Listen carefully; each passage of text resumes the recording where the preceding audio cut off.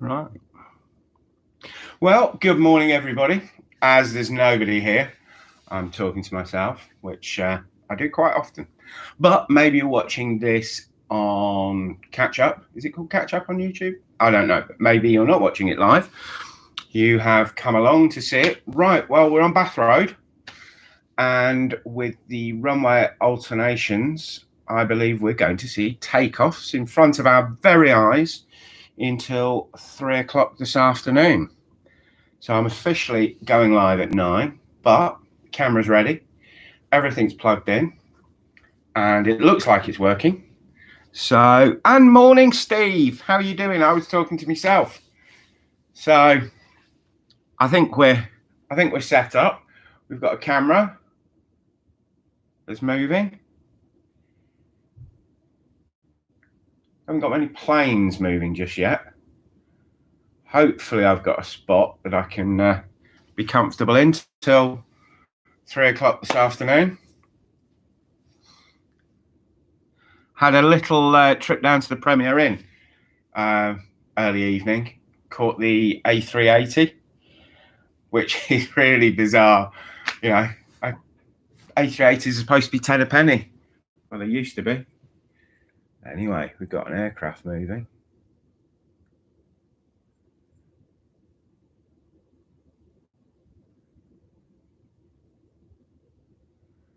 Is that the Manchester flight? It normally goes about this sort of time.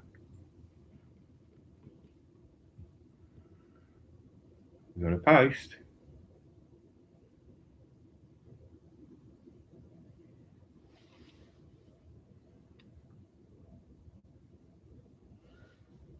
Yeah, I think we might have to move down a bit.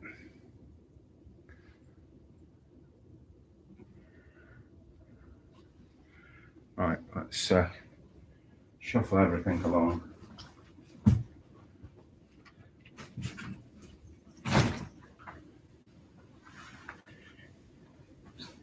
We've even got fresh milk for me tea. Taking people to see my castle. I bet they are. Since you watched it, it's just been inundated. Absolutely inundated with no emails. All right, let's shuffle along a bit. It's about as far as that will go.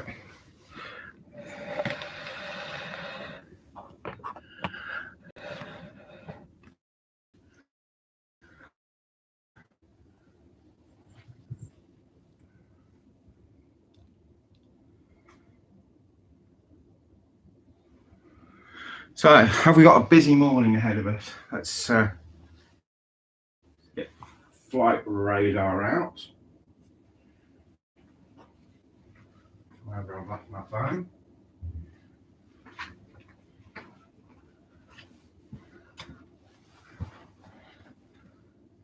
Did you actually watch the whole video, Steve? The full 36 minutes in all its glory?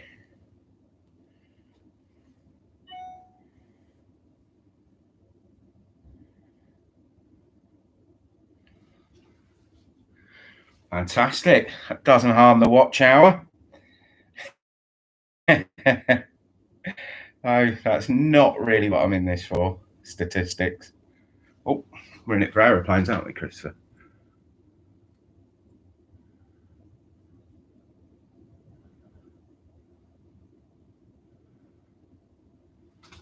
They don't have to put these buildings in an antisocial position. Right, I think I know what I'm doing now. Famous last words.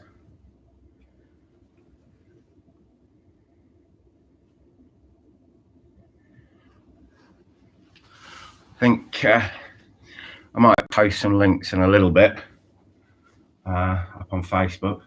I'm not sure who watches at 9 o'clock on a Tuesday morning, but we'll find out, won't we? So, right, flight radar. Is that what you use, Steve, for all your valuable information from yesterday?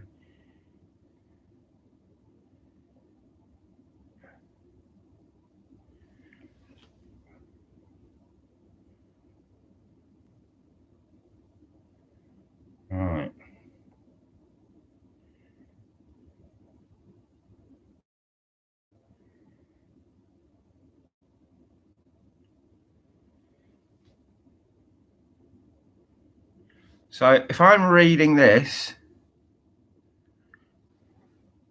well, yesterday it was invaluable, and it'll be fantastically helpful today as well, because I'm not very good at this. But I've now got my phone connected to my tripod. Now, if I'm right, the next plane to take off is the Etihad 787-10, he says. Do you concur with that, Steve? Am I right? Probably wrong, but I think that's what it's telling.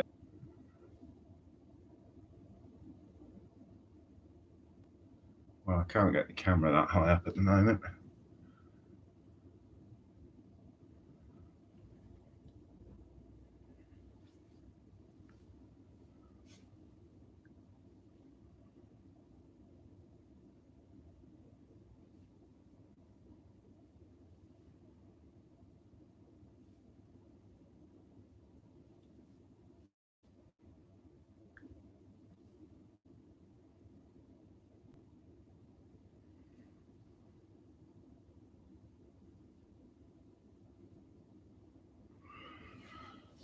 Well, I was totally confused. It's going to take me a while to understand this. Which week, which runway? Of course, if it's on Westerlies, if it's not on Westerlies, because I think every time I've been down to Heathrow to spot,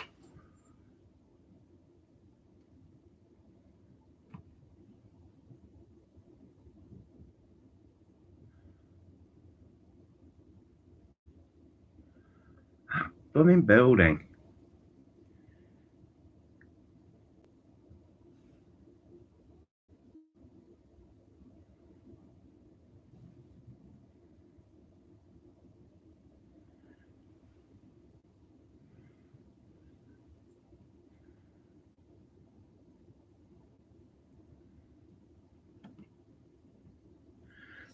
I may have a go at the Novotel in a couple of weeks' time. I think I might just wander over there tonight. It's quite a nice bar, so right. I often jump the queue. I saw some shocking queue jumping yesterday at Manchester Airport, just coming down on the domestic London, Manchester to London. But it is if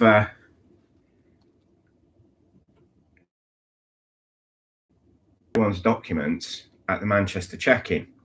I do get it that, of course, they're the ones who get fined if they send somebody abroad. Better yesterday.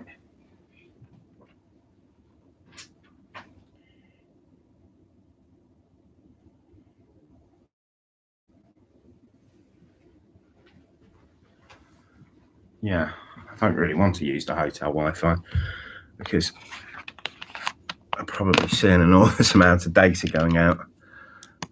What's the plan? So let's get this over.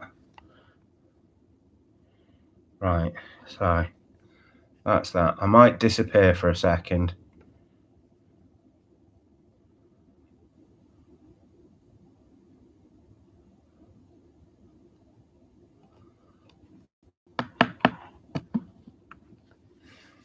Right. Have a quick look.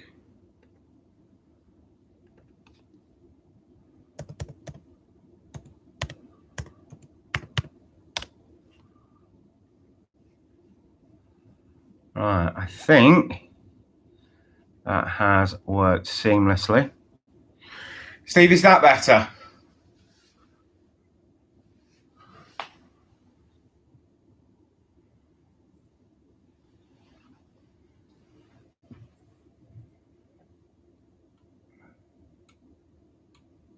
New tow truck.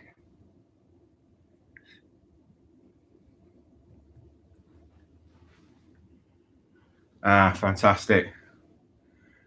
Yeah, it's weird. I actually bought this the iPhone 12 just for this. because what it also enables me to do is live stream from places where you can't get a tripod out. You can't do can't do what they probably describe as commercial filming, though I'm certainly not commercial filming. For example, tomorrow I'll stream for probably only be an hour from the first class lounge. And I've done that before, but the only way you can actually do that is just I use a little jobby tripod and I just put my iPhone 12 in a fixed position and move it around a little bit to track a plane.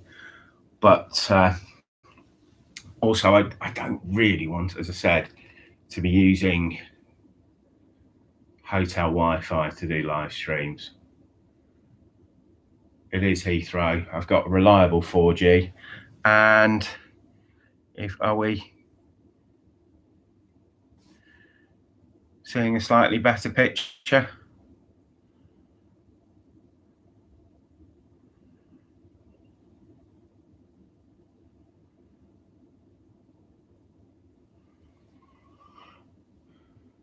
Right, I guess.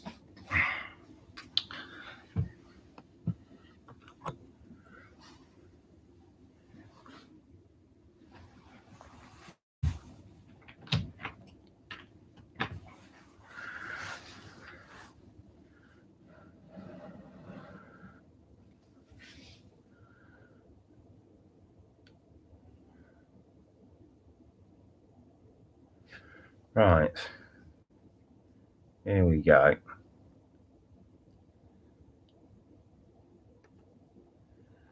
Let's get the link up.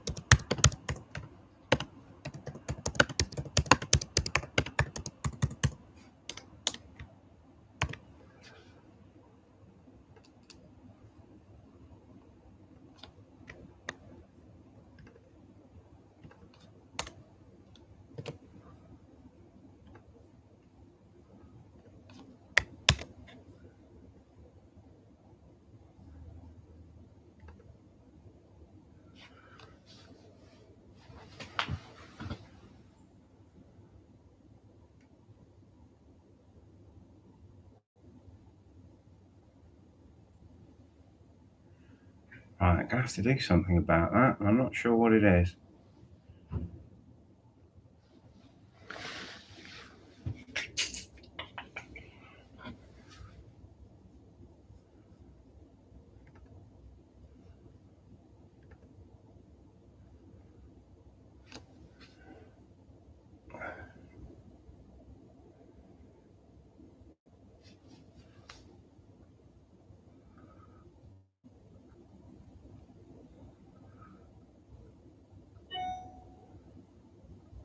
Yeah, at the moment my phone's 4G.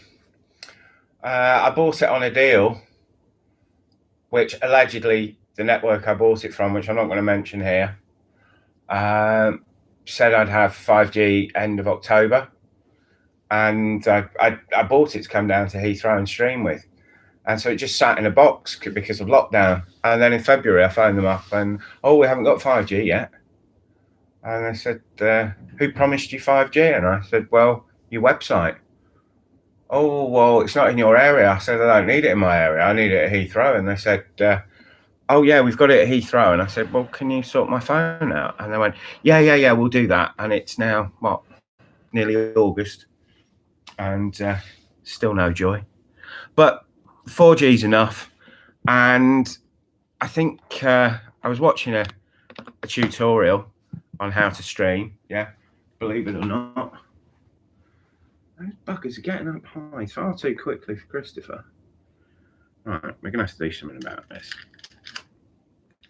Let's try some messing about. Might all go a bit wobbly for a second, guys.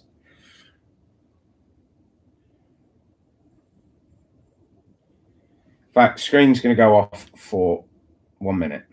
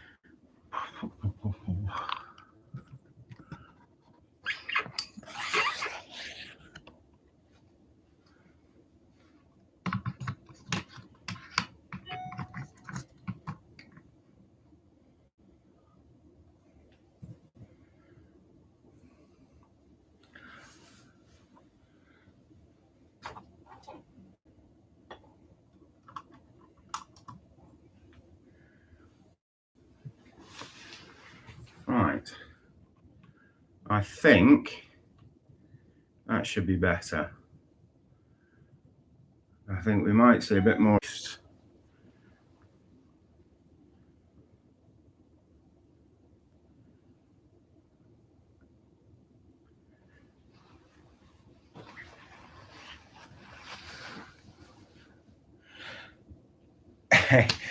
It's one of those networks that piggybacks on another network, and the network they piggyback on is EE. So it's obviously EE, I think, is as big as anybody when it comes to having jiggy jaggy again and buffering. Right. Okay. What are we getting this all?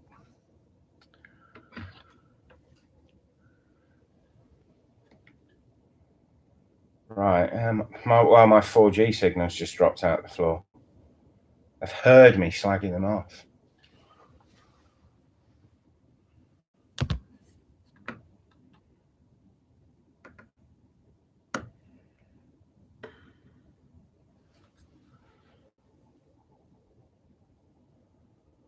Bum, bum, bum.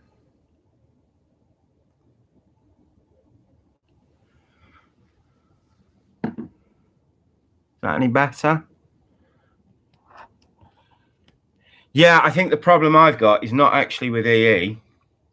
I think the problem I've got is my network negotiating the deal to get the 5G from EE. And obviously EE want money, which of course they do.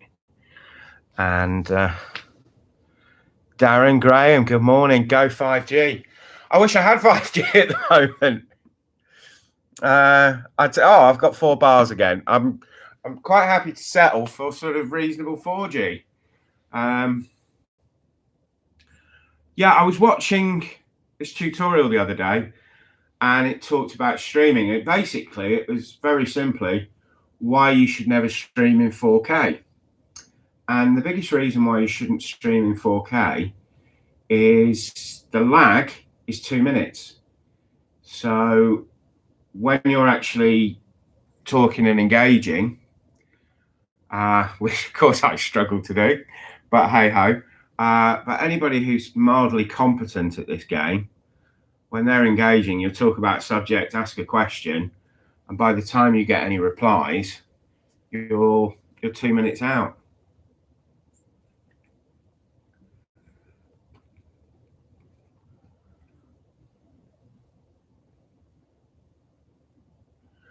Oh, well, that's slightly better. We actually got to see the aircraft leave the ground before it got swallowed up. I wonder how much money I'd have to spend with Hyatt to let me use their roof. But as I said, I'm going to go and have a look at the Novotel later on this afternoon. And I'm also going to give a call over to the T2 and find out if their 14th floor bar is open. Now, I stayed there a couple of times and I had their executive rooms. So I might sort of chance my arm and say, look, you know, I have spent the money to enjoy this bar. Can I use it? I believe it is open to the public. And I was talking to two guys down at,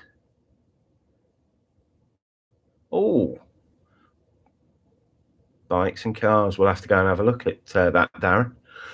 I can't look at it now because we've established quite quickly in this new game of ours that I can't multitask. But we will have to go and have a look at that.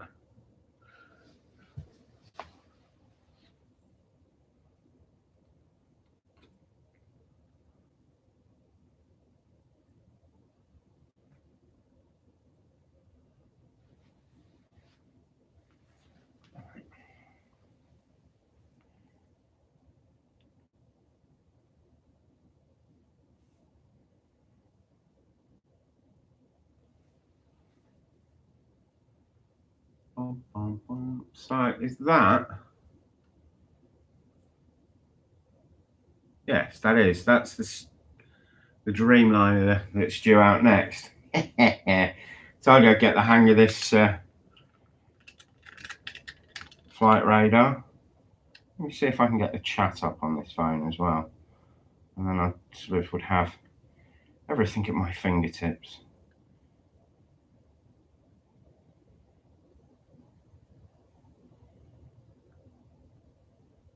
Blimey. Turn the volume down. Right. Almost like I know what I'm doing. Steve, what did you used to photograph? What was your niche?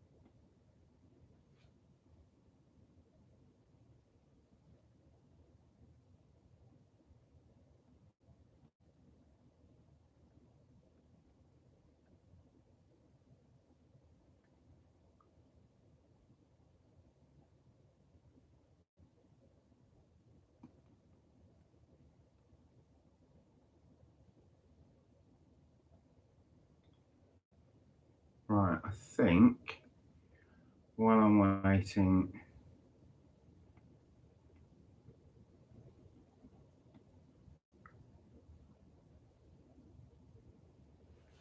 who have we got over here? Oh, Air France.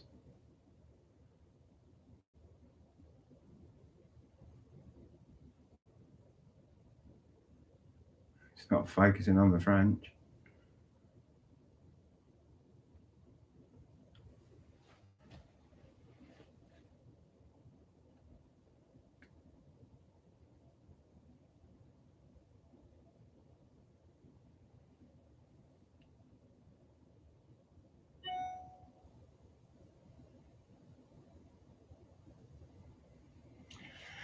So we've got a Dreamliner, and then we've got Air France.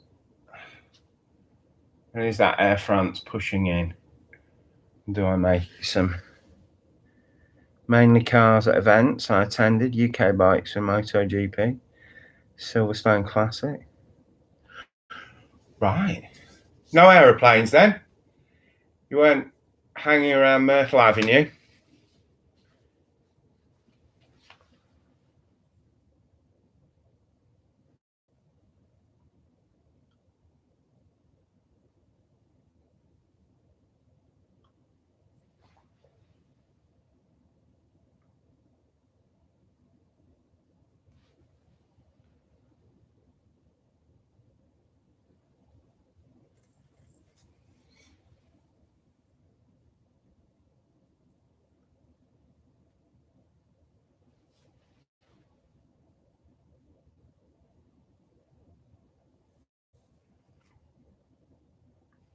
So Air France has jumped the queue, by the looks of things.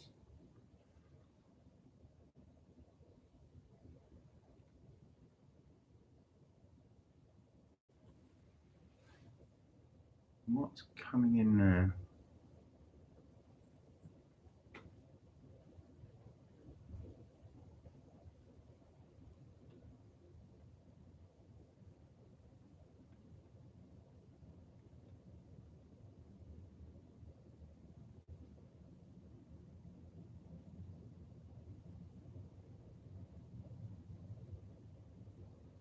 There we go.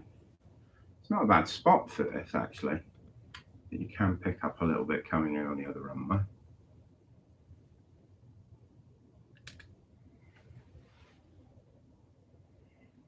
Right. Here we go. The Airbus A321.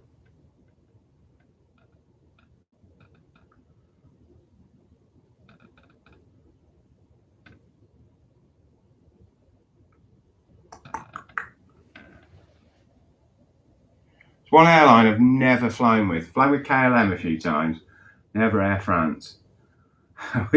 Whenever I look at an Air France ticket, it's always like 3 times the price of anyone else's money.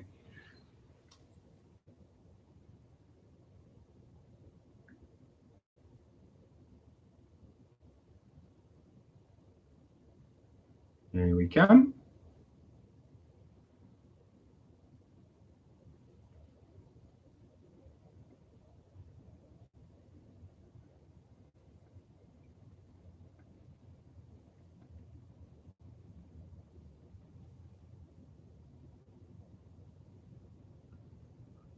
There we go.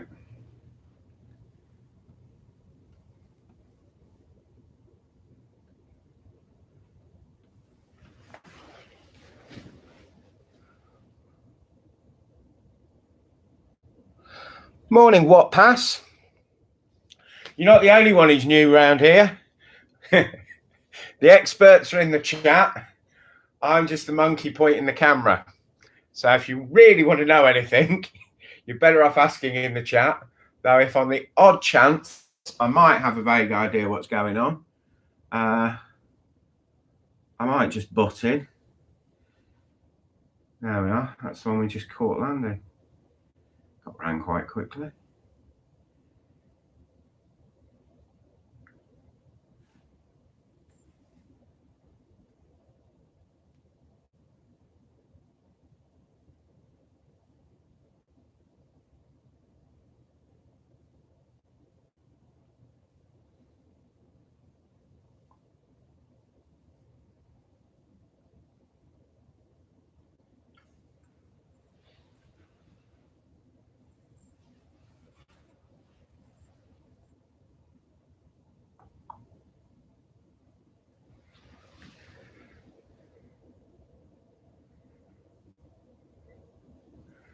Steve, if you're not an expert, we've got no chance.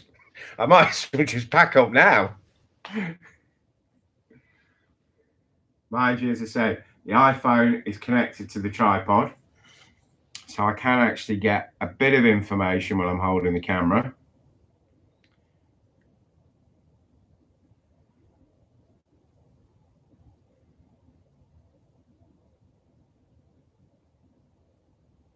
From Brussels to the sky.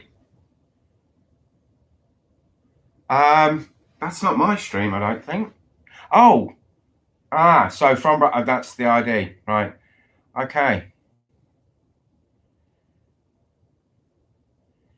Yeah, well, thanks very much for coming over, What Pass. As I said, I am pretty new to this, but I think I'll probably catch more than I miss, but I can't guarantee that. I've got a good spot. I'm actually at the Hyatt Hotel up on the 5th floor, which is giving me this view, and it is a huge window. It's the biggest window of any hotel I've stayed at in Heathrow, but it has these lovely posts in the way.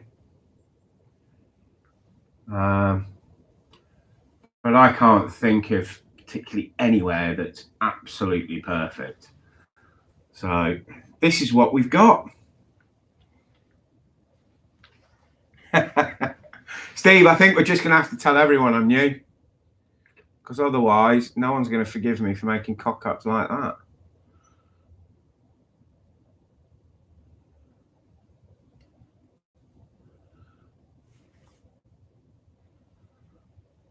Live TV. It's a piece of cake. So here on YouTube, you've got me. And over on ITV, you've got Philip Schofield and Holly Willoughby. I know which I'd rather be watching. Actually, I'd probably rather be watching me.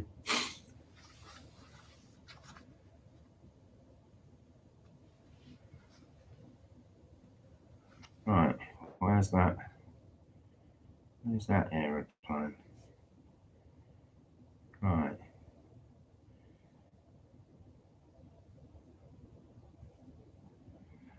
So we have a Blue Air off to Bucharest.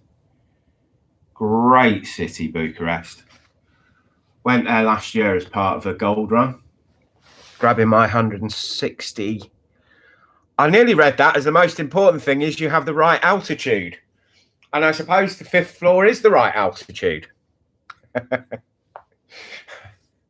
I think the next stream's either going to be Novotel or T2. I mean, the next time I actually come down to Heathrow, because for my hotel reviews, I have pretty much stayed at every hotel. I'd normally stay at a Sofitel because I'm an Accor boy, but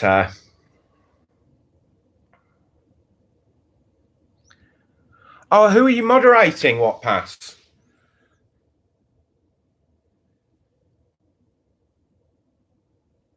Hey, we've been doing quite well on the sly in the Olympics, haven't we? I kind of didn't get enthused about it because I was very unsure in my mind whether it should go on, whether it should go ahead, and how it would be. But I suppose it's that little thing. As soon as you start winning, and we've gold and silver last night in the men's freestyle.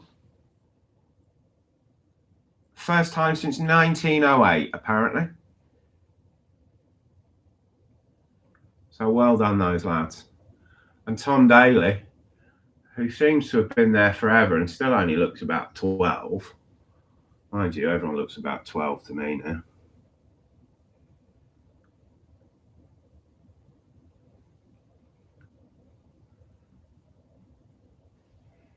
Right.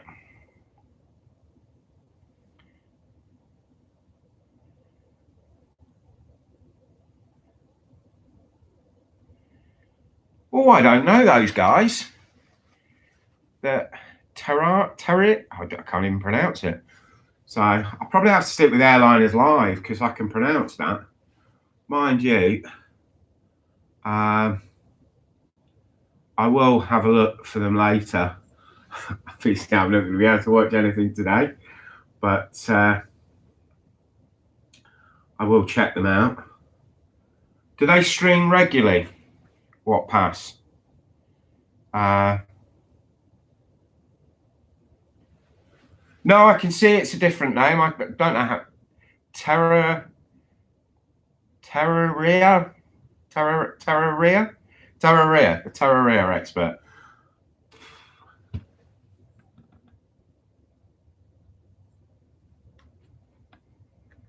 I can almost hear that.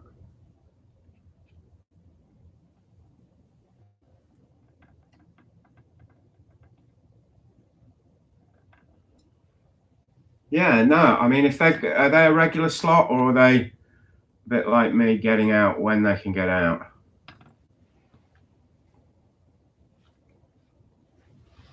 Right, I need to drink something.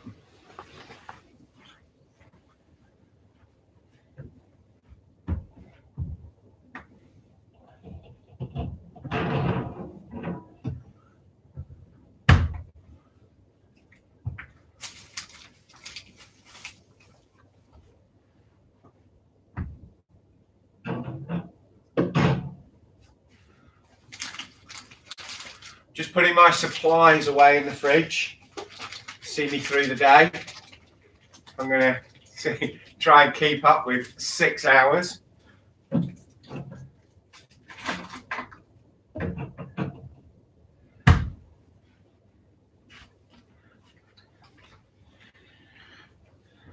I did one of the smartest moves you can do when you're staying in a hotel. Go to the shop down the road and buy a pint of fresh milk, so I can have a proper cup of tea in my hotel room with fresh milk rather than the UHT nonsense.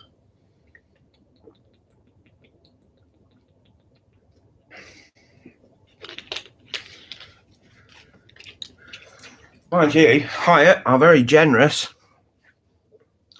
on the waterfront.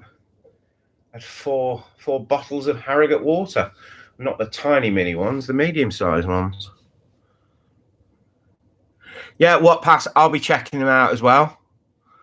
So BJ, I didn't realise Big Jet's actually charged. When did he bring that in? I mean, it's a while since I've watched him, but I watched him a while back, and it was a free stream. When we travelled to events, we even took our own coffee. I don't blame you. There is some rubbish coffee out there. There's some half decent coffee in the world. I mean, it's surprising. Most of the hotel chains that I stay in, they're sort of, when they get to executive level room, they'll put an espresso machine in, as if somehow aspiring to be George Clooney is going to make you feel that you spent the extra money on the toweling robe that you never wear because it's 2 sizes too small. It's the cynic in me coming out.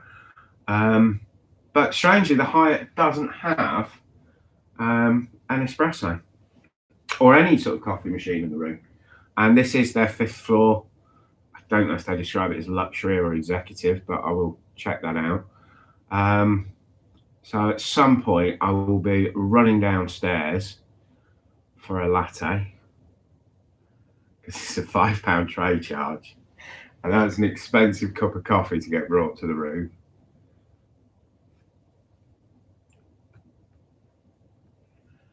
Right, we'll leave that there.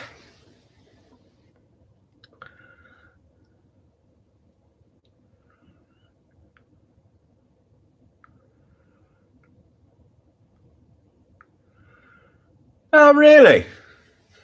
I didn't realise that Airliners Live charged. I am a VIP member of Airliners Live, but I didn't think that you had to have that to chat. In fact, I'm pretty sure you don't, because I have been in their chats before I joined the channel. So I'm not sure about that. I mean, there's one thing: you have to have the VIP membership to go into the VIP lounge on Facebook. You can't get in there without that, and that's quite a good place. I posted some shots yesterday in there, and that I found the whole Airliners Live setup to be really friendly and really nice guys. And so, you know, I am a fan. I'm a big fan, and I was actually at the RVP. That's that Runway Visitor Park, Manchester. And well, Steve's concurred there. You don't have to pay to go on the chat. No, that would have surprised me. I mean, I have supported the channel, famously so, but no, I find them quite a generous bunch, and they do market themselves as a community airline channel, and so it would have surprised me if that was true. But like all these YouTubers, You know, if you're starting out, it's expensive to buy the kit. You know, I'm lucky I've got side angles that I use, that I purchase my cameras for the day job, for a bit of business. But if you're setting up, and the rig they've got at Airliners Live must have cost a fortune. So I've just spotted an aeroplane. There we go.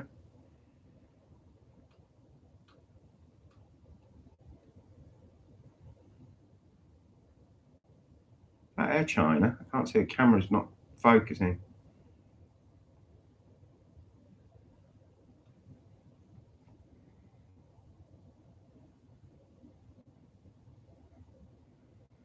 No, you're confusing me about that 30 minutes.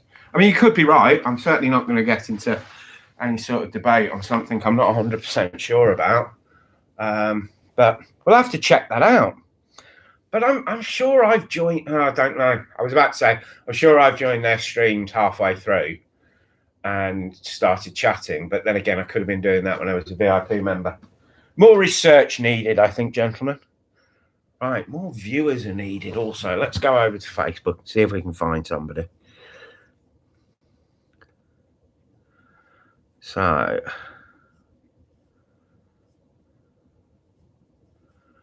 I just post it in here.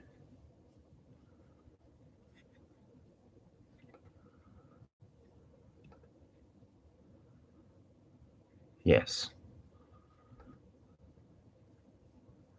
Right, talking of Airliners Live, let's let them know what I'm up to and see if anyone comes over from their VIP lounge. And then we'll all have to be nice. We'll all have to be absolutely nice and wonderful.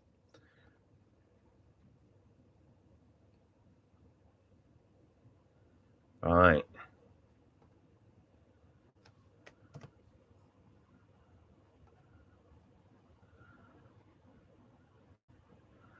Okay, that's a few more. Right.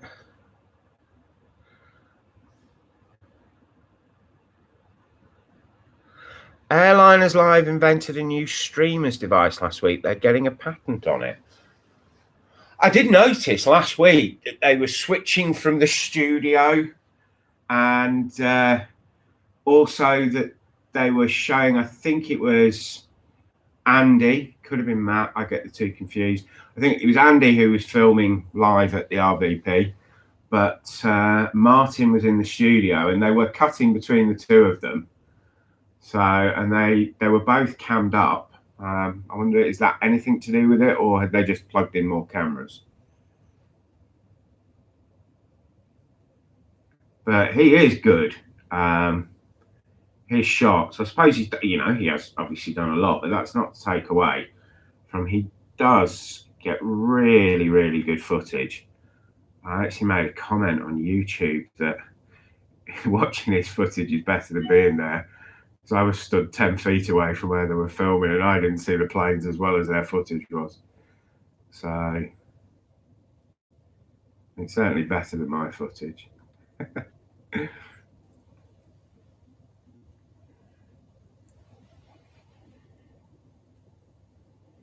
Yes, they invented a contraption to hold their umbrella over their camp. Oh, I thought we were going to be part of a community that was changing the world, Steve. There it is, just good humour, eh?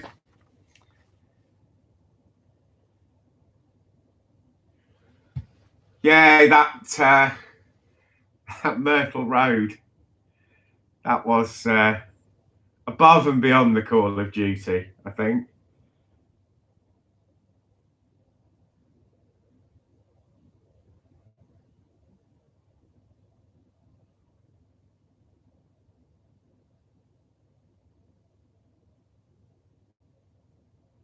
And where's that Virgin off to? What have we got?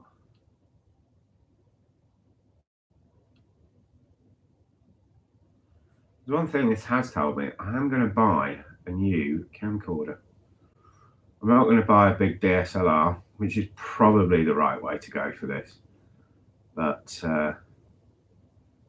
when I'm traveling, I want cameras that are instant to get at, don't need to set up, and I can just film in the moment.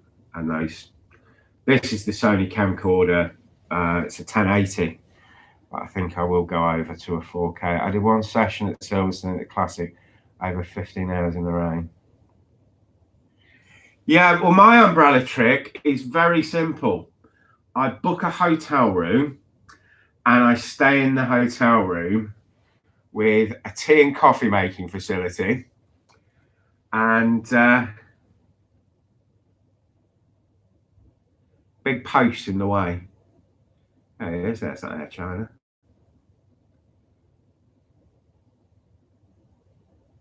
Anyone flown at Air China?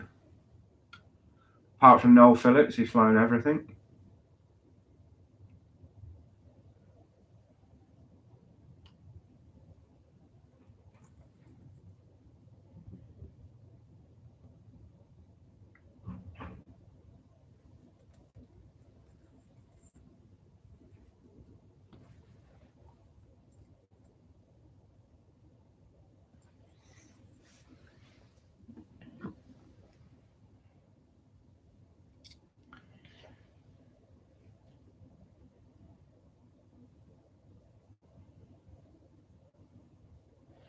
I'm gonna try and do something about this phone.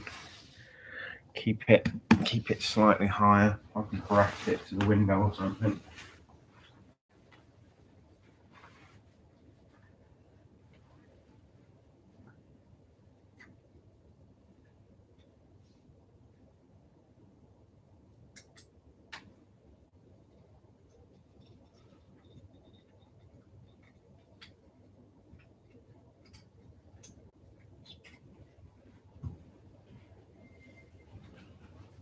I did a time lapse this morning. I got up at 4 o'clock and set the old Osmo Pocket up and got a time lapse of Heathrow from 4:30 this morning.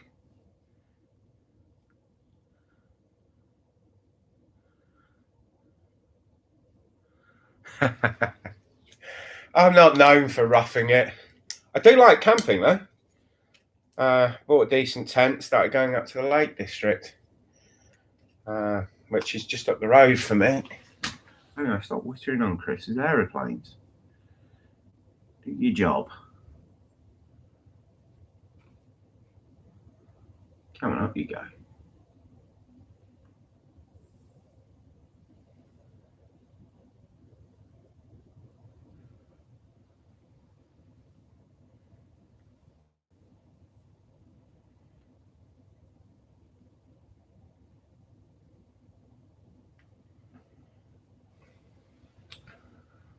Yeah, completely. Couldn't agree more.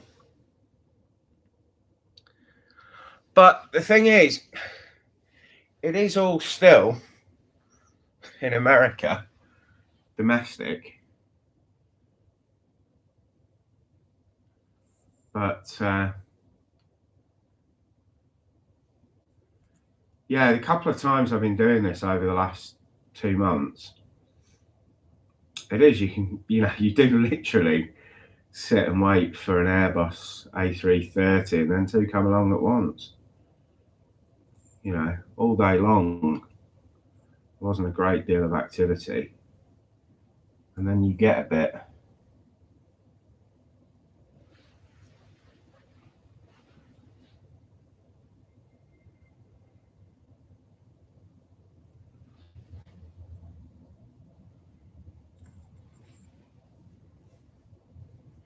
Well, I imagine everywhere in Japan's relatively busy at the moment. I know they're not sort of taking crowds in, but the Olympics is so big. It's still thousands and thousands of officials and media going over there.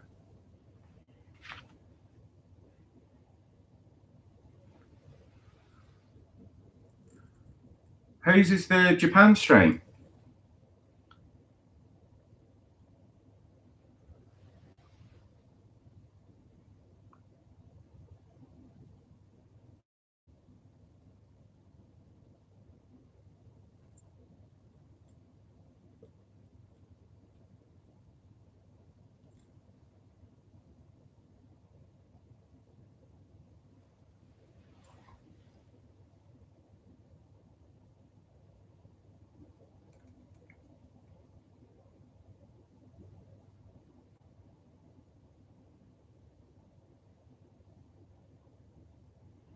No speaking on their strings. Yeah, but they probably make sure they catch all the planes flying. When you get an idiot like me who can't stop talking, keep missing stuff.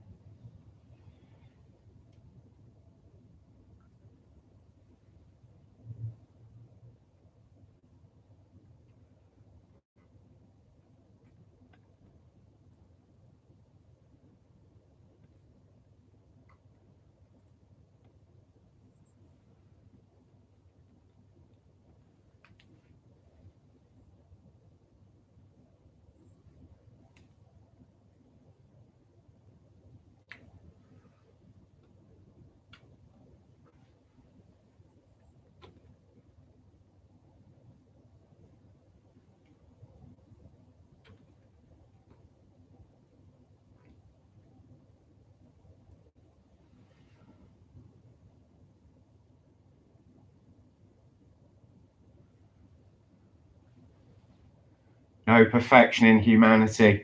Well, that's not how I was brought up because my father was an engineer. So he worked with very low tolerance rates. And I was brought up that if I didn't get 100 out of 100 in my maths test, I'd failed.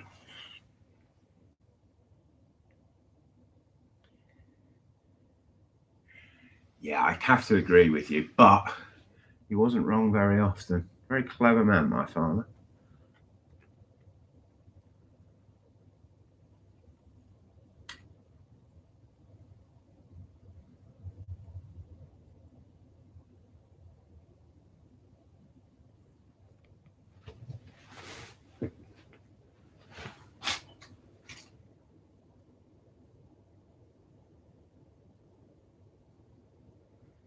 So I have to climb over the tripod leg, kick my way through the sweet wrappers, and I might have to pick up the heavies.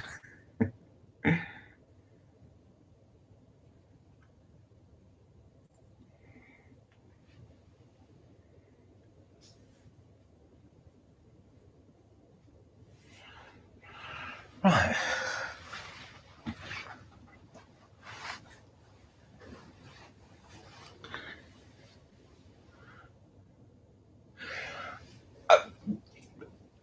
Do I have access to the hotel rooftop there? I wish I did. From what I can see, I mean, right outside my room, let me show you. Now, it'd be nice to be stood on there, wouldn't it? Because then I wouldn't have these posts.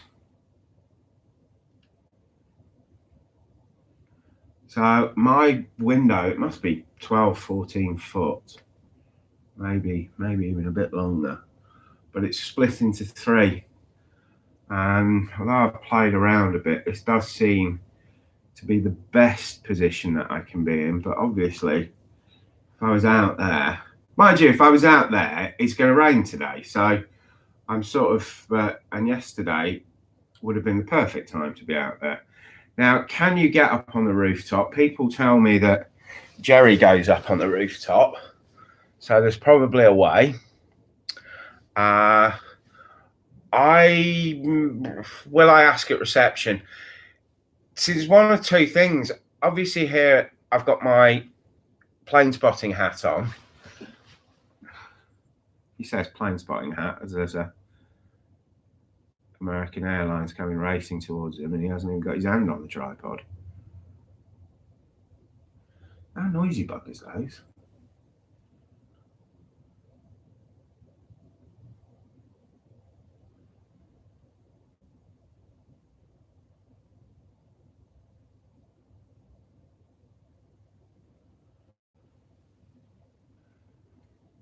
But I also, on my channel's all about my travels, really.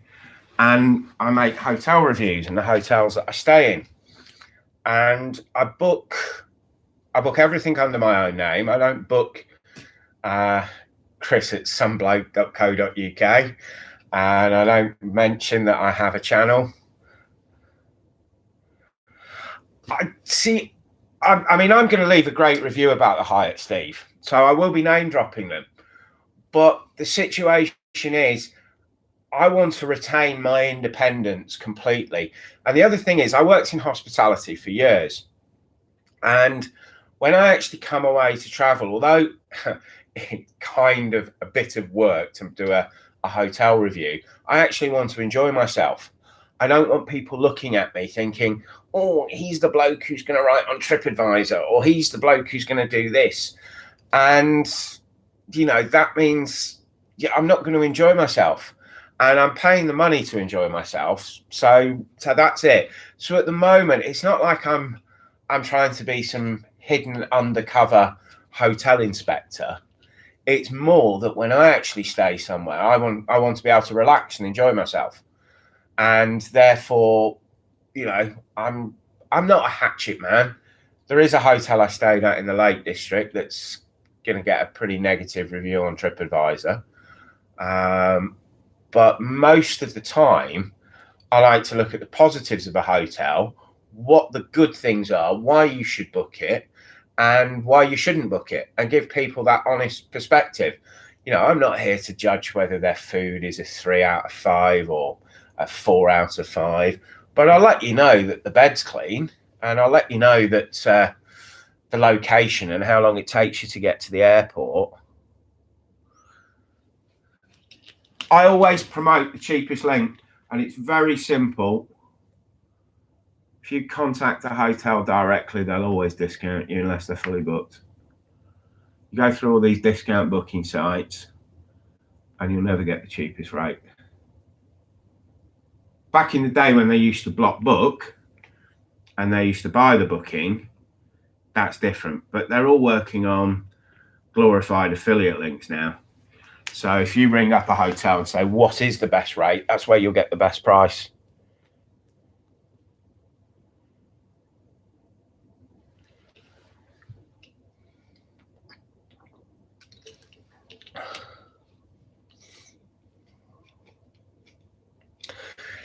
What pass? You're completely right. And I was actually discussing that with somebody last night. And I'm exactly the same myself. And it's quite hard to get motivated. I've got content. And from a point of view of seeing viewing figures, obviously the last 12 months, my channel's just sat in the doldrums, picking up the odd subscriber because people aren't searching for hotel reviews. And again, because you can't travel, but you kind of could, watching inspirational, aspirational videos for ideas, nobody wants to do that. In the 70s, when I was growing up, we all watched Alan Wicker, and later on in the 80s, Michael Palin, because you couldn't go to these places. It was beyond the chance of actually getting there.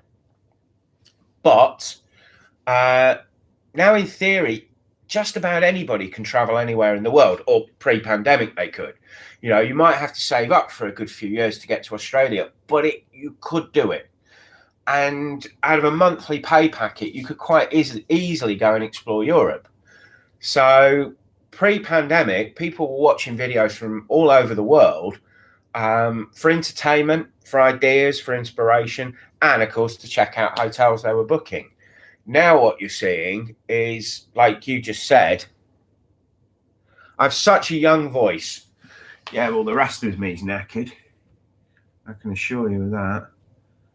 Getting up at 4 o'clock and then getting up at 7:30, that didn't do me any favours. But I'll take the compliments however they come.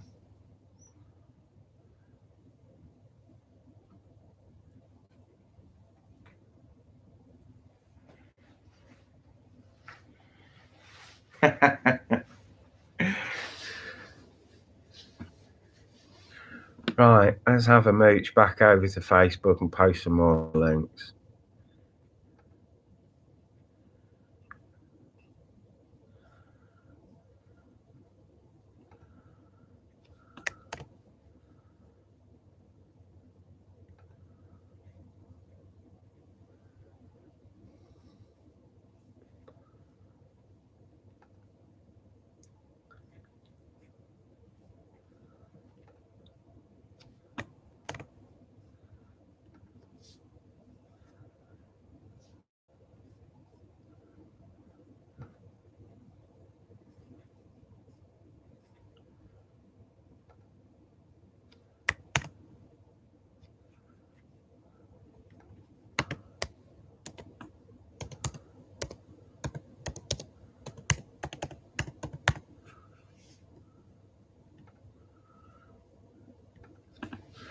Right. Good thing is the spirit of the age in us. Yeah, I can relate to that. Yeah, because I just turned 50 last year, and like most people, most of my friends are all the same age as me, and of course the majority of them have a 9 to 5 job, all the responsibility of the world, worrying about their pensions and things like that.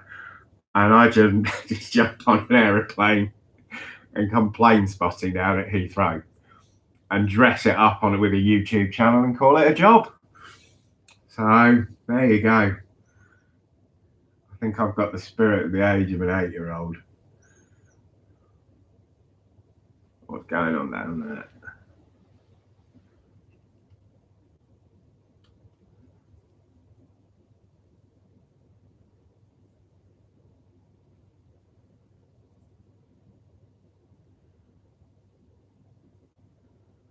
Who's that coming across?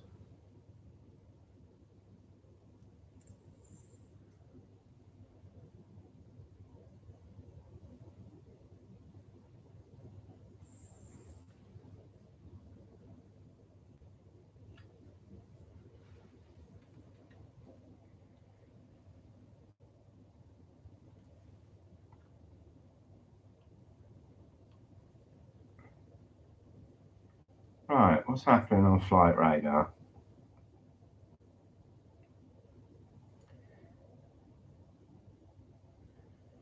Nope, that's not moving.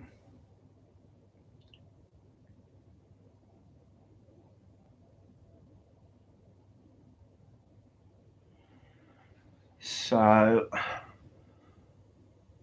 is there a Neo about to come and take off? And by the looks of things, that I was trying to peek through all the other end is Air India 787-8, he says.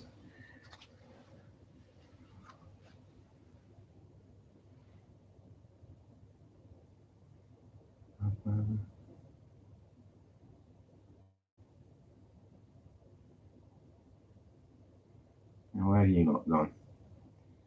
Ah.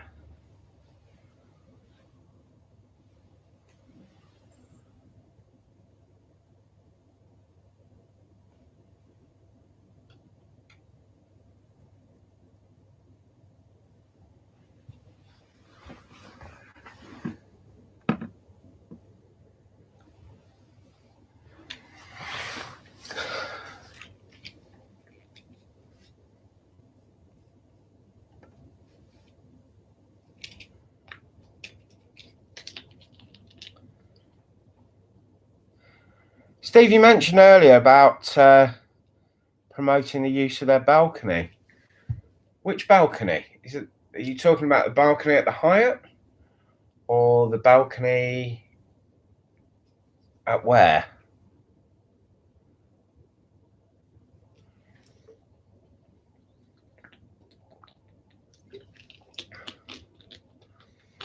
I think I will ask the next time I'm down that it's fine weather and I'm over here, because I really do think if you could get a bit further down on the corner of this hotel, you would have some pretty cool unobstructed views.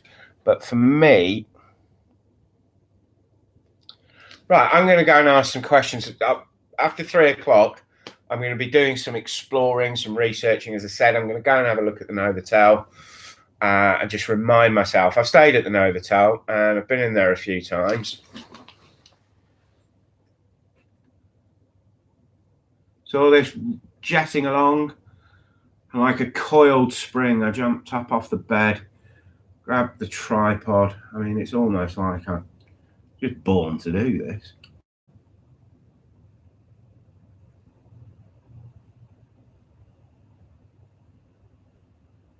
Cocks it up at the end though.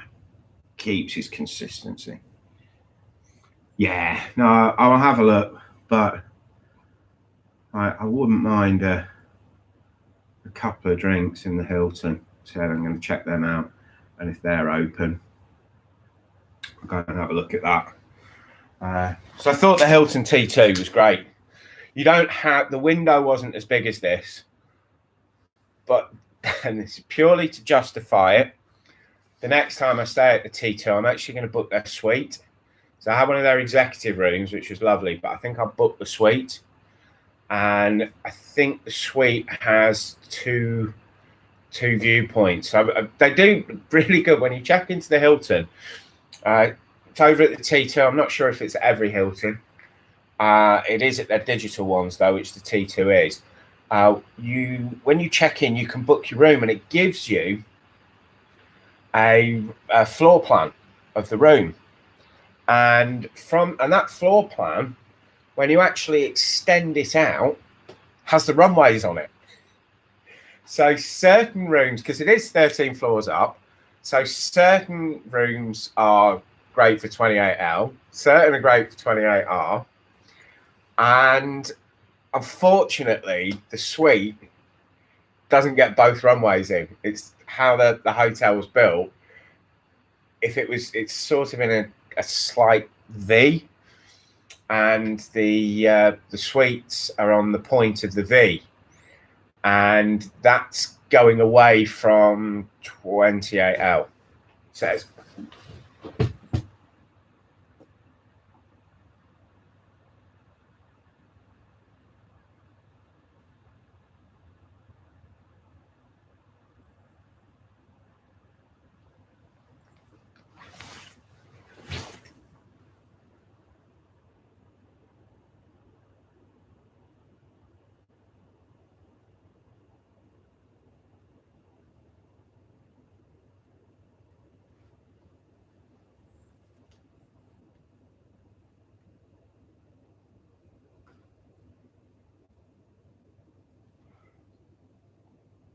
I don't think that, as far as I know, the Hilton T2, the tall one, was never a COVID hotel. The Renaissance was COVID. Sofitel, COVID. I mean, that's a bit of a kicker, isn't it? You pay your £1,750, you get put in the Sofitel, and your pals get put in the Travelodge at Luton. You know, that I think it's a rubbish system. Yeah, but I'm pretty sure that the T2 wasn't, because I've stayed at the T2 twice. First time we were allowed out the house, whenever that was, June, May, could have been June. The first time I went down to the T2, and I was down there last month. And the first time it was great because I had the full runway in action. The second time I had nothing happening.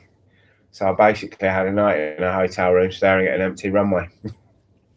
Them's the breaks.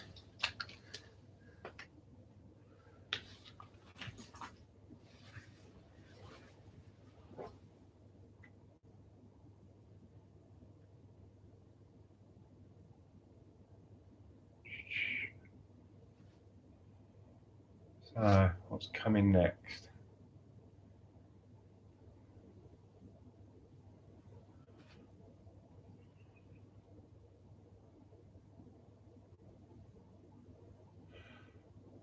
Ladies and gentlemen, I think we have got a 747 on its way. We've got Cargo Logic. Yeah, just coming up. Mind you, it's not moving.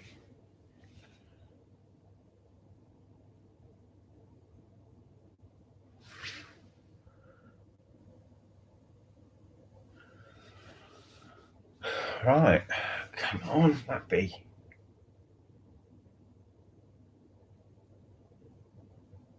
It is moving. It's coming up now.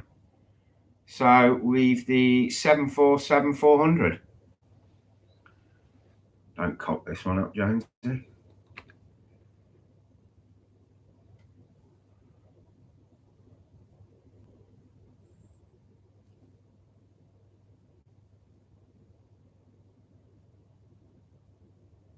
There she is.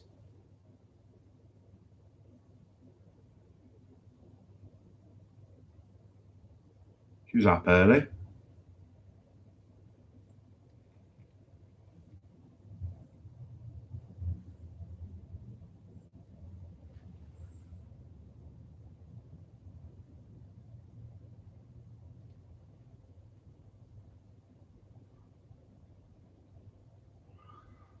That was up surprisingly early. Obviously, not a heavy load. There you go, that's made my day, that has.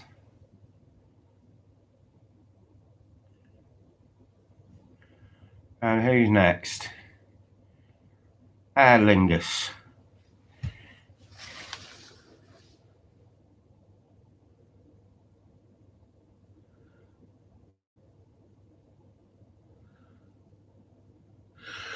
Yeah, well, all I can say is I didn't do my best on that 747, but thank the Lord I didn't miss it. Yeah, but it was up here. I mean, when you used to watch the 747s quite regularly, they didn't get up until they passed the Thistle.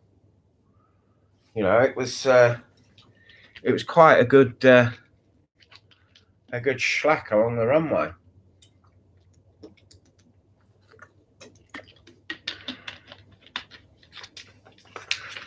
Right.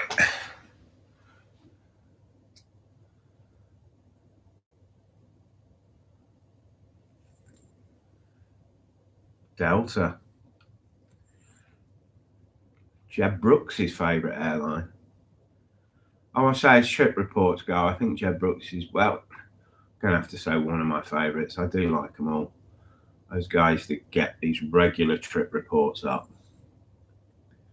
And of course, he's in America, so he's now back travelling.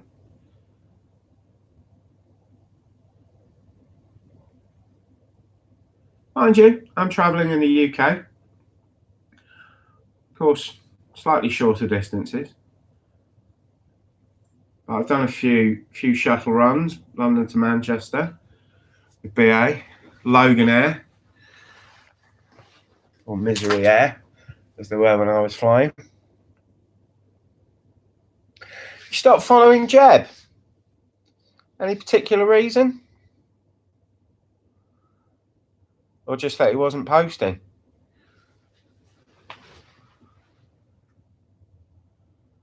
People will stop following me if I keep missing aeroplanes.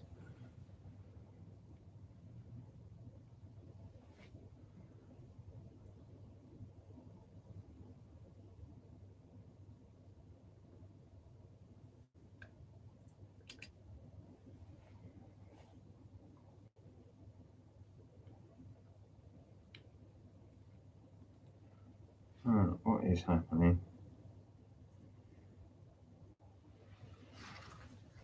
There's a few coming down.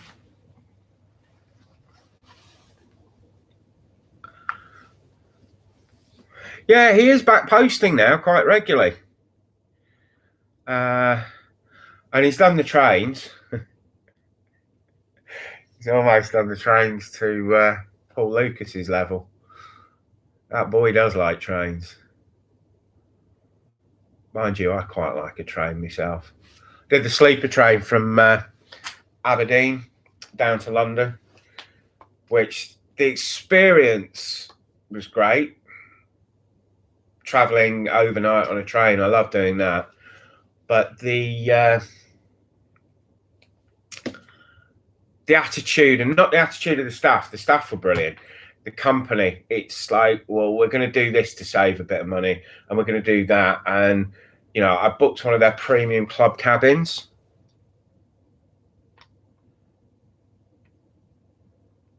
The Australian guy who I find sexy.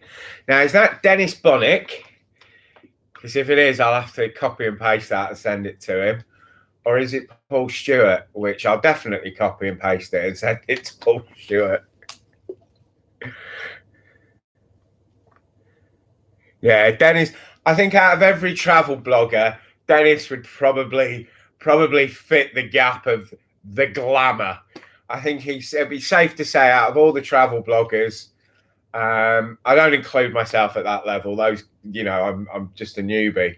But of all those guys, Jeb, Dennis, Paul, Lucas, Nell Phillips, Paul Stewart, yeah, Dennis Bunnick is definitely the George Clooney of travel blogging. And as there's only 3 people on this, he's probably not watching, so I don't need to worry about that. Mind you, he was really, really kind, really generous to me. I chat to all the guys on Twitter, or I used to until I came off Twitter because it was just full of people stamping you down about politics every time you made a post. But yeah, when I was chatting to them on Twitter, I did my 4 classes with British Airways when I flew to Australia.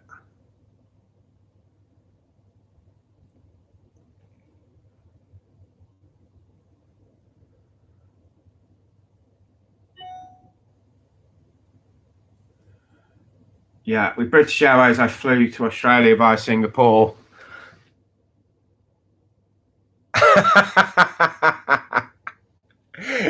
You would crush for Jerry. I don't really know what Jerry looks like because anytime I've watched his videos where he's in his studio, he's either got some prop that he was wearing or something going on, or his headphones and his mask.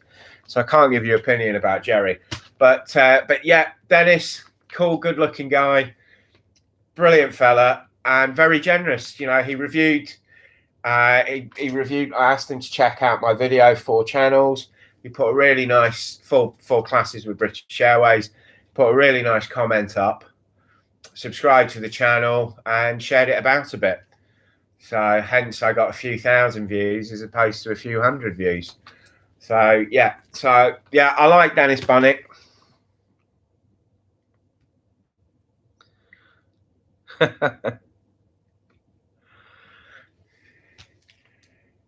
Yeah, a few people do comment about Jerry's personality, but I don't know the man, and I'm far too polite and diplomatic to say anything. But, well, I'll happily say what I say. I like his channel. I do watch it. So, but, Dennis is straight married. Dennis very much married and in love. If you watch their video of when they did I think it was Singapore, and they had the 2 suites together. Yeah, but it was when they're walking around the airport. Yeah, no, nice people, very nice people.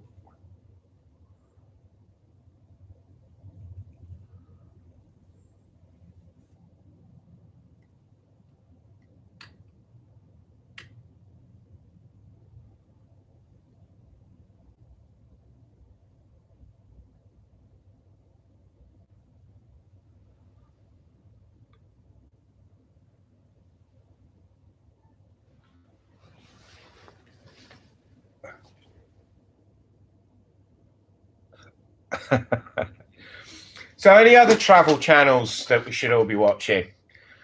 And not just as the cuteness or attractiveness of the guy or girl in front of the camera.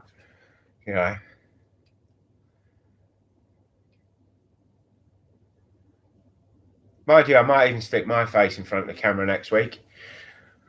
So I've got my new teeth. I'm having implants and crowns fitted. I get first 4 teeth, final crowns being fitted on Thursday. So, flying matters. Don't know that. That's one for the book.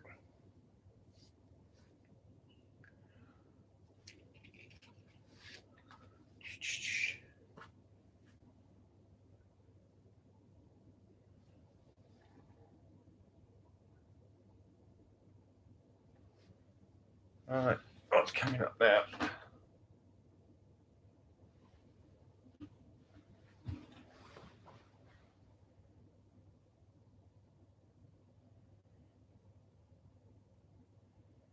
What have we got? It looks like we've got a KLM 737. Yep, we have. Here it comes. It's ridiculous, isn't it? That 747 was in the air at the same time as this little devil.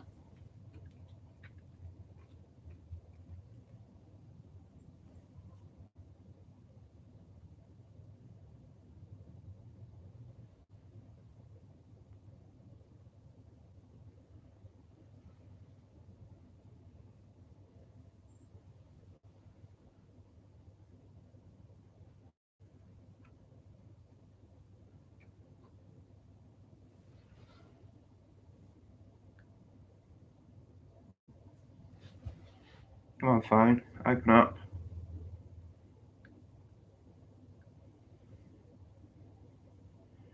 Now who's next? Who's coming in? There's quite a bundle. I think we've got a busy 20 minutes.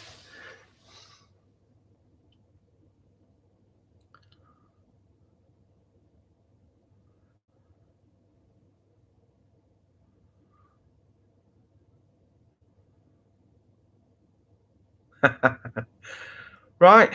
Well, I shall have a look through that. I'll pick those up. What are we on? 1 hour 24. So I shall log that. I'm going to come back later on. I shall have a look.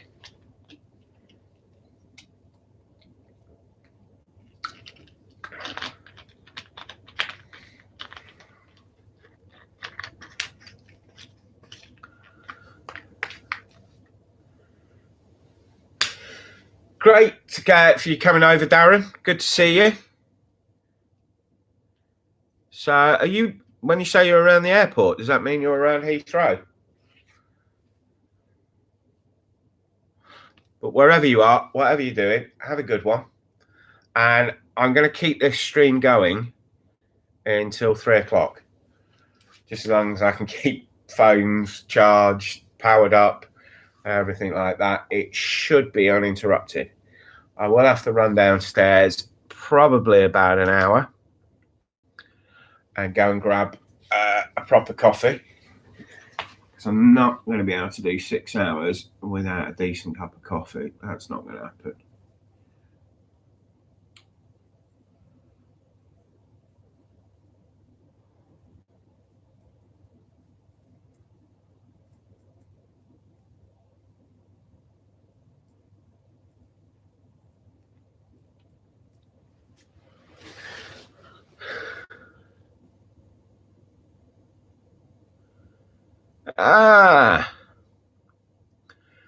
Well, I'm stuck here. Well, I'm not stuck here. I'm going to enjoy being here from 3.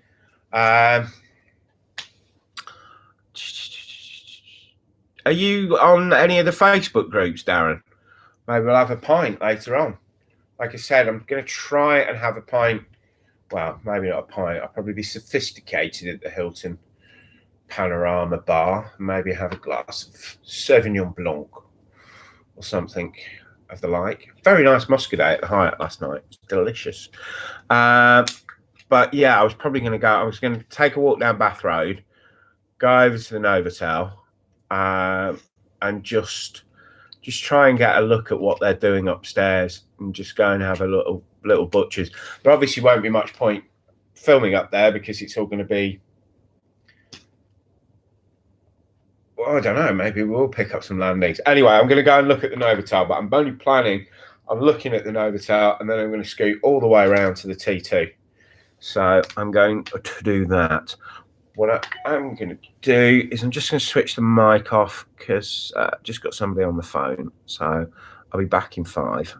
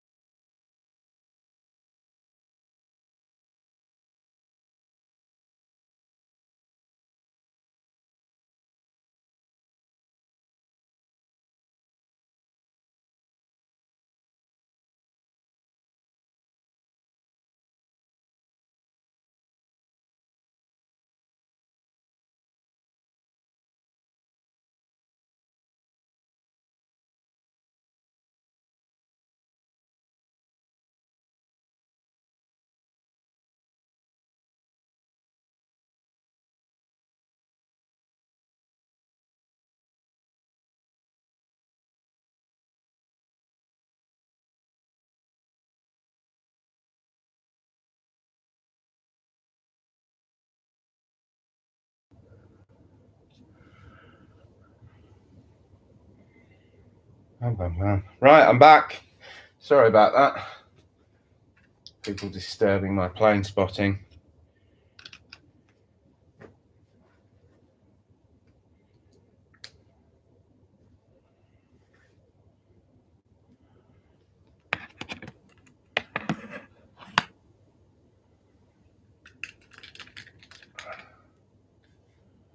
Right, what's coming up? What indeed is coming up? Let's go have a look at flight radar. So,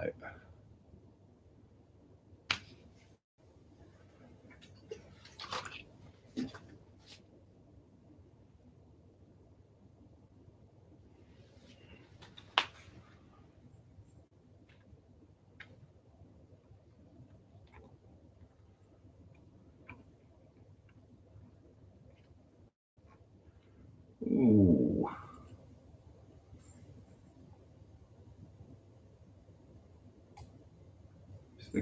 Oh, have a little glimpse of that.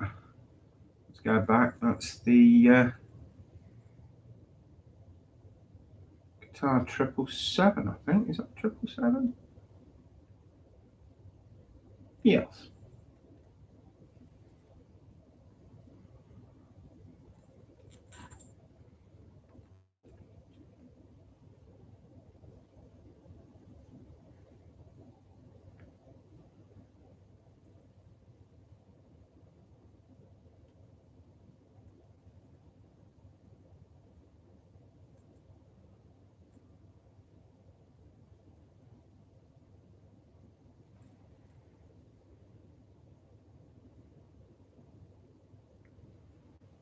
That's off.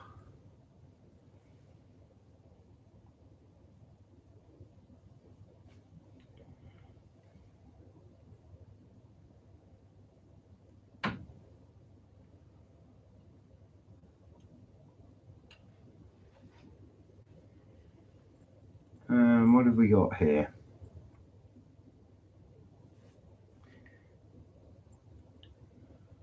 Another 777. You wait all day for a 777, and then two come along. And that is going to Fort Worth, Dallas.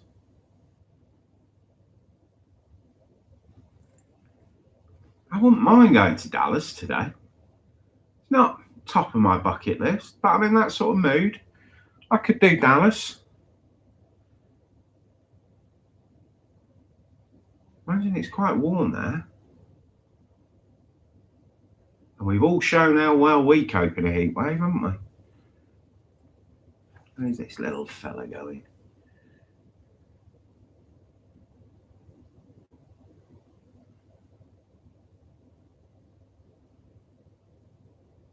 What's he up to?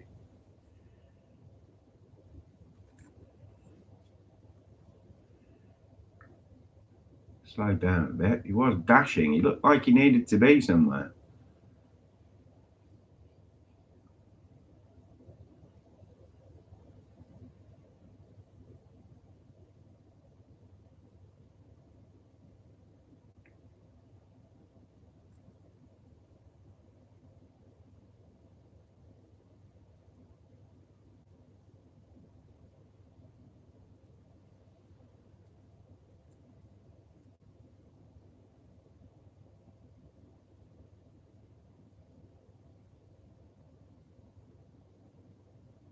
Three gas is what I'm looking for.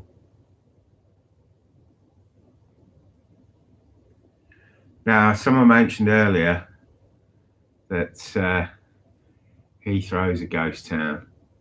I walked through Terminal 4 a couple of months ago, and it's frightening.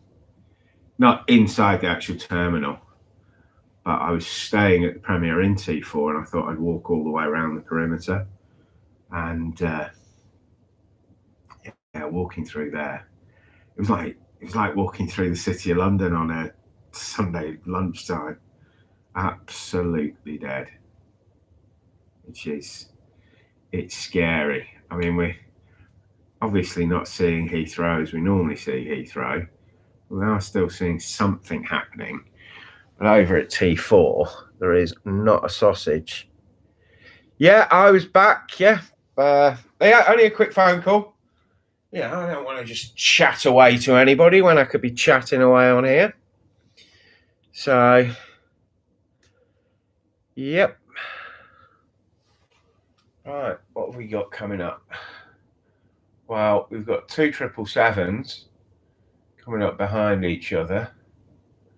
And I think we've got a very quick, yeah, he's just turning the BA A320 to Glasgow. So, yeah, should just be coming into shot now.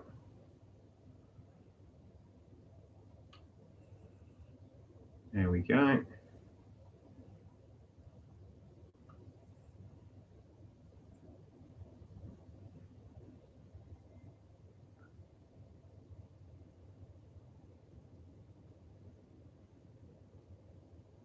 Well, I was about to say, you take up the whole runway, little fella.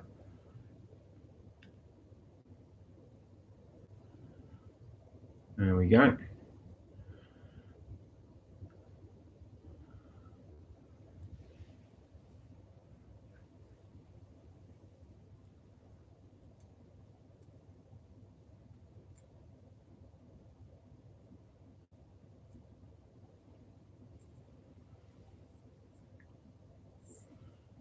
Where are we now?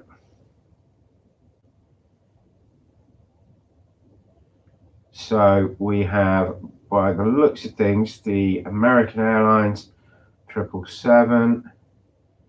Then we have a United 787-10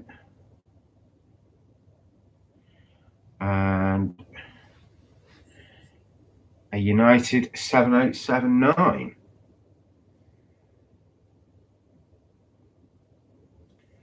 Right.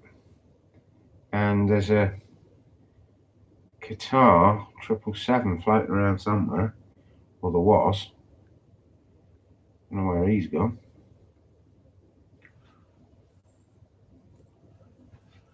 I shall have to be on my toes. So where are those United jets? They've got to be down here somewhere.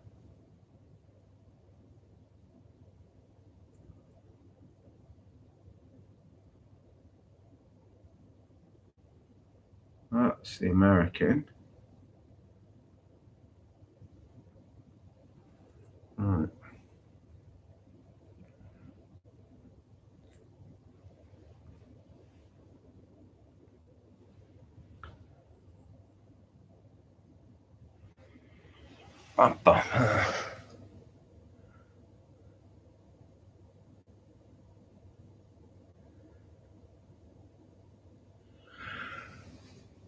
What pass? It's been a pleasure having you with us. I will check out those travel channels. And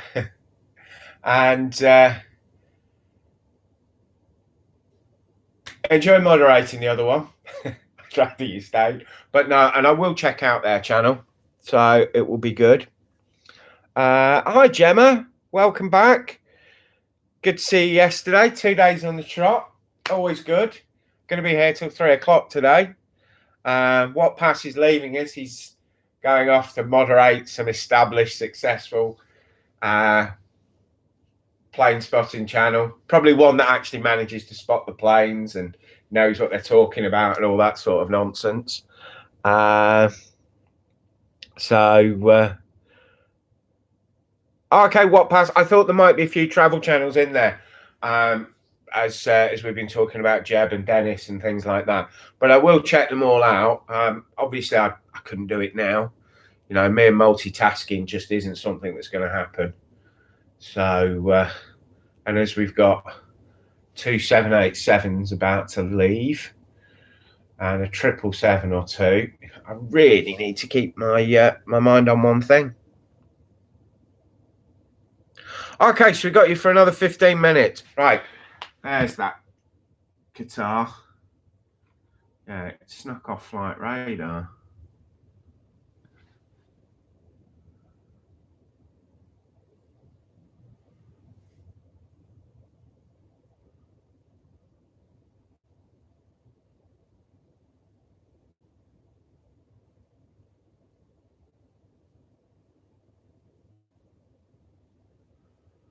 think I might just have to move all the furniture in this room and just set it up just so I don't have to climb over things when I'm trying to pan more than 180 degrees. All right, what's next? Okay, we have the American Airlines 777-300, and I can see it already, so no time to move furniture just yet.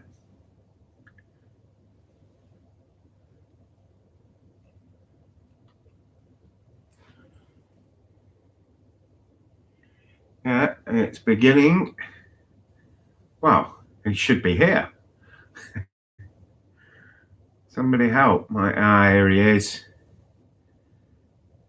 You might even be able to hear this, so I'll shut up.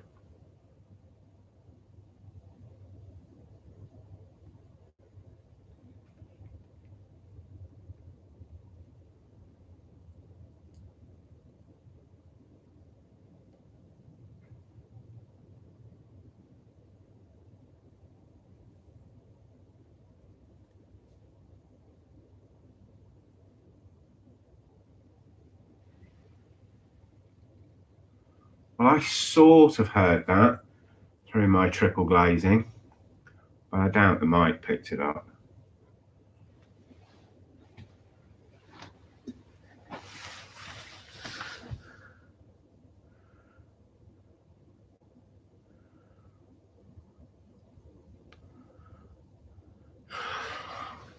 I think that is a huge problem, Pass, that we have got this situation where a few years ago, the opportunity to travel was open to just about everybody. You could kind of go anywhere in the world. You might have to juggle it around. You might have to, stay in budget hotels or hostels, save up for a couple of years. But it was open. And now it's just, if you want to go anywhere, it's a huge expense if you're allowed to go there. I had this crazy idea of a trip around the world, and I was going to fly with every single British Airways partner. We went a little backwards and forwards in Europe, but doing around the world in 18 days with the 13 different airlines, and obviously quite a lot of different countries. I can't imagine that travel being logistically possible, and it was logistically possible. I worked out the whole route, scheduled it all, budgeted it, did everything, and then COVID came along, and you just, you're not going to be able to go visit 7 or 8 different countries in 2 weeks. You're going to need different requirements for this, different requirements for that. And where on earth did this Finnair pop up from? I didn't see that on Flight Radar. And you guys very nearly didn't see it on here.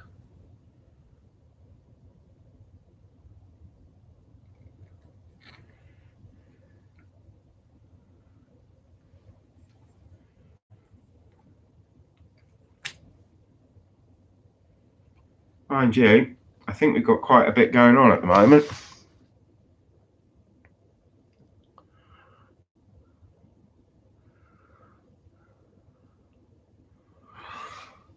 Well, I think everything is a risk, and I think traveling's always been a risk.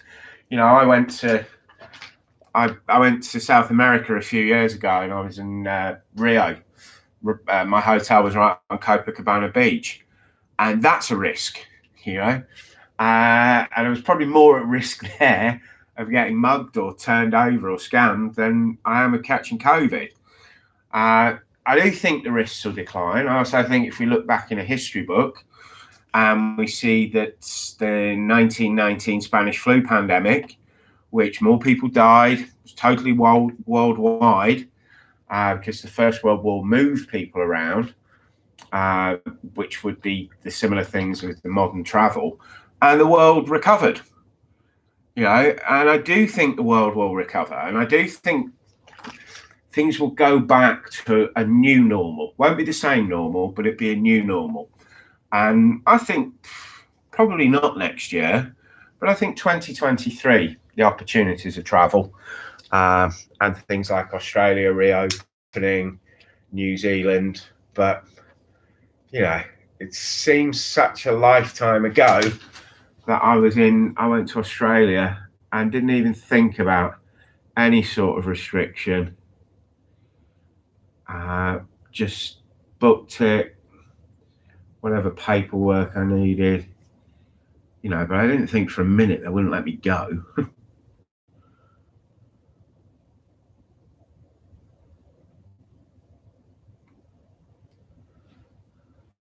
And of course, I've travelled over to the Far East. And while I've been over there, I thought, I was in KL, and I thought, you know what, I've got a cheap deal to get to Hong Kong. I'll go to Hong Kong for a bit. And you go over to Hong Kong just by booking your flights. Wow, you couldn't do a trip like that at the moment.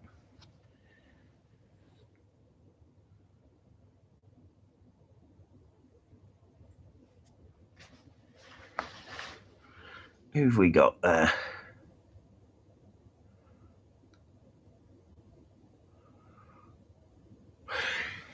Yeah, I think the fear will stay there.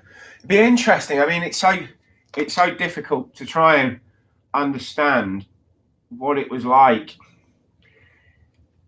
during the 20s because there's so few people alive. That situation of, because I think when we look at it from history's perspective, obviously the Spanish flu was preceded by World War One and followed by the Great Depression and World War Two, events that history has concentrated far more on. So to understand how the world got back to normal after the last pandemic, there isn't really much you can find. There isn't really much you can read about. History and perspective of that era is very much about the two wars. Anyway, shut up, Christopher. I'm filming an aeroplane.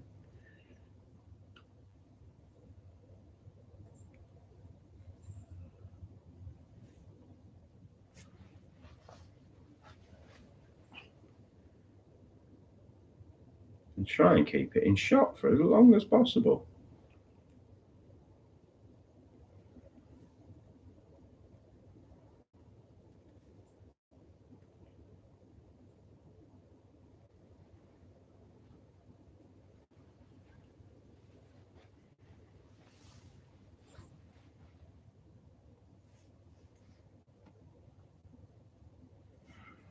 So we've had the Dash 10 and we've got the Dash 9 right behind it. And this one is going to Chicago. And here she comes.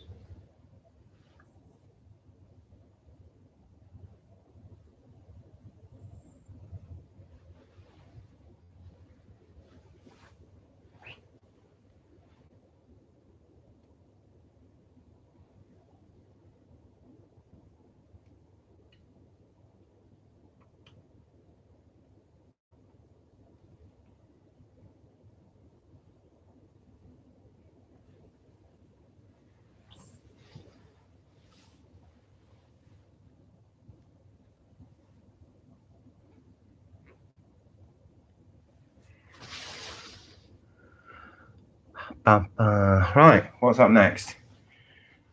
So, we got anything sneaking in halfway?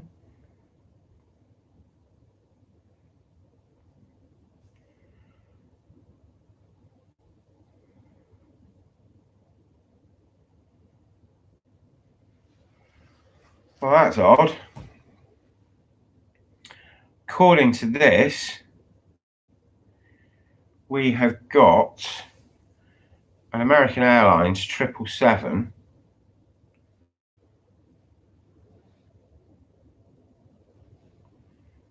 No, he's over there. Just ignore me. Well, you probably are if you've got any common sense. Yeah, I think you were saying there's some good streams in Chicago. I think we'll have to take a look at those. But we have the BA A319 just about to mooch off to Dublin.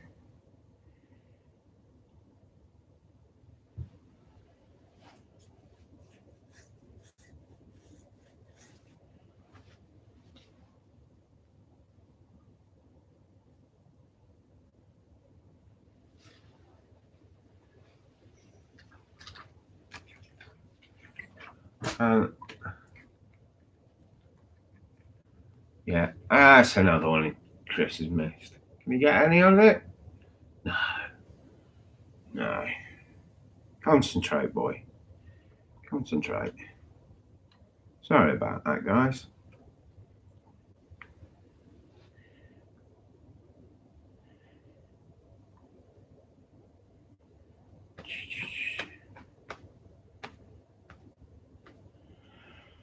Oh, I wouldn't mind being on this plane. Going the BAA 320, going to Rome. Such a favourite city. And there's that American 777 that I thought was somewhere else. And the Delta behind it. Yeah, hopefully it's going to get busier. It can't be any quieter, really, can it? Can't be any quieter. Well, it can be quieter. It's quiet on here.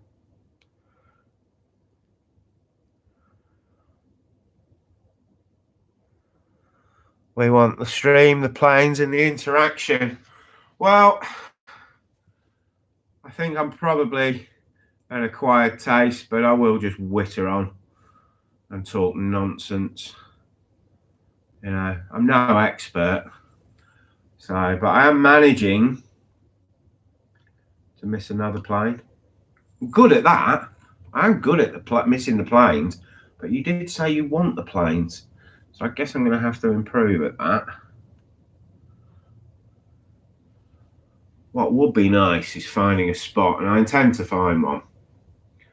And I would like to do a live stream with a decent mic on and get the sound when I'm actually out and about and I'm not trying to do anything like this. It's very much. Why is that not holding at all? Am I breaking this? No. Cool. Yeah, I mean, the sound of the jet is as much for me. You talk to us, that's a big plus. Well, a lot of my friends would find that quite an amusing statement. You talk to us, that's a big plus. They're forever trying to get me to shut up. As I was saying to one this morning, apparently all you have to do at this game is talk for a few hours. Well, I don't have a problem with that. And yeah, he started laughing. And where's this Iberia going?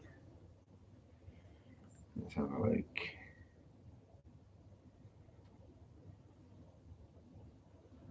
You're off to Madrid. Another good city, but I do prefer Rome. I love the history. You know, a lot of people say, oh, I'll go to Rome. Oh, I avoid the tourist attractions. I don't. Colosseum's probably my favourite place on the planet. You can almost feel the history in there. It's fantastic.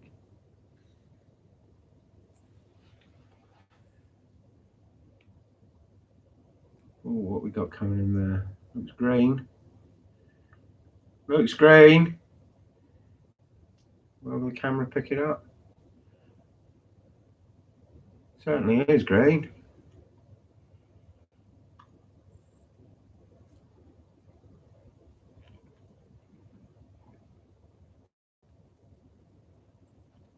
Move that from the post.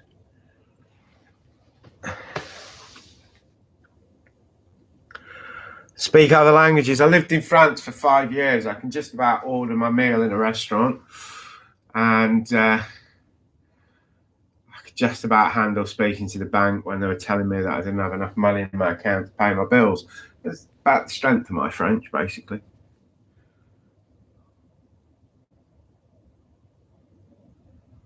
Yeah.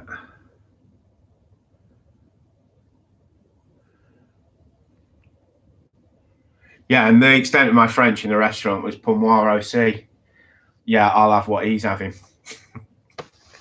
Which is pretty much where I went. No, I wasn't quite that bad, but I was bad. Shocking. So, but the daughter was fluent because when she went over, she was really young. So she's completely fluent. So you've got, we had a pocket translator with us wherever we went. Oh, here we go. Planes. Shut up, Chris. Film a plane.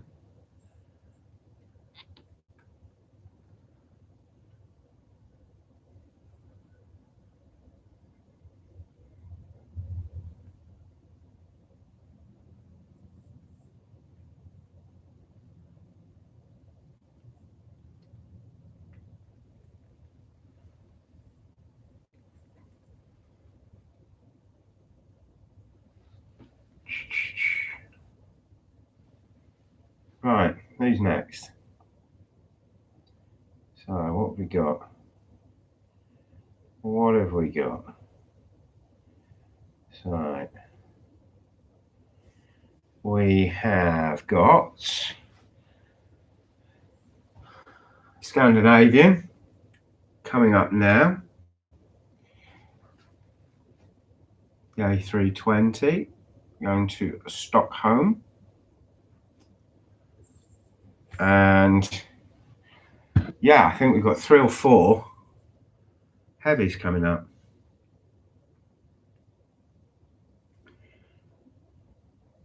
What have we got?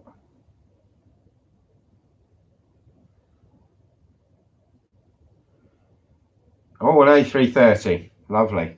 That was that Delta. And then we've got the A330 going to Madrid, Iberia. I'm pretty sure that never used to fly this route. I thought it was a 777 that used to fly this route. I don't know. Everything's changed, hasn't it? And then we have the BA to Mumbai, A350. So we've got an A350, people. And snuck behind that, we have the Virgin 787. So here we go. We've got a busy 10 minutes.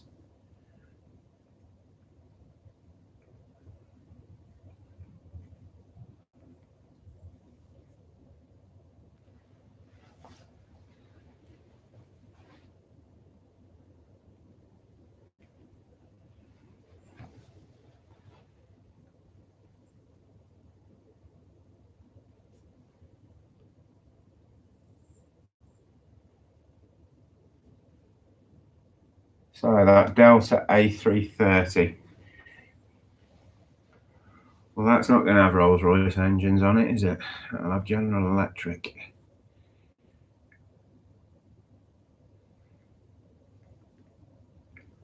Well, she's off.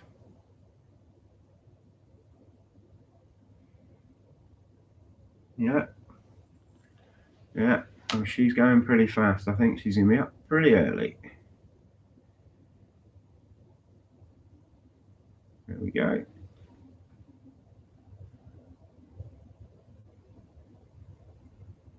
Yeah. Yeah.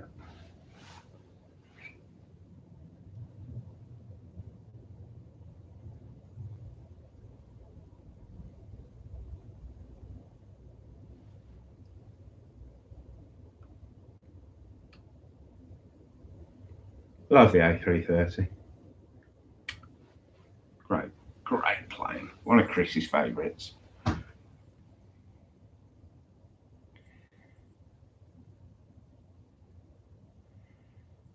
Now, something, thanks to COVID, I'm still yet to fly on. The British Airways A350 10, A350,000, whatever. I'm always trying to sound like I know what I'm doing.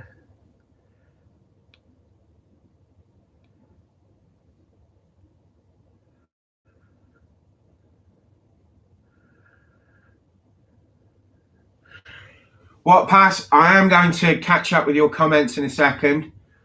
Obviously, as you've got it, I can't really multitask. So once we've got these beauties out the way.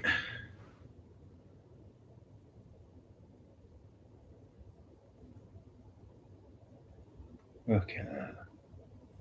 That is truly elegant. Lovely. Right. This is like Heathrow should be. Because now we've got that Iberian A330, he says. What's stuck behind it? There's a Virgin 787. That might be parked up though. But here we go. We have another A330. So he's taking a bit more time. He's going to be a little bit further up before he goes up. Here we go.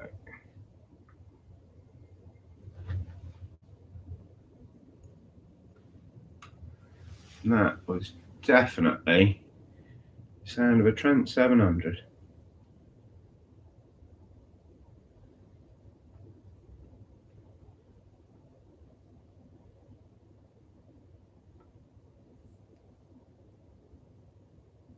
Okay. Fantastic.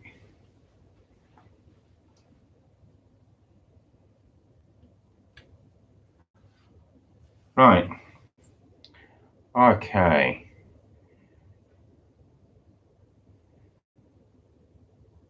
Right. There is not a lot going on. So that was exciting. That was. I enjoyed that. Let's just point the camera at something.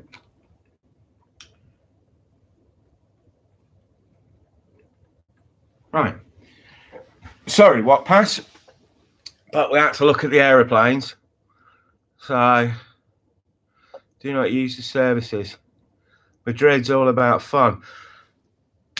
Yeah, I mean, like I said, I'm 50 now, so my nights out are very different. And for me, and possibly even when I travel, not really into a night out, I'm quite happy to go and have a nice boozy lunch, find a decent restaurant, have a bit of lunch, and go and doze it off, and just chill in an evening. So yeah, when I was in Rome in the evening, I went over with a pal, and a couple of times, and I took my daughter once. We went out for dinner and had a few drinks, but yeah, it's a quiet night, you know.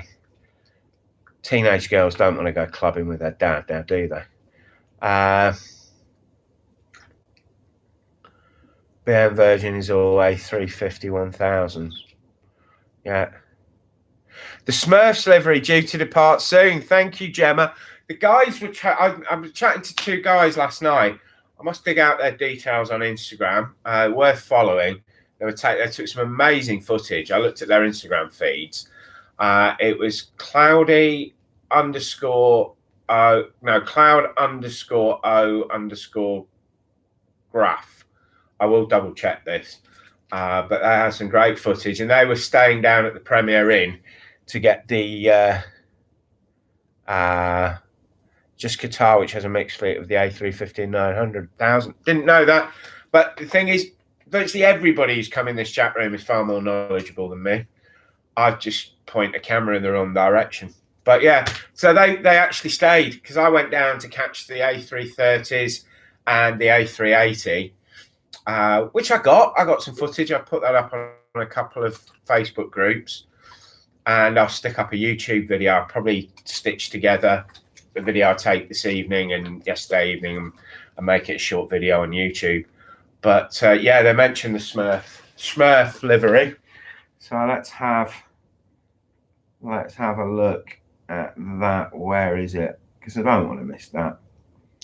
I'd feel like a bit of an idiot. But where is it? Unless it's coming in right the way down. No, that's BA. That's BA. That's a Virgin A350. Brussels Airlines, the Smurfs livery. Right, okay. So it's coming over from the other side. So I should keep my eye on that. Thanks for pointing that out, Gemma. I would have hated to have missed that as I was waffling on.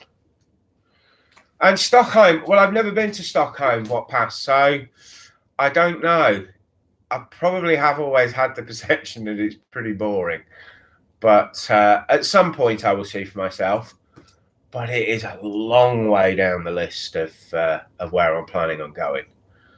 You know, I've got 2020's cancellation list to try and get back. I've got 2021's dreams to try and get back. And at the moment, I haven't been anywhere. Well, I haven't been anywhere outside the UK. I've certainly mooched around the UK. Went up to Aberdeen, been over to Liverpool a couple of times, come down here a couple of times. Had a few days in central London, which was fun. And I'm going to Bath soon to go and see Stonehenge and go over to Bristol, the Clifton Suspension Bridge. And work something out. And if some sort of travel comes up, I suppose Israel is a likely venue. And I have a ticket from a film I was planning on making last year that for Dubai. I'd actually booked an A350 club suite, British Airways return, and I was actually going to fly out to Dubai on absolutely cheap as chips for 50 quid. There's a £50 flight to Dubai. Well, it's two flights. You fly to Sofia, Bulgaria with Ryanair for £15, and then you fly Wizz Air from Sofia to Dubai for £35. And I booked it. It was all booked. It was all raring to go. And I thought, I'll do the extreme. I'll fly the worst, cheapest way out to Dubai and then come back in the brand new club suite. Well, I think it is club suites Dubai, but it's not the A350 anymore. The 787s. And of course, there was the odd time, a very odd time, you got a 747 going out to Dubai. And I also thought about doing that. But anyway, that's not happening. And Dubai's still on the red list. And going and making videos in Dubai's probably get you thrown off YouTube. And influencers, not that I am an influencer, but, you know, any sort of blogger or vlogger going over to Dubai is like, you know, what are you doing? Terrible person. So I think it'll be Israel. But I imagine Israel's not too good for plane spotting. I imagine they could get quite serious if you're at the airport with camera equipment. Right, there's that Smurf going. That Smurf's sat doing nothing. It's not moving. So what coming up? Barcelona. What do we think of Barcelona, people? Do we like Barcelona? Well, there was an Emirates A380 came in last night. No idea what for, where from, but I imagine it was from Dubai. But the one problem I've got, because I do like Emirates and I like the business deck on the A380 with the bar. You know, it's a cool. I like it. It's a cool plane, and I've flown it in economy a couple of times, and I enjoyed that. But I've really got to look at chasing my tier points with British Airways, because I've got used to having the loyalty card. I've got used to lounge access. I've got used to cheap upgrades and all that sort of stuff, and extra points and, you know, all those things. And I don't know, I've got till May to get the required points. I think it's 1,125 at the moment. It was 1,500. What is this doing? It's British Airways. Where is he? Oh, here he is. Here he is. Let's get a zoom on you. Try our best to keep him in shot.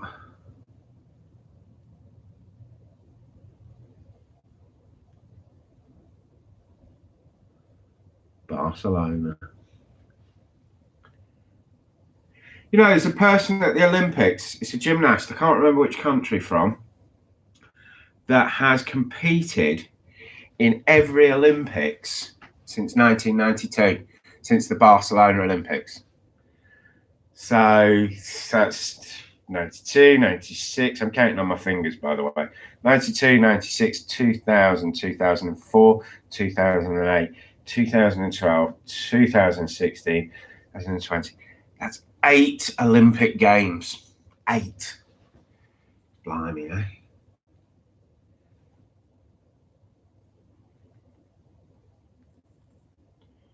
Right, where's our Smurf?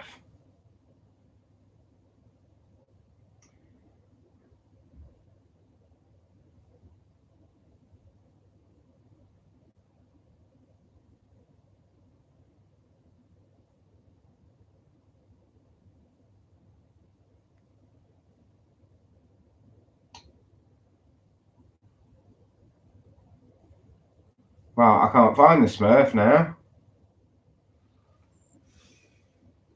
Oh, BA Retro. Saw that a couple of times at Manchester. Actually, when I was with the Airliners Live. I like that. Mind you, the livery, the retro liveries, they just really needed to be on the 747s, didn't they? That's where they belonged. Kind of made sense.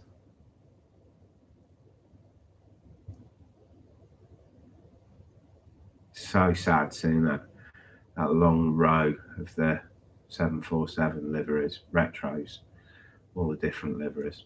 Really, really sad. Yeah, not concentrate on this too much, because if that Smurf pops by and I miss it, I'll be annoyed.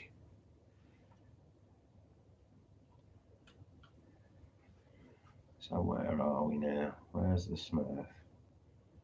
No, that's Air Canada. So we've got 787 Air Canada coming up. We've got the Retro, which is going over to Palma. We've got nothing.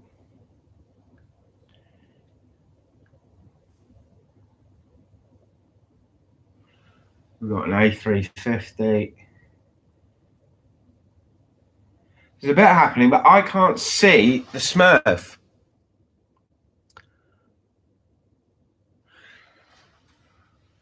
Right, I'm not sure I'm going to be able to get over there. Thanks, Tony, and welcome to the stream. See if I can.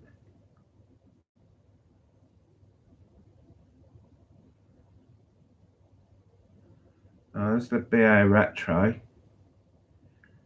Yeah, I can't get there, but I will stay on my toes like a coiled spring.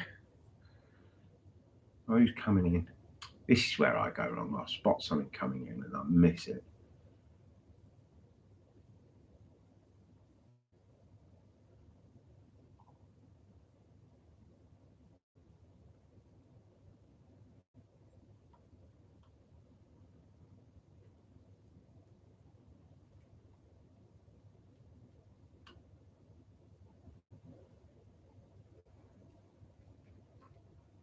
Right.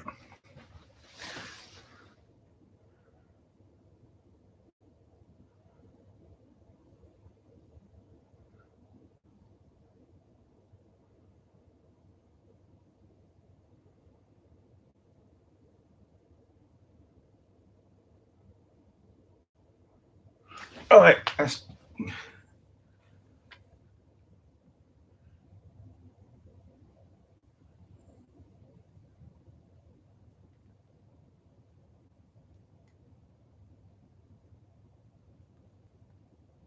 Sorry about the post, guys. There's not a lot I can do about it. I've sort of positioned this camera just about everywhere that I can here. And yeah, I'm pretty restricted. Still a great room at the Hyatt.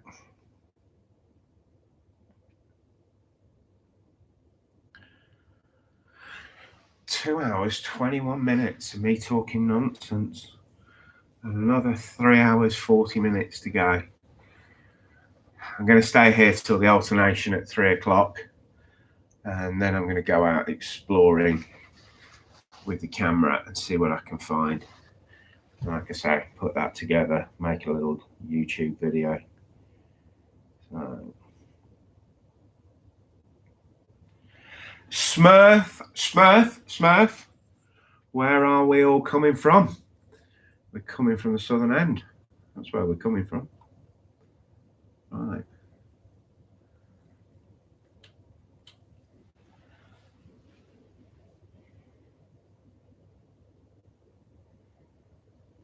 Oh, it's not moving yet.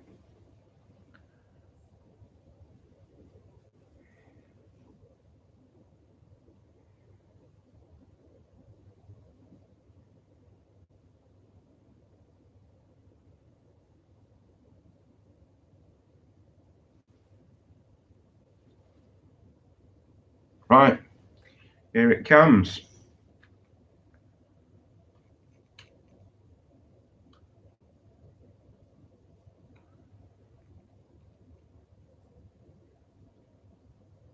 Oh, it's up early.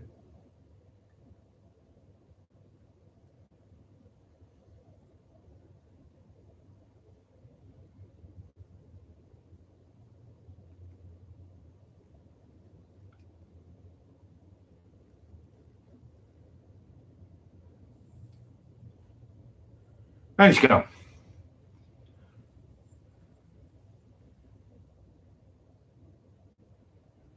And what's next? Yeah, we've got quite a busy time coming up. So we've got Virgin A350 to New York.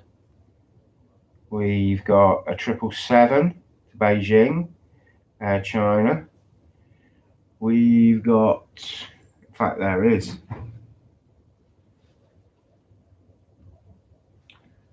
the A350. And yeah, and we have Turkish Airlines going out to Istanbul. Great city, Istanbul. Went in 2019, wasn't entirely sure what to expect.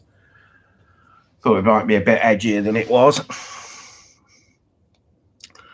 Yeah, guys, yeah, thanks for the pointers. I was on my toes with that. I almost got the livery in shot with the zoom in focus. You know, one of these days I might actually get the job done properly. So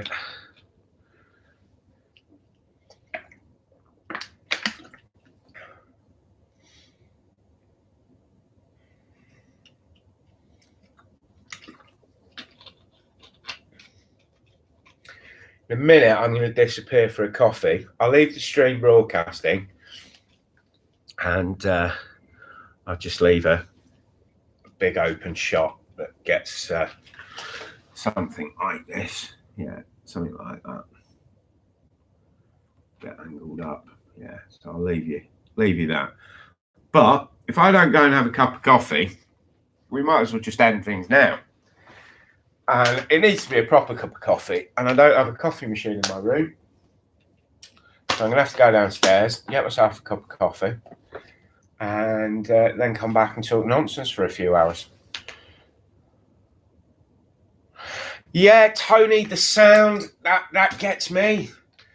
You know, it's weird. I've done a couple of streams now, and I've triple glazing here, so I'll show you exactly what we're dealing with. So you can see on the outside, there's that very thick double glazing, and then these posts, which is about a foot distance, 30 centimeters in metric, and then I have another single glazed panel. So you can see here, you know, I even bought one of those guitar microphones that sort of sticks on the side of an acoustic guitar to amplify it. But this sort of works, but unless there's an engine going by, unless there's a jet going right by, the rest of the time the sound is absolutely horrendous. It just sounds like nothing. So yeah, so it is a little bit weird.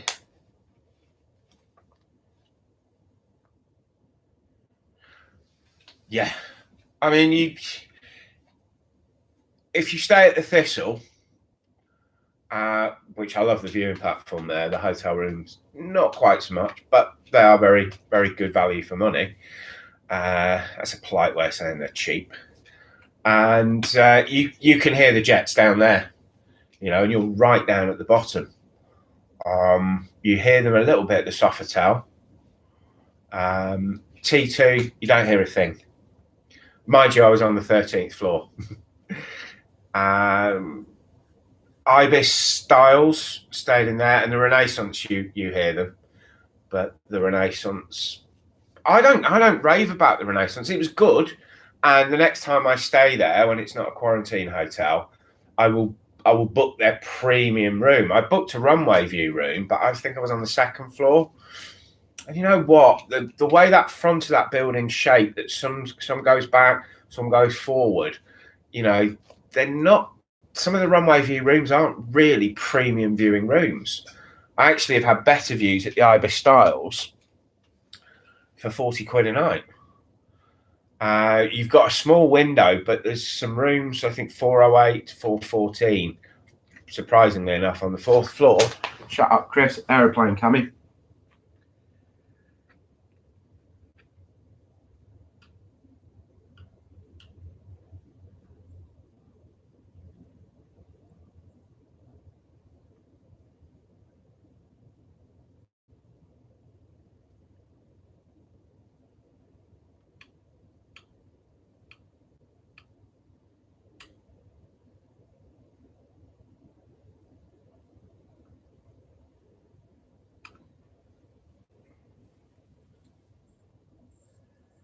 And the Sofitel, I'm a huge fan of Sofitels. I think the favourite hotels I've ever stayed at have been Sofitels. And but I don't rate the Sofitel at Heathrow. Everything is an extra charge. You want to use the pool, it's an extra charge. You want to do this, it's an extra charge. And I've got a bloody platinum card with the core. And I always have a decent room. There's no runway views.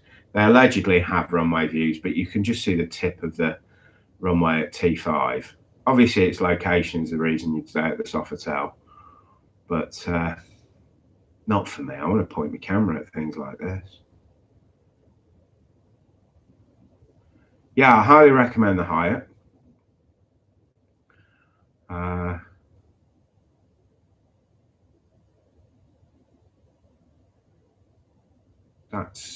This has definitely been a good spot.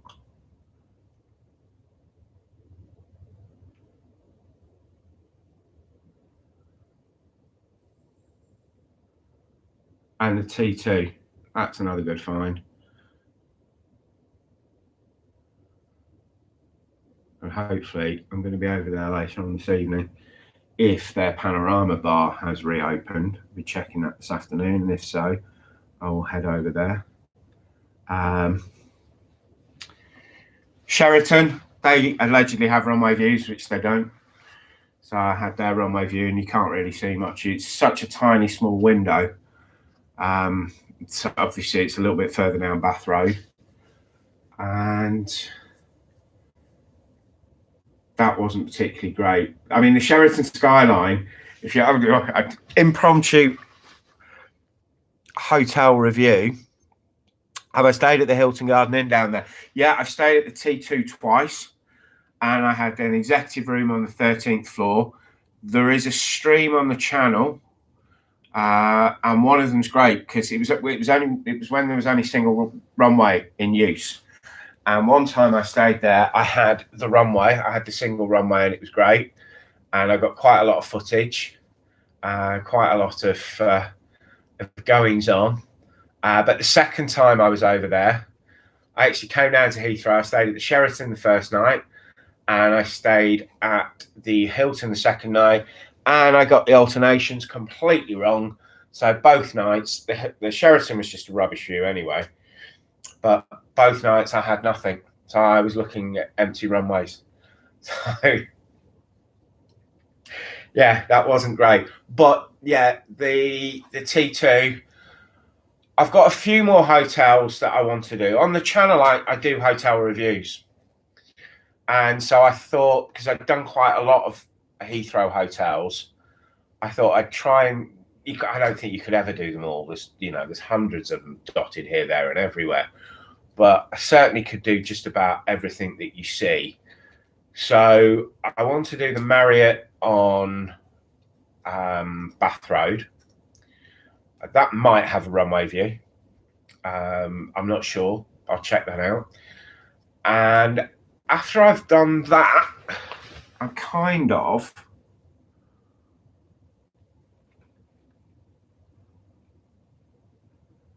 these little Airbuses do get up far too quickly for me. Not quicker than I can get up out of a chair.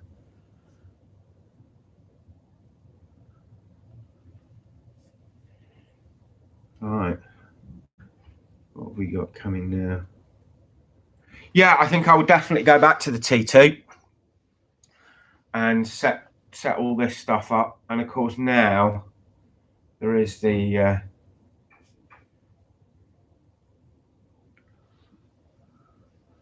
fact that both runways are in use, so I won't miss out like I did.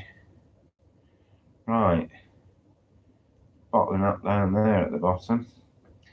We've got an Air China 777 and we've another Virgin A350. Hang on to your hats, people. It's getting real.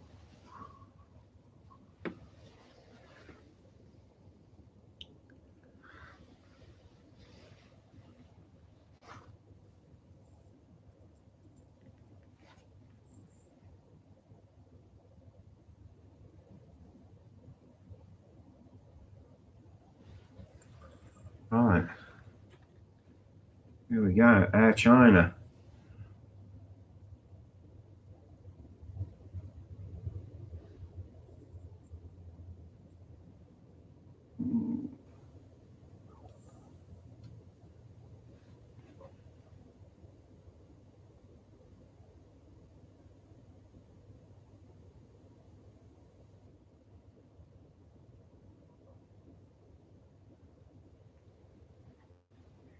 Who's next? Virgin A350.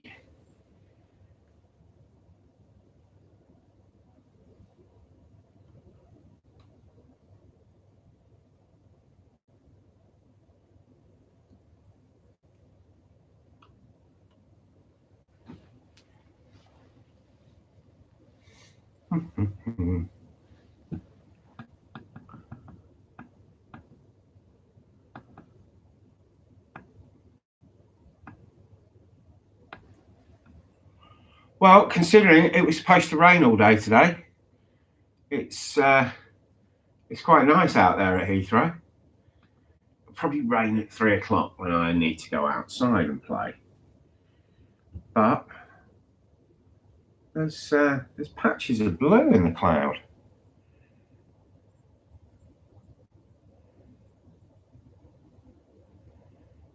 Yeah, that Airbus A350 going to Los Angeles, LAX.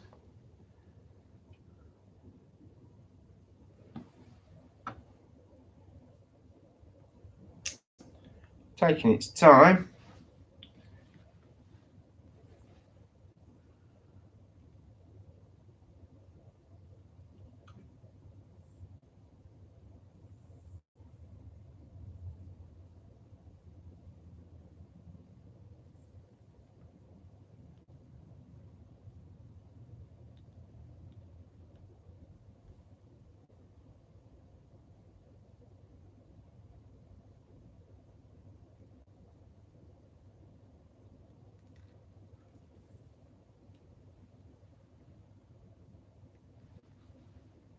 Who have we got now?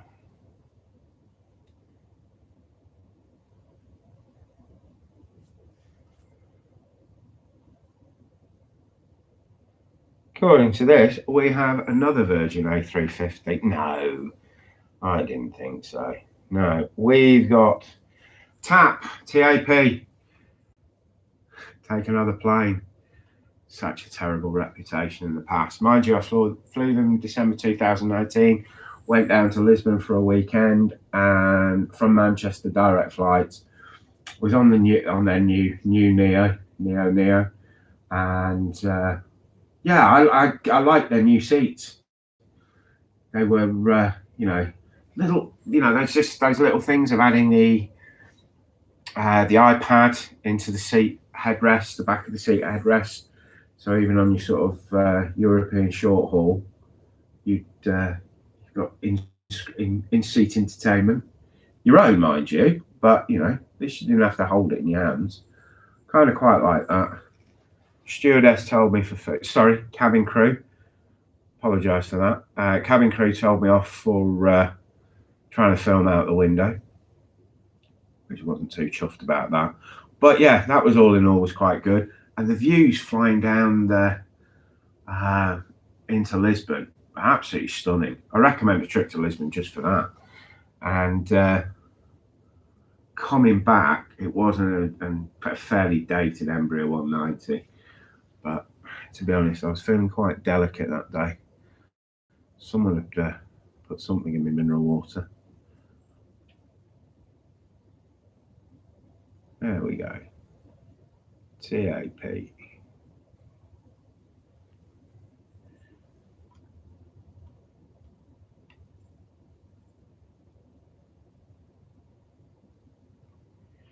Down to Lisbon. Yeah. Great views. Great city, Lisbon.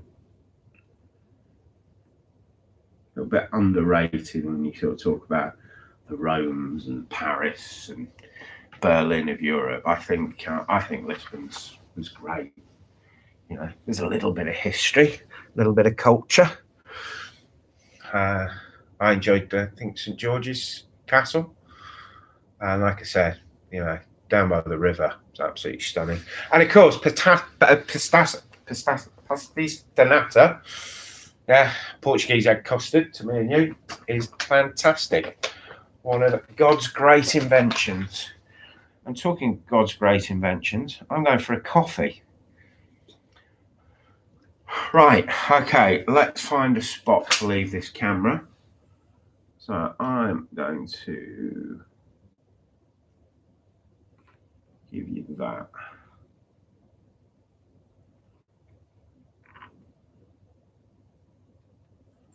Right. He says I'm going to give you that. Yeah.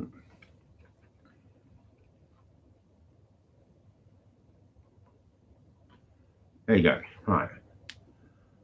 I won't be long. I'll be about 10 minutes. So hopefully you'll still be here when I get back.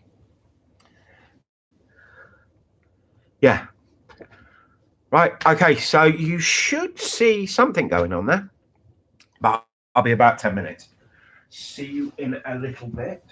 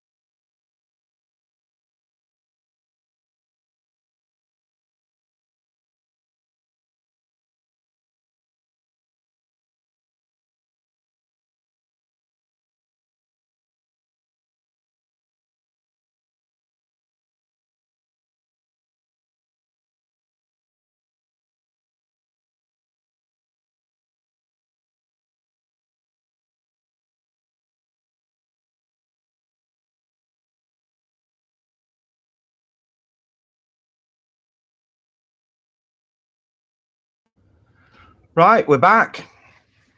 That was a very nice cup of coffee. I don't know if did you actually see anything, how I'd left the camera? Or was it a bit pants? When I say pants, I mean not very good. So, come on. 9, 9, 3, So, what's happening?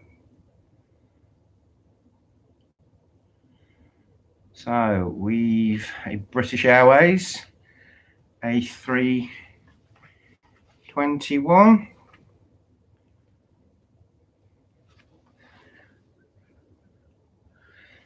coming up.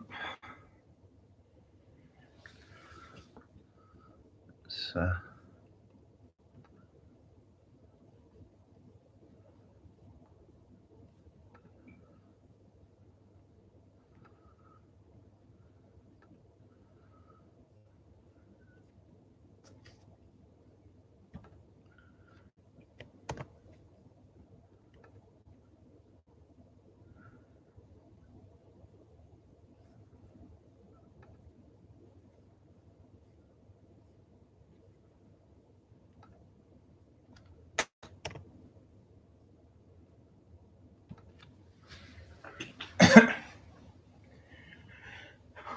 possibly would have been nice if I actually done that. I was just putting a couple of posts on Facebook, see if we can get a few more people to join us.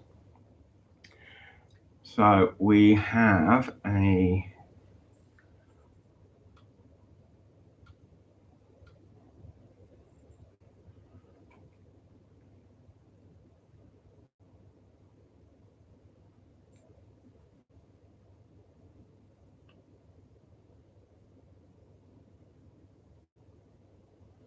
there's a Boeing 787 hiding somewhere.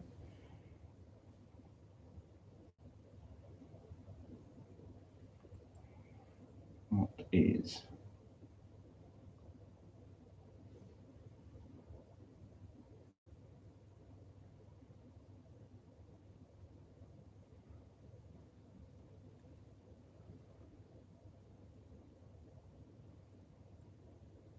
That's not a 787. That's a diddy fella.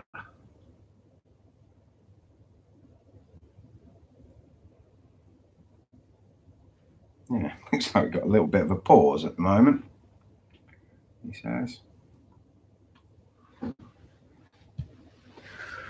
Right. 3 hours, 7 minutes. Halfway-ish, coming up to halfway.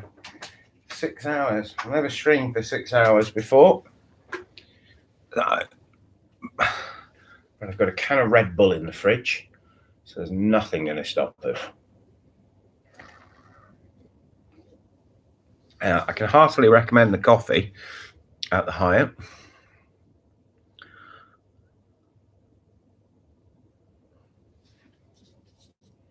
Yeah, just finishing it off now. Lovely cup.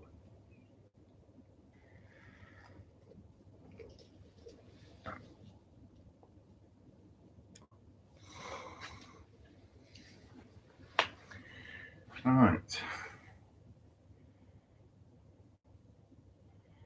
Yeah, we are waiting. But while I was outside having a cup of coffee, I phoned up the Hilton, and their panorama bar on the 14th floor is open. I'm going to go over there. I'll take a couple of phones with me. Apparently, from what I've been told by some other spotters that I was chatting to last night, yeah, you can obviously photograph off your phones, but they don't really approve of sort of setting up camp with your rig, with your big DLSRs, etc. So, not that I've got one, but I won't take the camcorder over with me. I'll just take my phones. I'm going to relax and enjoy the view. It's possible that I might do a very short stream this evening, probably around 5-6 o'clock, and maybe do a live stream for an hour. Take a little tripod and put the phone on it. But I'm more likely to just take some footage. I was saying earlier, I got some footage from the Premier Inn last night. Couple of A330s and an Emirates A380, which is always impressive to see. And right at that point at the Premier Inn, down at the bottom, the touching distance. So I think I'll stitch that with what I get tonight and put a video up on the channel tomorrow.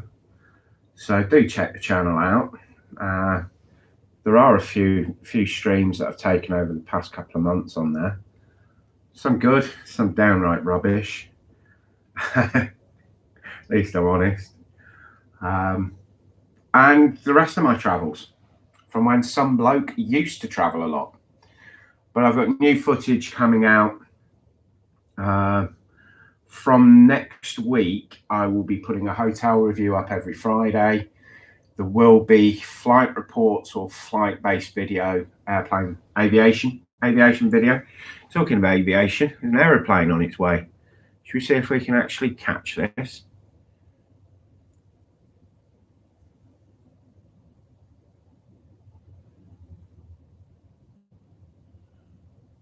Talking about the sound earlier. It's so funny. You sat outside on Bath Road, and they make a noise, as we all know. They make a noise, but when you're watching them here behind 3 sheets of glass, you can't hear a thing. So there we go.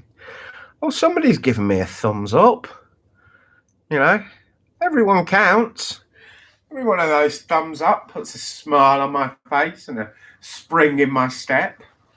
You know, I know I don't have a big audience, but I like to think it's an exclusive, sophisticated crowd that join me on my nonsense that is some bloke streaming.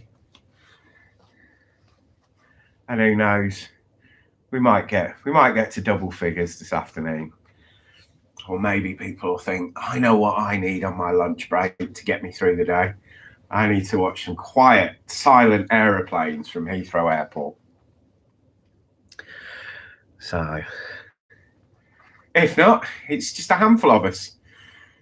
So, I think the stream yesterday got to the dizzy height of 8 people at once. But my first stream from T2, I think I had 20 people on at once. I didn't know what to do.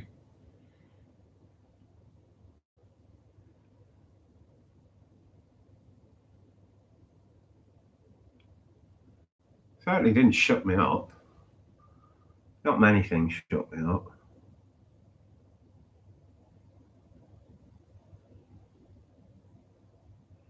Well, so much for raining all day. Oh, here we go. Aeroplane, Christopher. Stop waffling.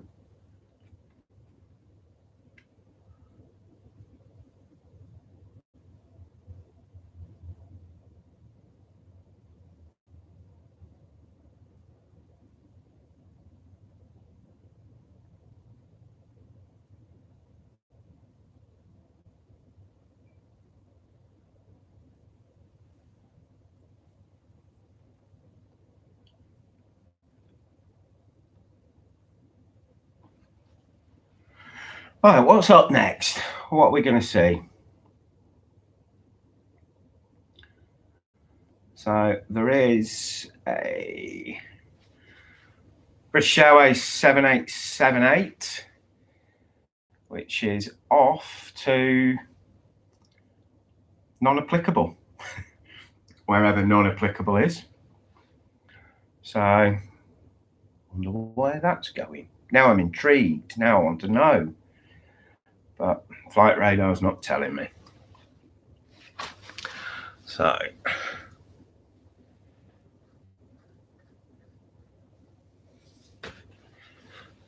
right, finish off this coffee.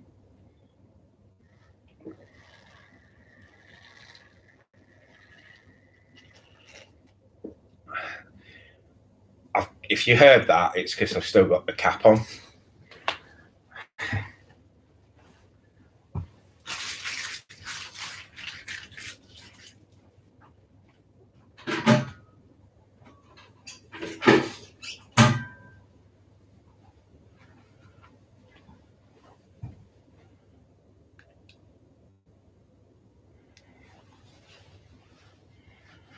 And before that 787, I think we have a British Airways A320 off the Larnaca.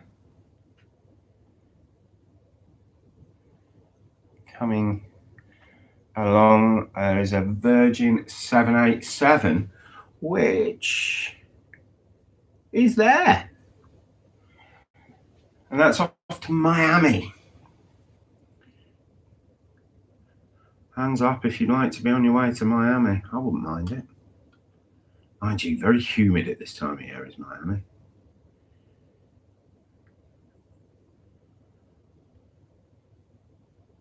Then again, Heathrow was very humid yesterday. One perspired somewhat. Stood in the gardeny car park of the Premier Inn. Pretty good spot. I think it's always nice when you can spot planes and have a pint. I was about to say have a pint in your hand, but you can't have a pint in your hand and a camera in your hand. It doesn't work.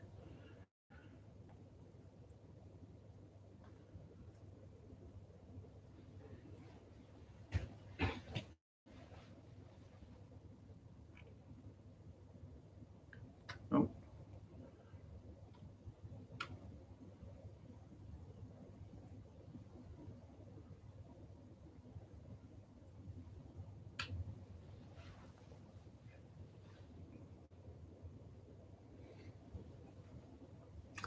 Yeah, with this triple glazing, A320, you can't hear a thing. Absolutely not a sound. It's almost unnerving. Especially when you just step outside and it is noisy. But I was chatting earlier this morning, and I will go downstairs and have a chat to the guys on reception and find out what the situation is about setting up a camera outside on the roof, if it's possible, if it's doable, because I think that would be pretty cool. I've got a directional microphone, stick that on and actually get the sound, because to me that is, it's impressive watching these jets take off, but I think it's equally as impressive, possibly even more, the sound of them, the power of those engines, absolutely tremendous. So yeah, so we've the Virgin 787 just about to get into position. There might be, yeah, no, it's got it. So next up, can't see anything sneaking through. So trip to Miami coming up.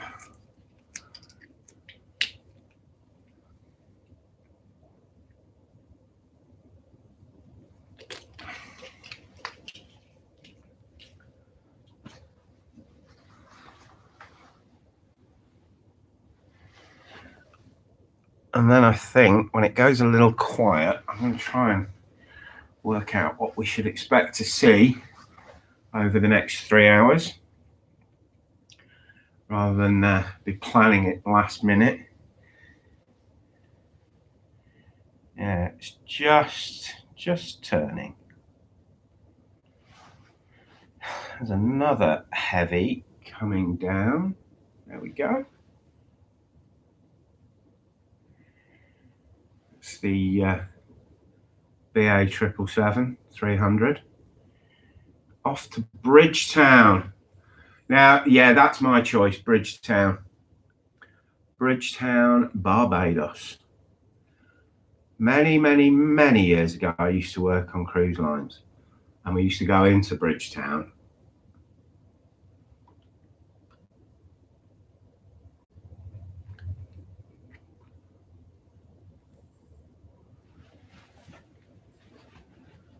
cocking this one up, duly, royally.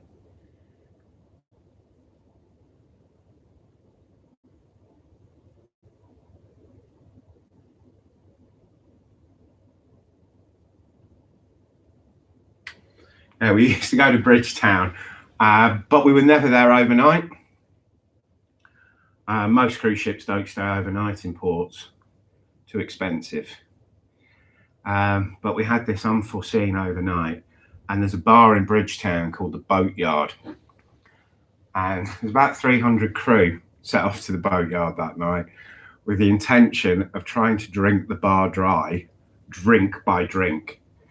So we started drinking pina coladas till they had no more pina colada mix left, and we moved on. I don't remember much after the pina coladas ran out. I do know that there were a lot of sore heads the next morning. But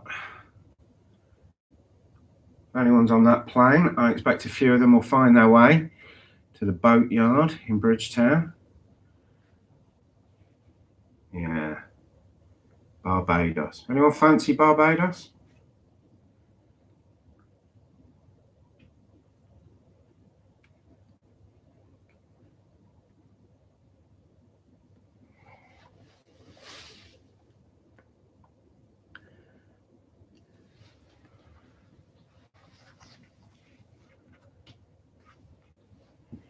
And then what have we got coming up? That was quite a bit. So next up is the Aer Lingus, which is on its way out now, A320 to Dublin. And behind that, we have an Air Italia. That's the first Air Italia of the day, I think.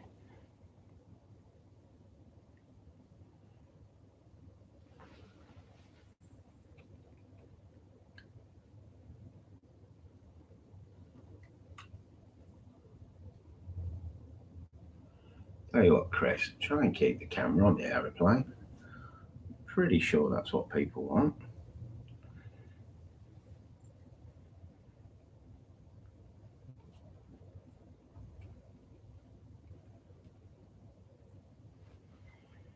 Right.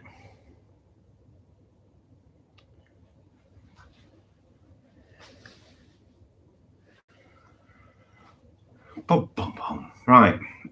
Italia.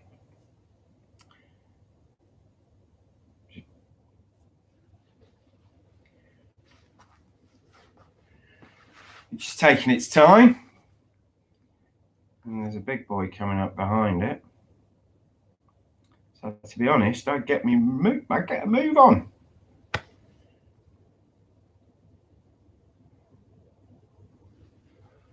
Yeah, let's not rely on flight radar for this one.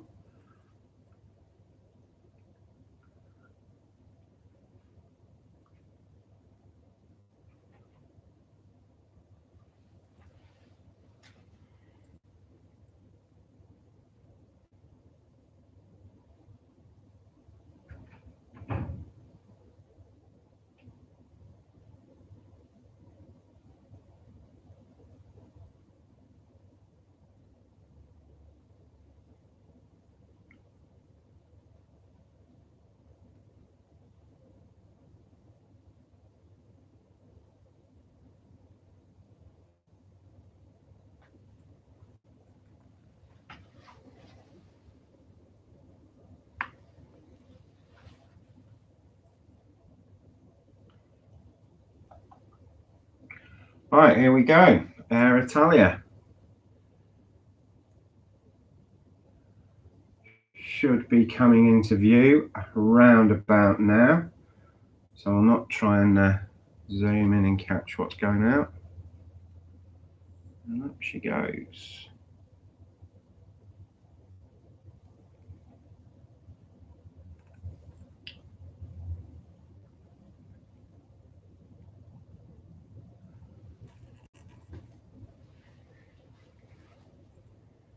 All right. And we have that 777 off the Bridgetown.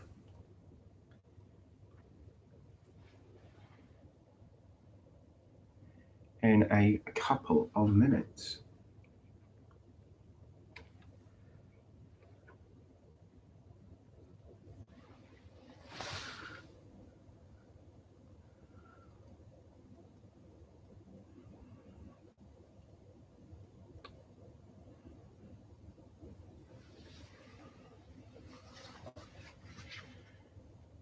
Bum, bum, bum.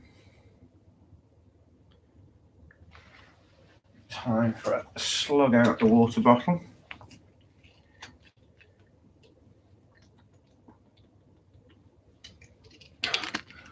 I know I've said this a few times, but the forecast has just been so wrong. Absolutely. I mean, the cars on the car park are shimmering. You know? I don't know if the camera's picking that up, but they're shimmering. Those are shimmering cars. But we're not here for cars. We want a 777-300.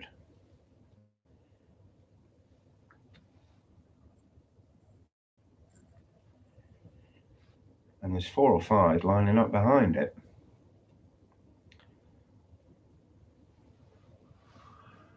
So, what time is that? It's about a 10-hour flight to Barbados, 5 hours back. Just get there for cocktail hour. And at the airport, straight to the hotel. Why not have a pina colada? Countless reasons why not to have a pina colada, but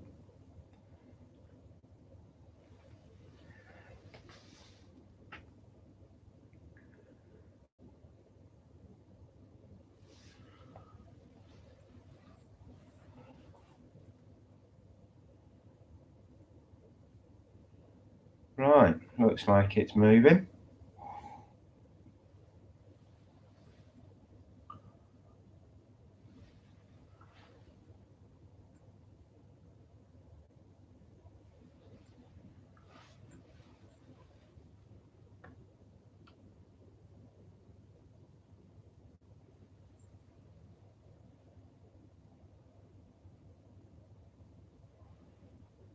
No.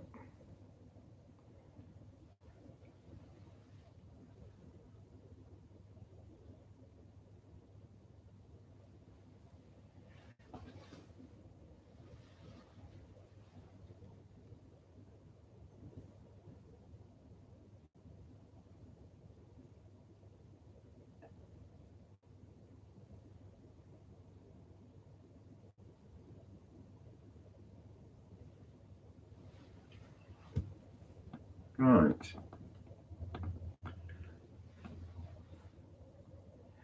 Right, okay, it's moving again.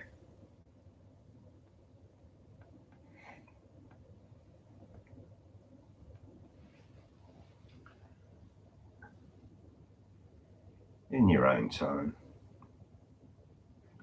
I was never a fan of the 777. I always was disappointed when I saw I was flying on a 777. And then a few years back, I suddenly realised most of my favourite flights, most enjoyable flights were on the 777. But I always wanted to be on something bigger, something with 4 engines. And of course, 4 engines, that's something we'll tell our grandchildren about.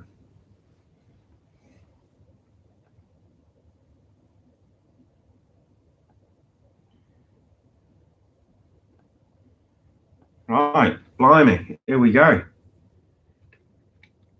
Let's just put its foot down. Here we go.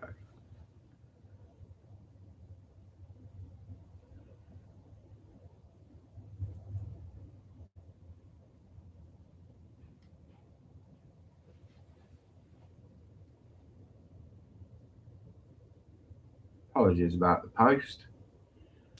Not a lot I can do about that.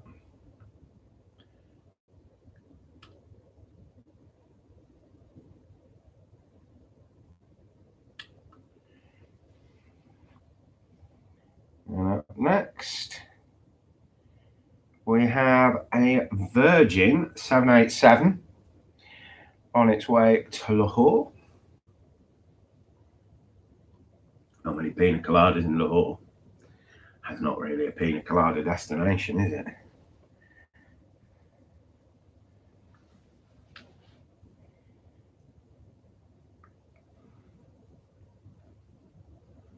But, to be honest, I'd probably settle to be on any of these jets at the minute. With me multiple PCR tests in me carry-on luggage, 400 masks. Here it comes.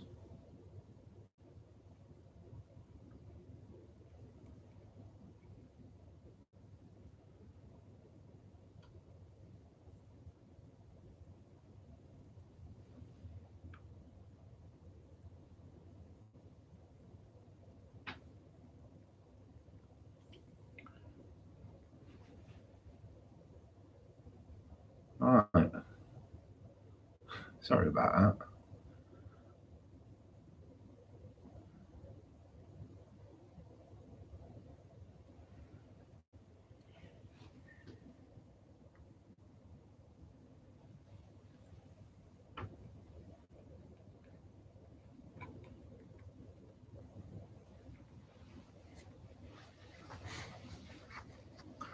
What's next? What have we got next? Little first, I think it's one of the shortest BA flights, the London to Jersey. Often used as a tier point collector. I think you can do 4. Well, in the days when there were plenty of flights, you could pick up 4 flights going there, Jersey, there and back, and bag yourself 160 tier points in the day. I've not done that. I've done some pretty crazy stuff. I did 2 weeks of gold card chasing last year, and did Albania, Tirana, Romania, Bucharest, then picked up a flight to Tenerife, then a flight to Madeira. Thought I'd failed, thought I'd given in, got too risky to keep flying. And then BA dropped the 1,500 points down to 1,100, and I was in with room to spare. Oh, another thumbs up. What's going on in the world? Somebody is obviously a fan of unstable camera work and dodgy commentary. But whoever you are, thank you very much.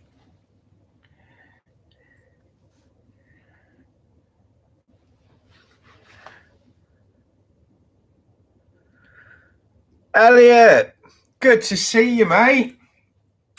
Probably worked out I don't go on Twitter anymore. Just got a bit much, to be honest. Usually, from my point of view, I'm having too many glasses of wine and then talking nonsense. But also, it's just too much nonsense on Twitter. So I jumped off. Hope you're well. Have you been anywhere interesting? Let me put the chat up on my phone so I can attempt to multitask, but I'm not too good at that.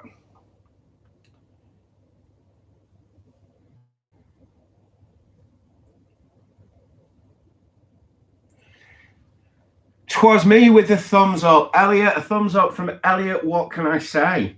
Praise indeed. So I was just chatting about Avios, and then you appeared. Just cancelled Spain, bought a house instead. How's the marriage? How's that happened? Did you get to South Africa? Can you get to South Africa, or has that got put back again and again and again? Obviously, I thought that's your priority, or did you get beaten yet again by it all?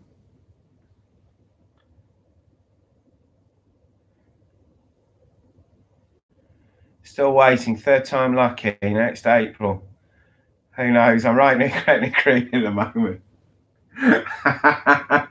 It's tempting thought, but as they say, 3rd time's the charm. And it's it's got to be over, hasn't it? You know, we've got to be getting back to some sort of normality next year. You know, I'm hoping or sort of thinking, you know, that there's got to be some sort of air bridges coming in, not this amber list. Got half the family just need a suit.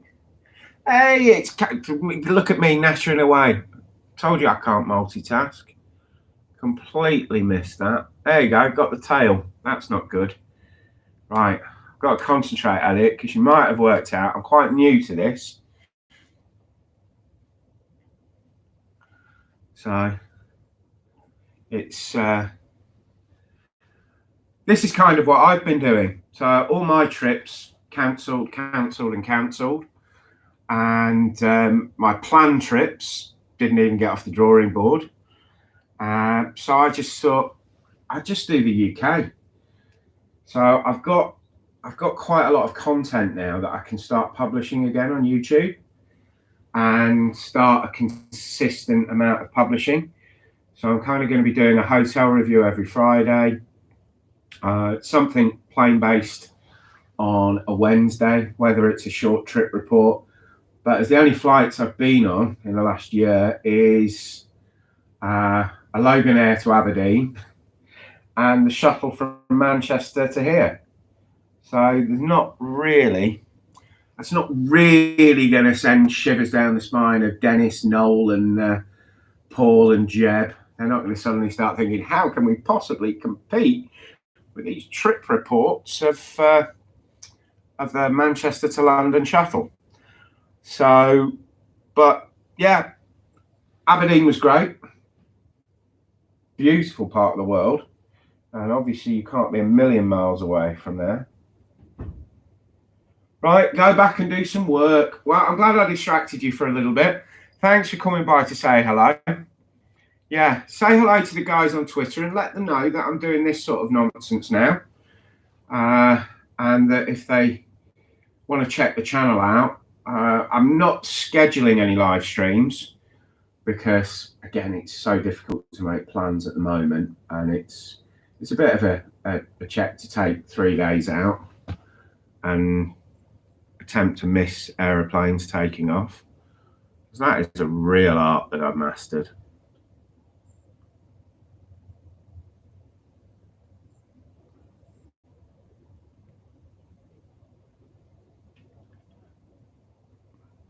Right. Going to concentrate for a bit.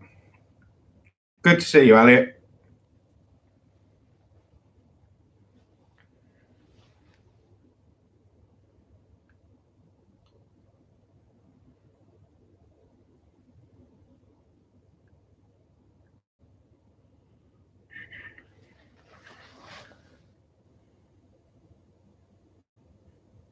Yeah, nice chap, Elliot.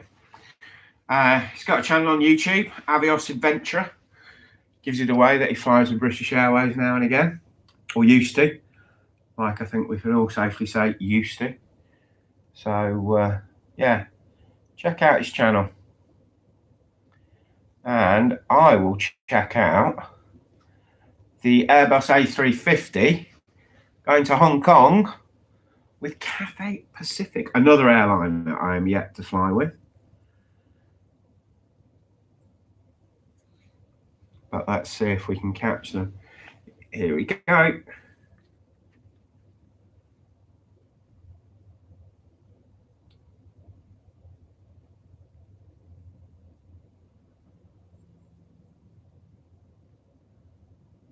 Hit the post.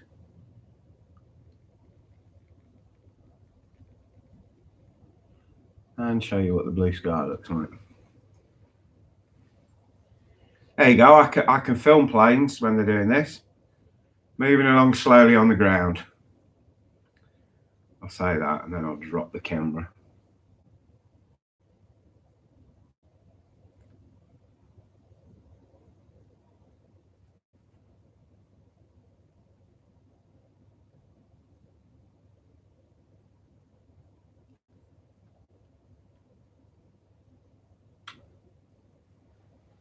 And what have we got coming up now? We have going to San Francisco. 787 British Airways. No, sorry, not British Airways, United.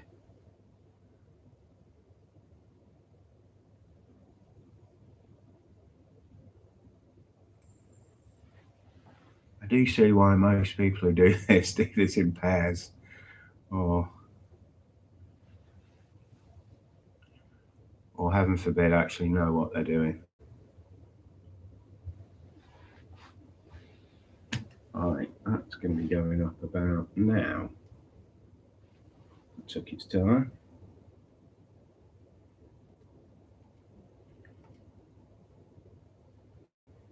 There we go. We're just trying to do the zoom and the track.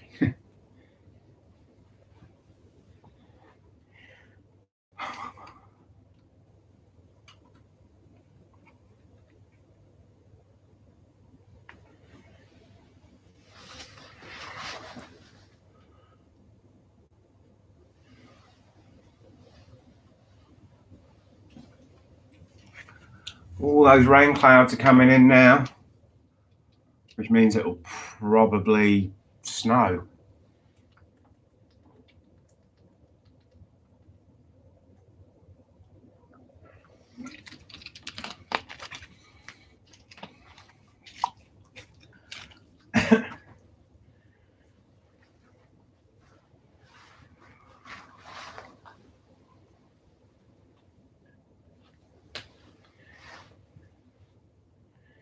Who's coming to say hello? Antigua. Virgin Atlantic 787 off to Antigua.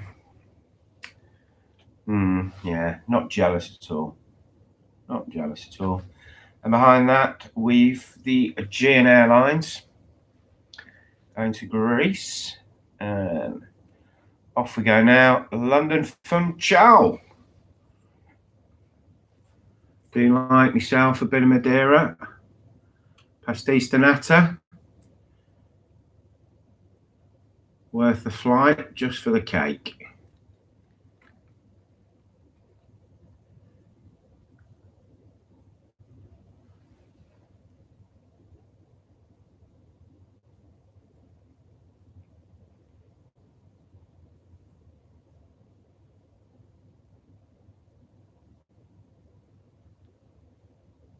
There she's gone.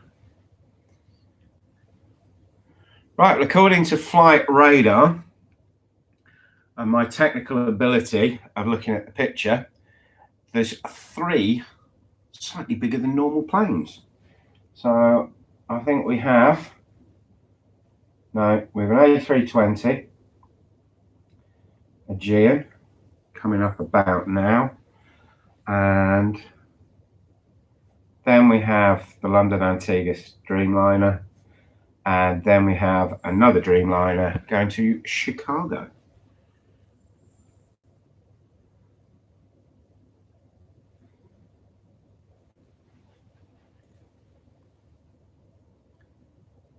And what's happening elsewhere?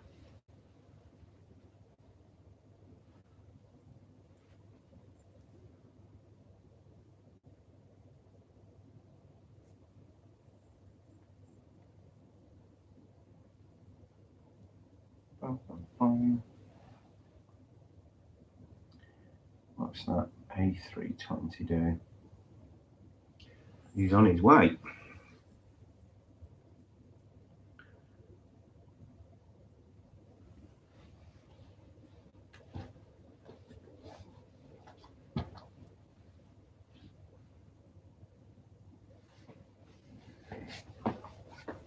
There we go. Off to Athens. Went to Athens last year. It was about the only place you could get to. Got over there at the end of September. Loved it. First time there. The history, just tremendous. That's getting up early.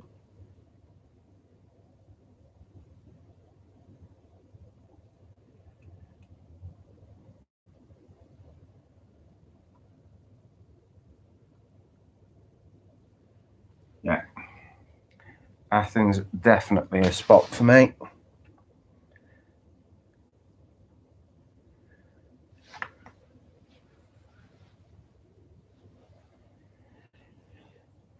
Mind you, Athens or Antigua? I think I'd have to go Antigua at the minute.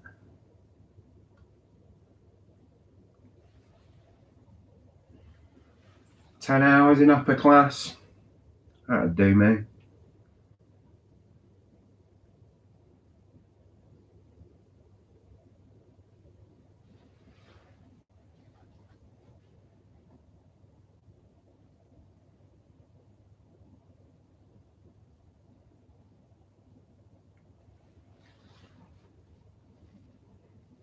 Right.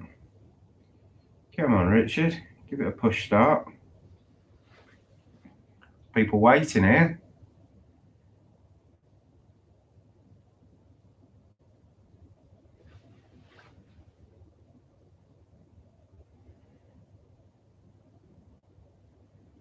Yeah. There's an Air China just coming into view. But the minute I move the camera over to the Air China, then I'll miss this.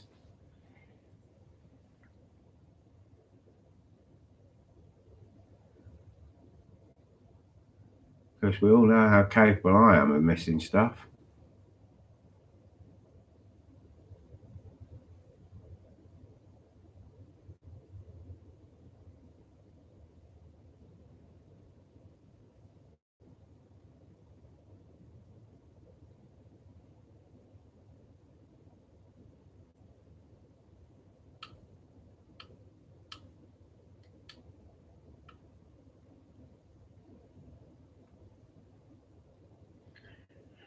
Wow, that wasn't too shabby. For me, that was sort of, that's like good. Even got the undercarriage going on. Here's the Air China. Mind you, I'm not going to risk that either because I'm about to start.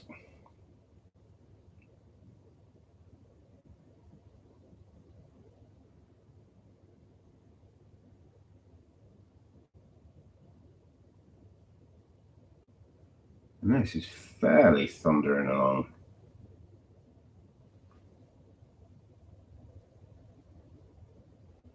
Yeah, it's up before the campus building. That can't have anybody on it.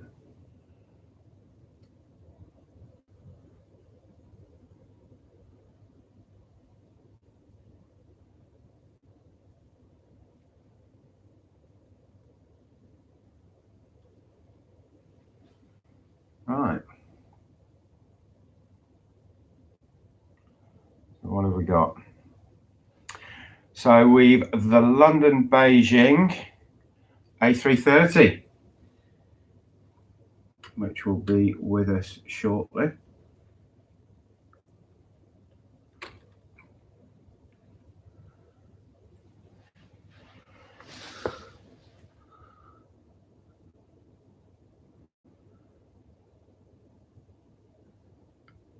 Three hours, 48 minutes.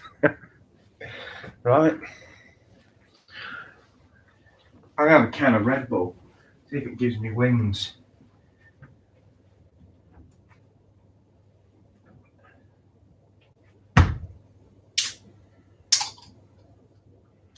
Vitalizes body and mind.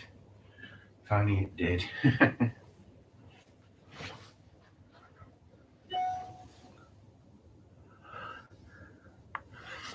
Right.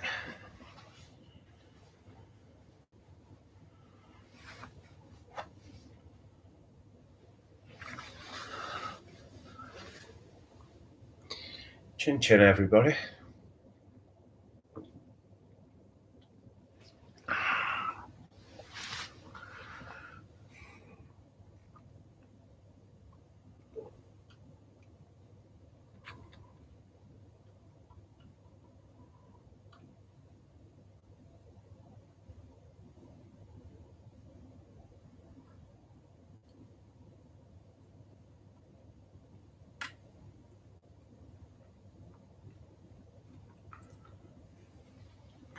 Little added bonus there, sneaking over to the other runway. Got to be done. That A330 won't be long.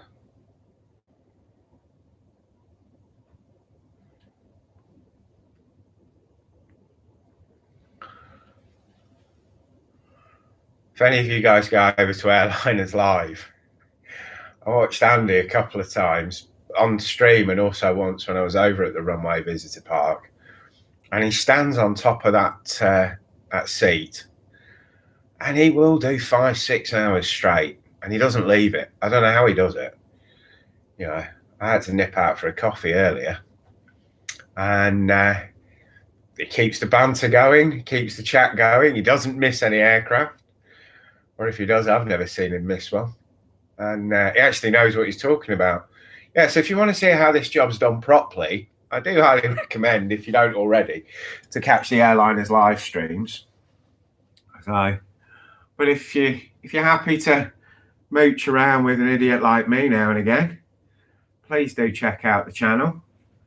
Please do consider subscribing, and then you will be notified when I'm on my jollies down to London again and put the camera in tow, which I am going to upgrade. I bought a Sony ZV-1 to do some vlogging for the channel, and I wanted to test it out for this, but it just hasn't got the capability to film from this sort of distance. So I am with my trusted Sony camcorder 430. What is it? It is the HD CX410, which yeah, it's had its day. So I think we'll upgrade this, and so hopefully the next stream I do will have a much better picture. Can't do anything about the cameraman. That idiot stays. So yeah, I have to put up with that, and luckily he just caught that in time. I tell you what, these A330s do like the runway. All of it. And the buggers only go up right by the post.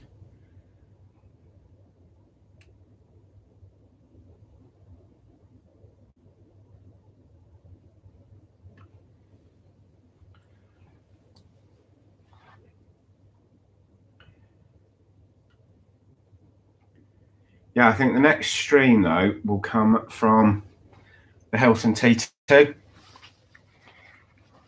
and that should be pretty good. Now you're guaranteed some footage.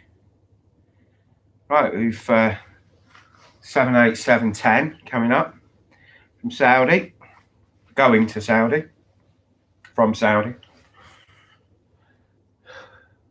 That'll be with us very soon.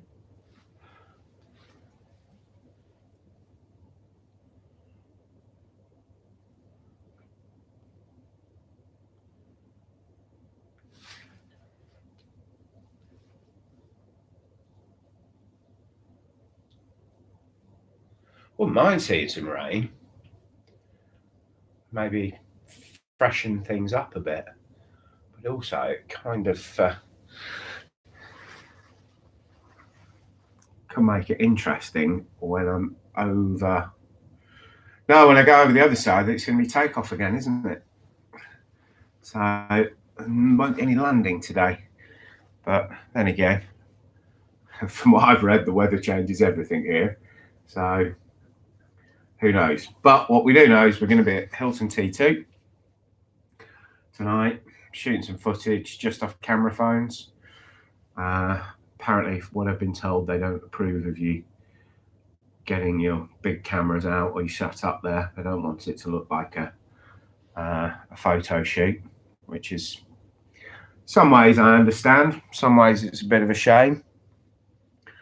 But equally, I will be going over there to chill out and have a drink. Not to be too worried, but of course, on the 14th floor, staring down at Heathrow Airport, it would be rather rude not to try and catch a few shots. And talking of trying to catch a few shots, let's get ourselves ready for the streamliner, because it's on its way.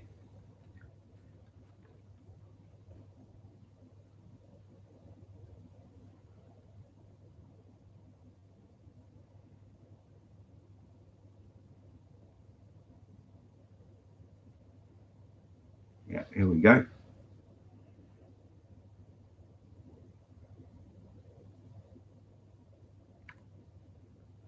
A bit of zoom on that.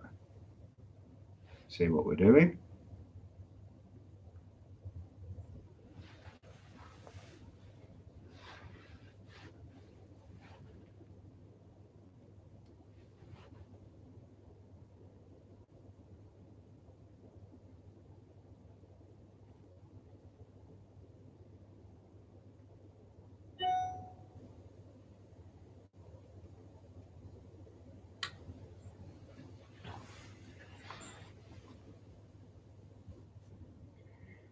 And we've got a 777 from American Airlines going to Charlotte.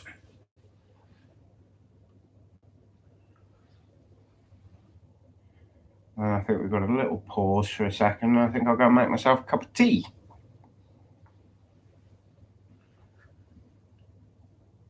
Nipped out this morning, went to the shop, got a pint of milk so I can have proper milk in my tea. Schoolboy error on making a cup of tea front.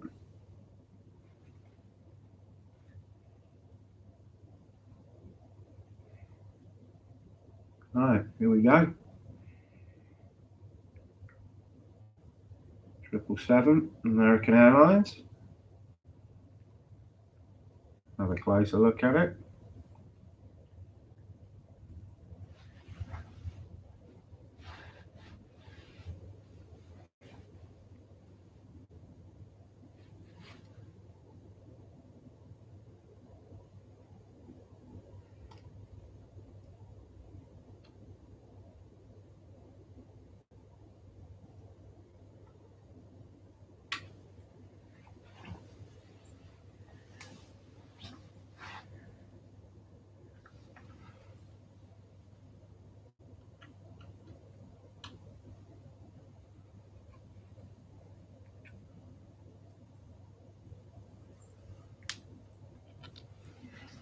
Right, cup of tea time.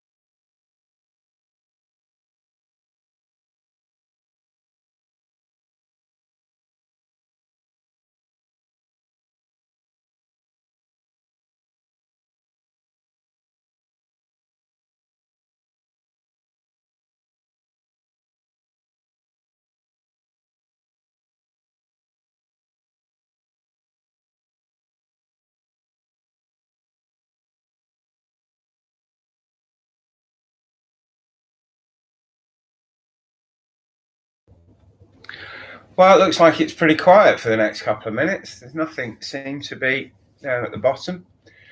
But then again, no my luck, we'll get 3747s just compassed that Flight Radar didn't bother to tell us about. Did see a 747 this morning. Got that, caught it. Very happy with that. Obviously a cargo jet, but still nice to see that hump and 4 engines go past the window. That was, I guess that was the highlight of the day. Always do like to see the A330s. And some point later on, I think A380 will come by. Heathrow has 1 A380. Crazy, crazy times. Yeah. What is going on? And what's going on Flight Radar? Where are all my aeroplanes? Come on. You know, there is not a lot. This is what must be like in a French airport. Everyone's having lunch. 3 courses and a glass of red. Those are the days. All right.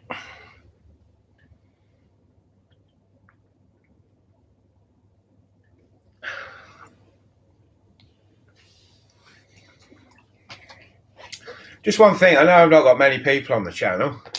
Quite happy to have an exclusive audience.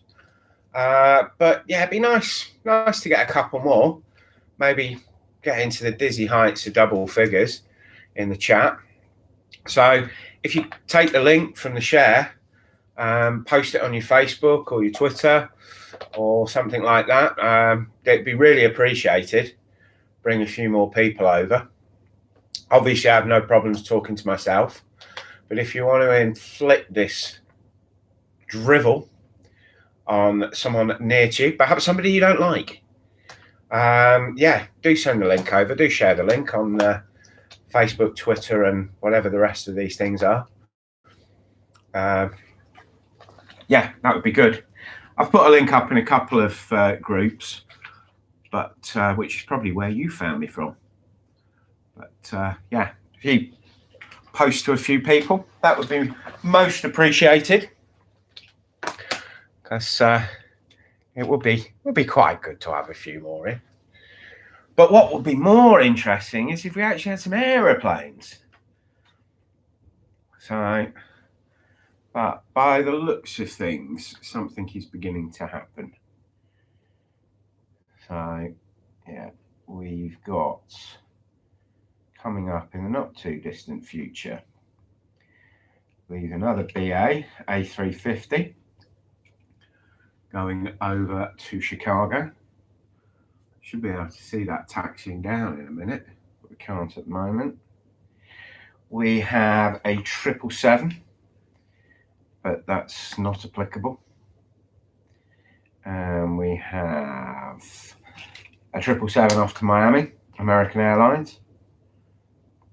A couple of little London, Glasgow, A319. That's not the retro. The retro went out earlier, caught that.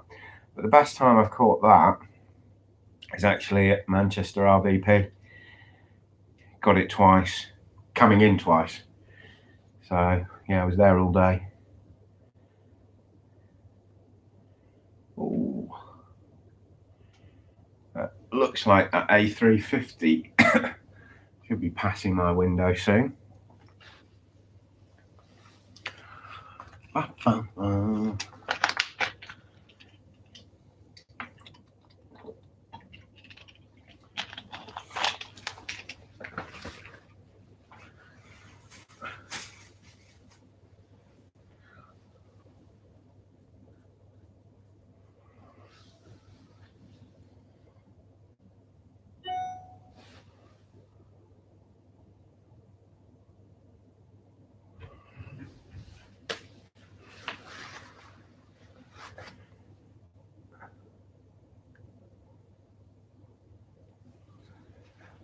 Yeah, someone else has gone to make a cup of tea.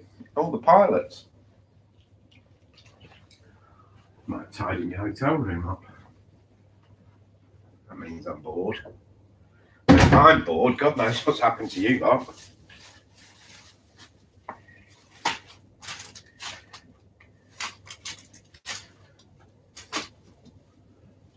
Full bottle of water there. Get that in the fridge.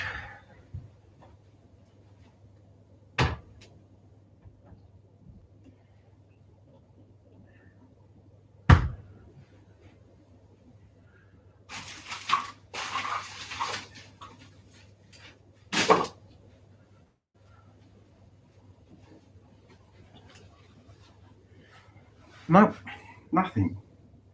Nothing. Not a jot.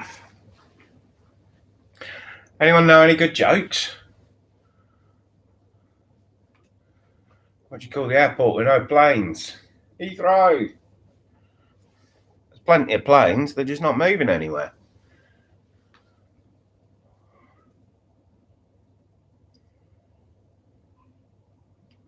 Seriously, does anyone know any good jokes? Apart from my channel, of course. Yeah.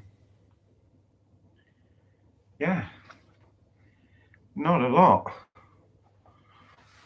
Yeah.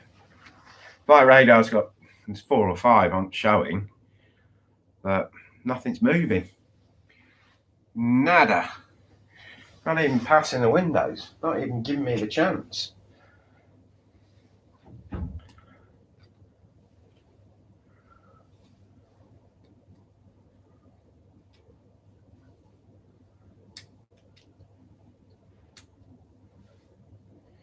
Yeah, I think I might tidy my sock drawer out.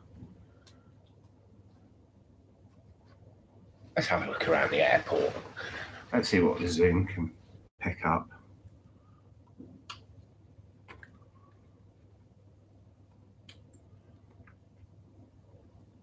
Right, who's doing what where? Let's be nosy. Is anyone over there? No.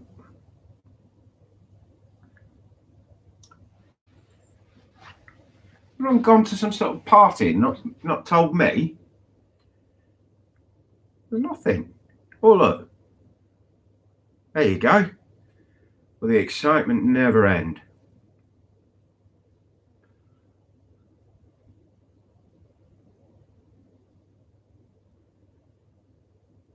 Oh, it's Fred.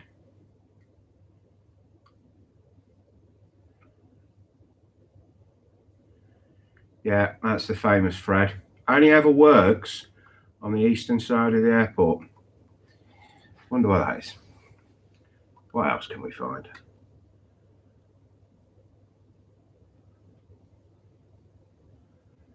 Anything coming in?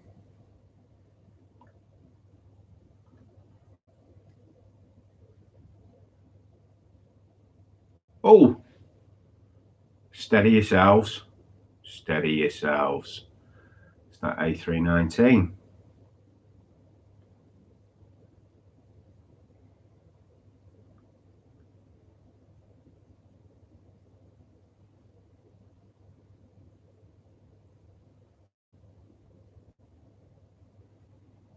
And behind it, which I can't see, because it's coming through, but I can see the tail fin. It's like a scene from Jaws.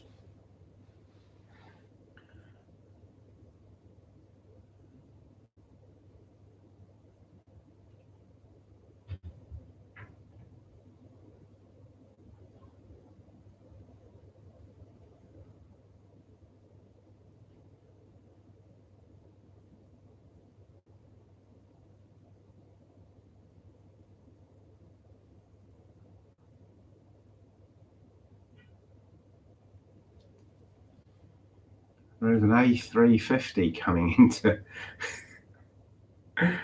into view, he says.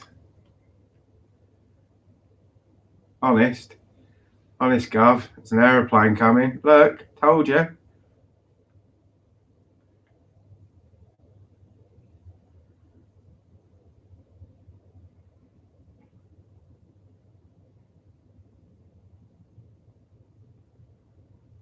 See if we can get a gratuitous close up and keep it in focus.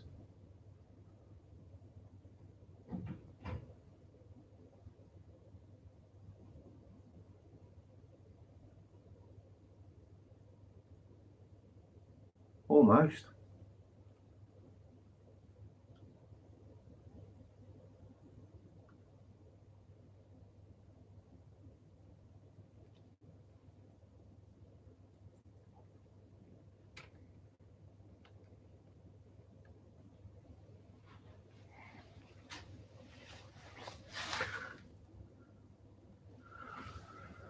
Ah, 4 hours and 11 minutes. Glad it's not been like this all day. At least it has been at points actually quite exciting.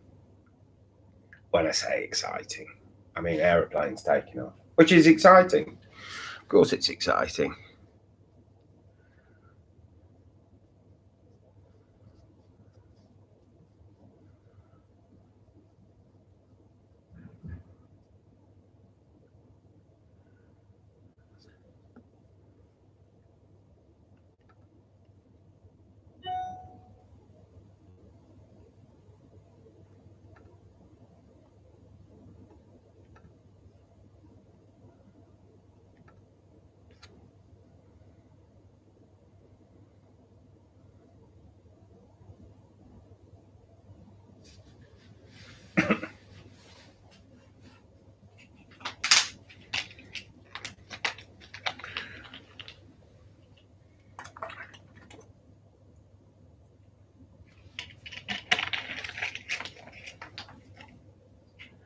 Right.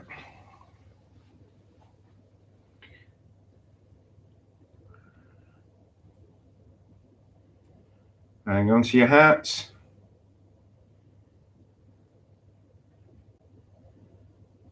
With some aeroplanes coming. Do you remember those? Seems so long ago.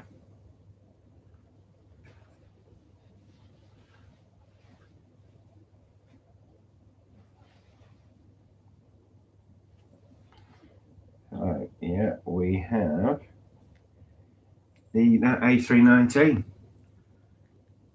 off to Glasgow.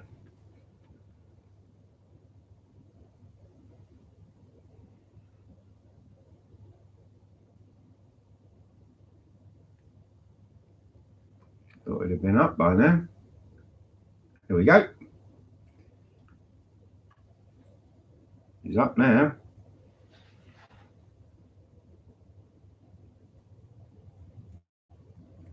I don't need to pass the post on that one. I have a sneaky feeling on this A350 we might have to go the full sweep.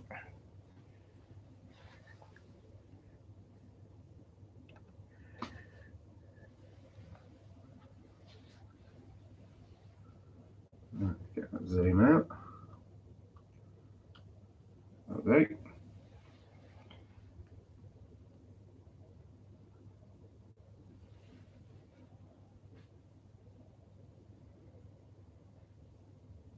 The American Airlines. Oh, it's all go now.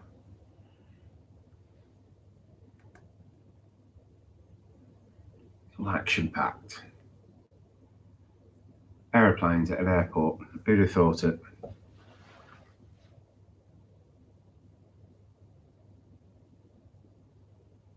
Right. British Airways to Chicago, A350. And coming up now. He's got his heavy foot on, according to Flight Radar. So it should be coming up now.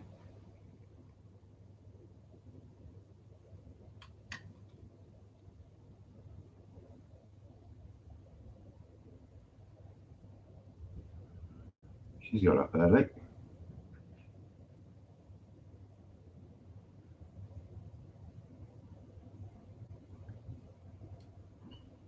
Oh, I've lost her.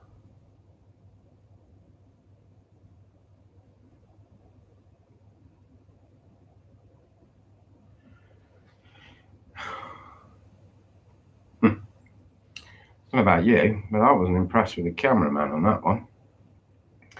See if he can do better on this American Airlines 777. That was AA that just passed us. Before that, we have Aeroflot. First Aeroflot of the day. Going to Moscow, of course. A320. It's quite a long flight on an A320, isn't it? British Airways used to fly the A320, don't they? Some of those Club Europe A320s all the way to Athens, all the way to Istanbul. You know, long flights, 4 hours and a bit. I just want to be on a proper jet. Not that the A320 is not a proper jet, but I think you know what I mean.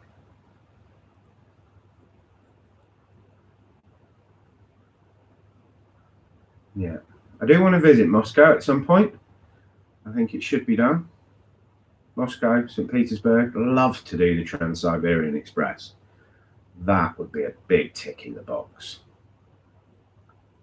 Imagine if I went on my own, it'd be 11 days of me not talking. 11 days of me shutting up. It's probably not possible, is it?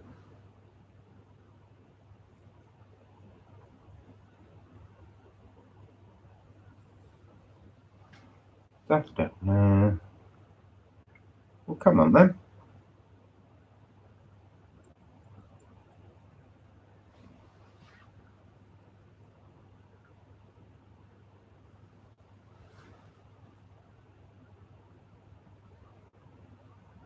Right. Anytime now, an Aeroflot A320 should be rattling past the window. It's rattling it bloody up, isn't it? Look at that. It's quite a nice livery, that though, isn't it?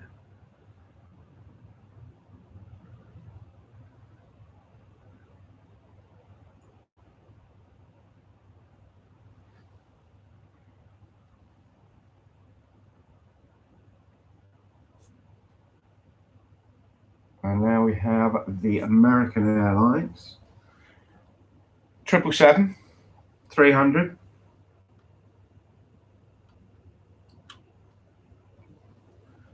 Going to Miami.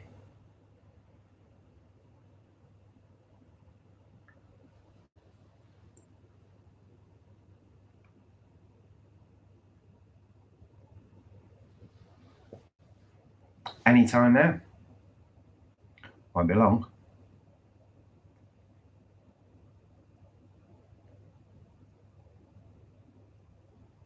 Trust me. Only a minute.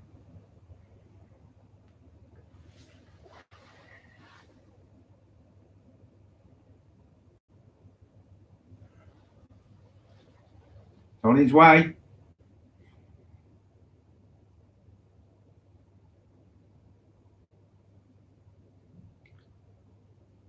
N7 3680 will be making its guest appearance very soon. Not at a ground speed of 7 knots, it won't.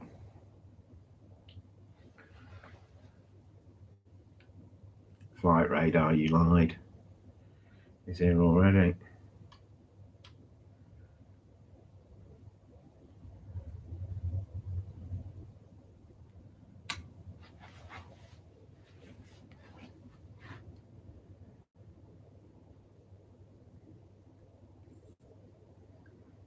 Watch that little undercarriage. I'll keep it in shot. Almost. Almost, people. Almost.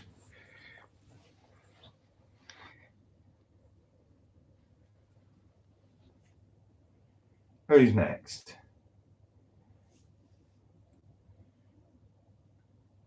Etihad. Oh, the green liner livery. Does the excitement never stop?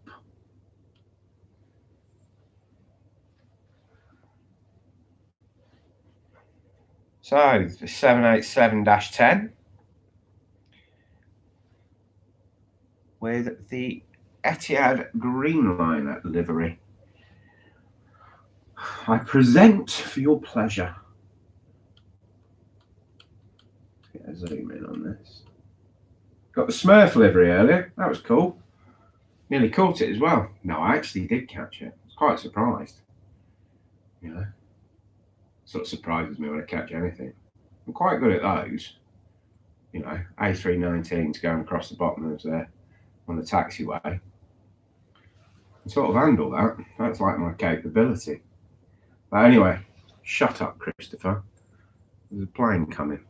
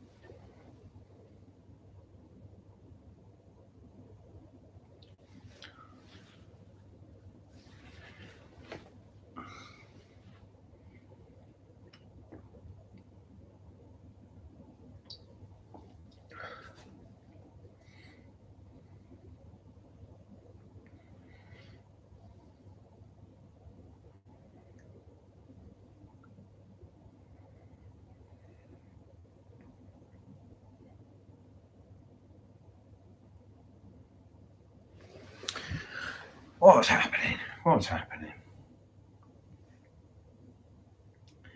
London, Edinburgh, British Airways. That's coming up. Little A319, not the retro. We have Air India going to Belgaum Galuru on a 787-8 Dreamliner. We have We have London Beirut with Middle East Airlines on their A321. British Airways, it's not applicable. And another one. No call sign. And we have another A320 going out to Parma. So there's a little bit going on. And down here now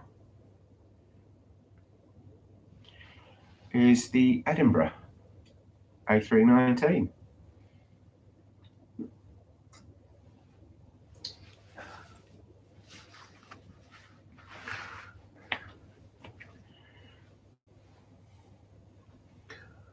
I think we'll have a bit of zoom on this. I imagine it's going to get up, straight up.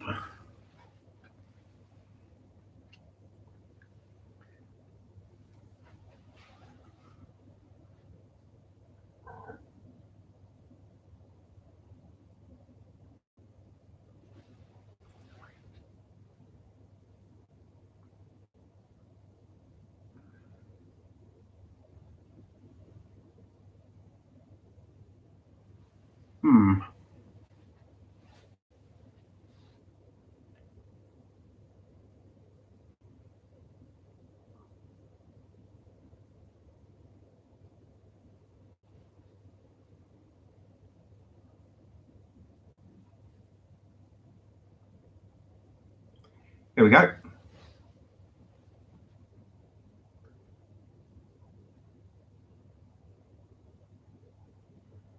On its way. Any second now.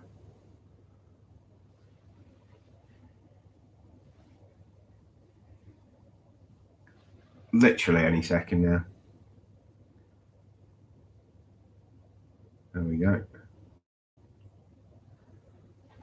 I said, this is going straight up.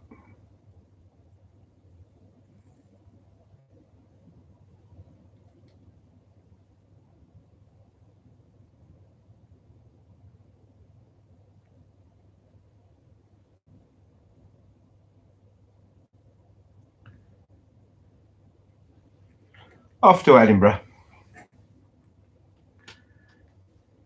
What have we got over here? Another BA. So what's next? Looks like it's the Air India 787. Well, there's the Middle Eastern Airlines coming in. Can't work out if I like that livery or not. Unsure. Really unsure.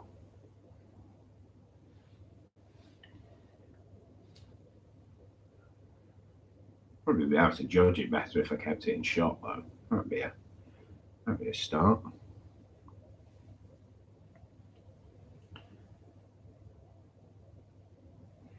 Right, anyway.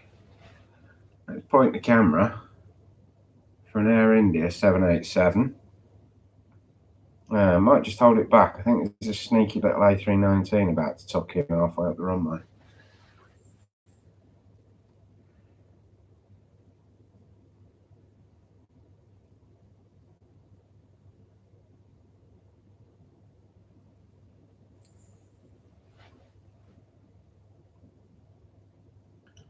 Or perhaps not.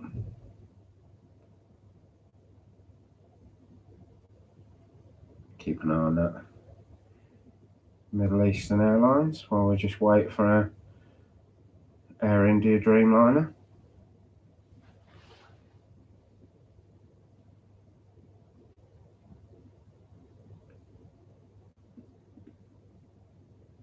Oh, here it comes.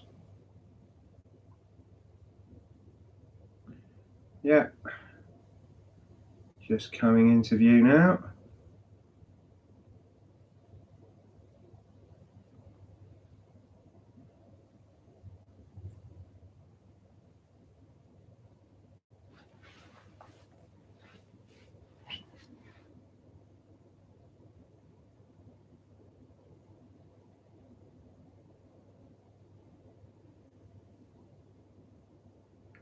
There she goes.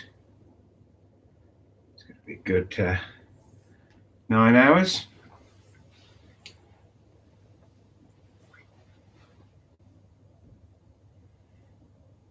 Right, what's up next?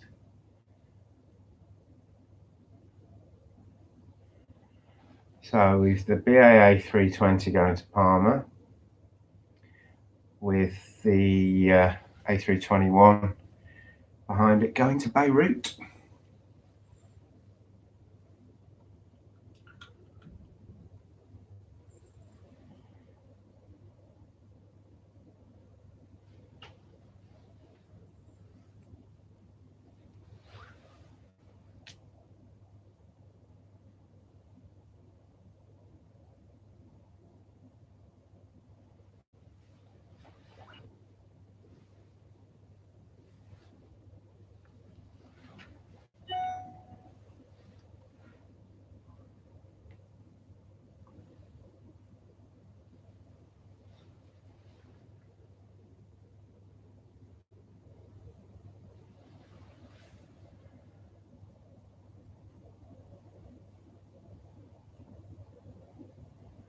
I think I'll get these two. Then I'm going to go and have a coffee break. And then come back and do the last hour and a half. And see what we end up doing this evening. Do watch out. Do check. If I can, I've never been in this bar before, but if I can point a camera at plenty of activity without drawing massive attention to myself, I will stream live from the Hilton T2. The next definite live stream, he says definite. How can you say definite? I can't say definite in this day and age. But is going to be coming. I can't even get it in shot from there. Because if that's about right.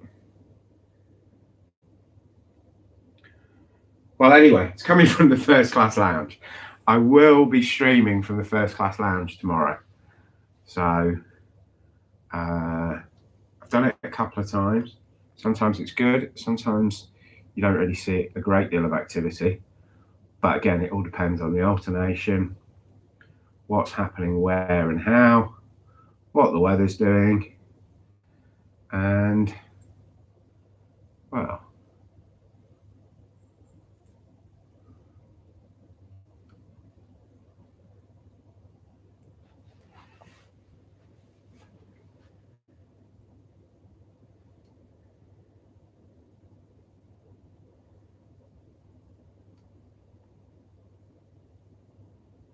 now she pops. Right, let's see where we're going to leave this one for now.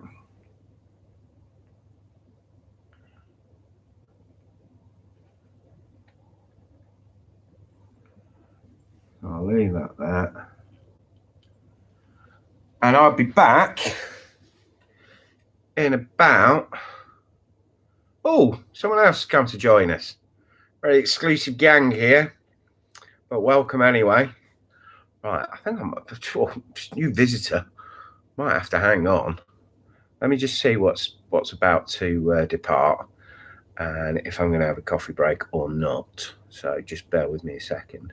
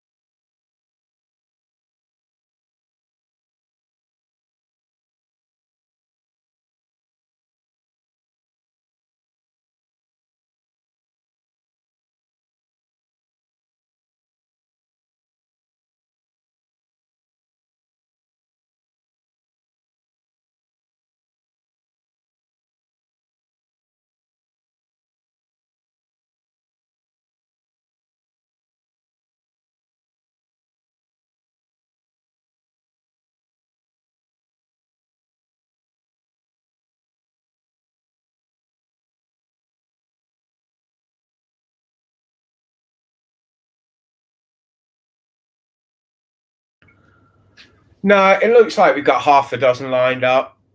There's only what is it? It's 1:20. No, I'll wait till 3 o'clock for my caffeine fix. And so what's coming up now? Well, it's coming up whatever it is. Of course, it's moving pretty fast. Oh no, it's already up. It's already up.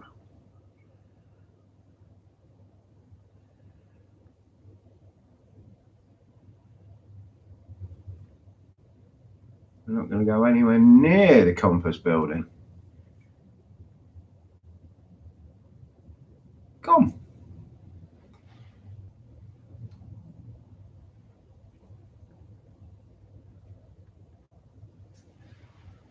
So, oh, we've a 757. Icelandair going to Reykjavik. Fairly motory. Doing 20 knots on taxiway. That's quite fast. So if you're keen to get home.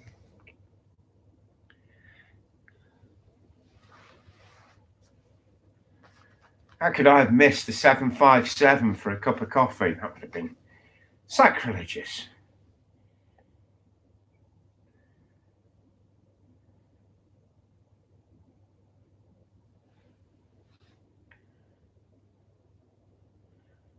Yeah. I haven't flown on a 757 in years. Absolute years.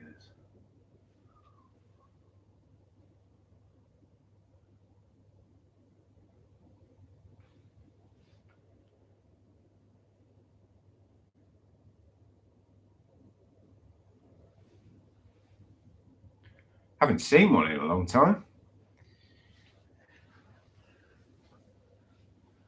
Oh, it's just popped up on the screen there.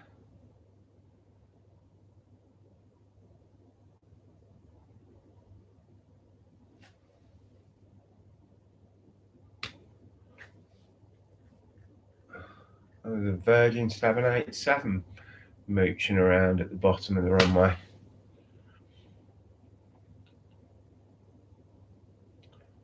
Seven 757's back on the move.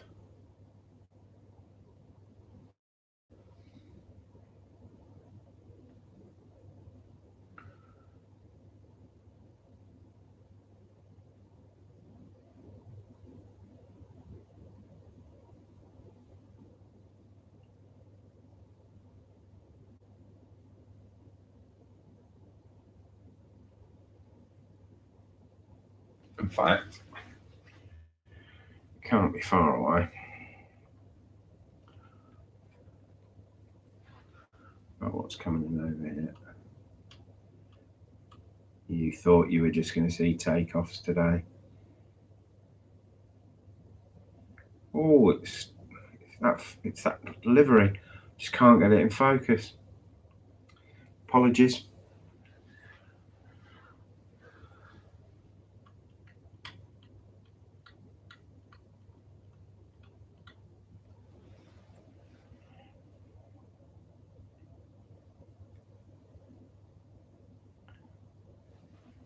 But we are about to see a 757. As I said, not seen one in ages.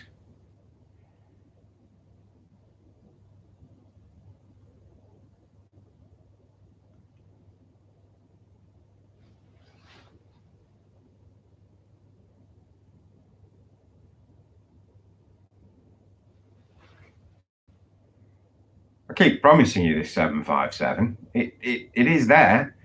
Trust me on that.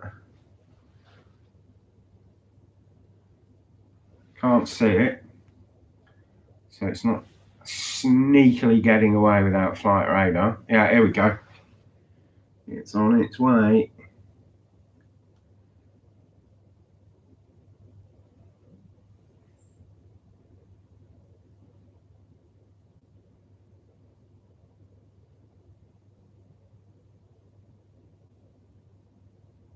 And here she comes.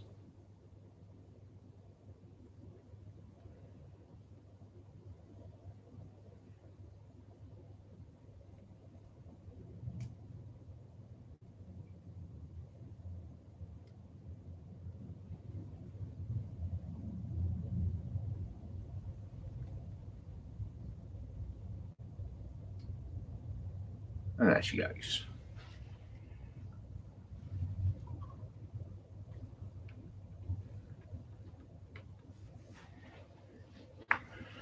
What's up next? London Inverness.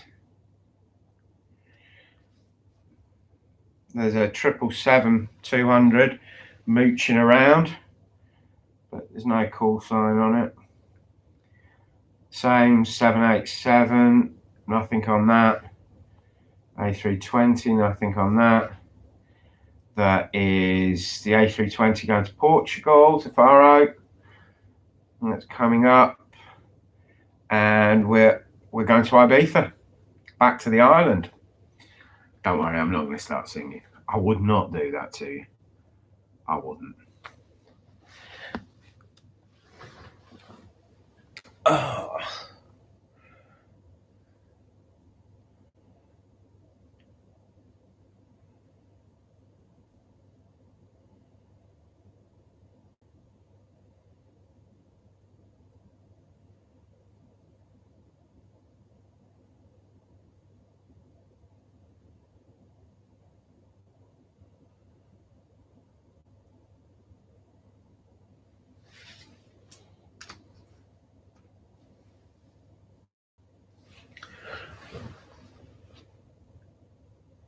Well, as we're waiting, I think I'm going to have a bar of chocolate.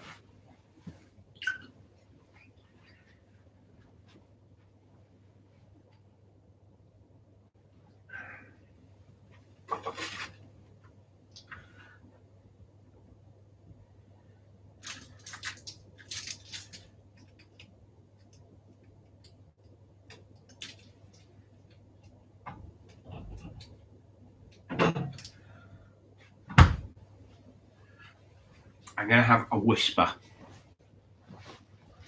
Quite like a whisper. Right.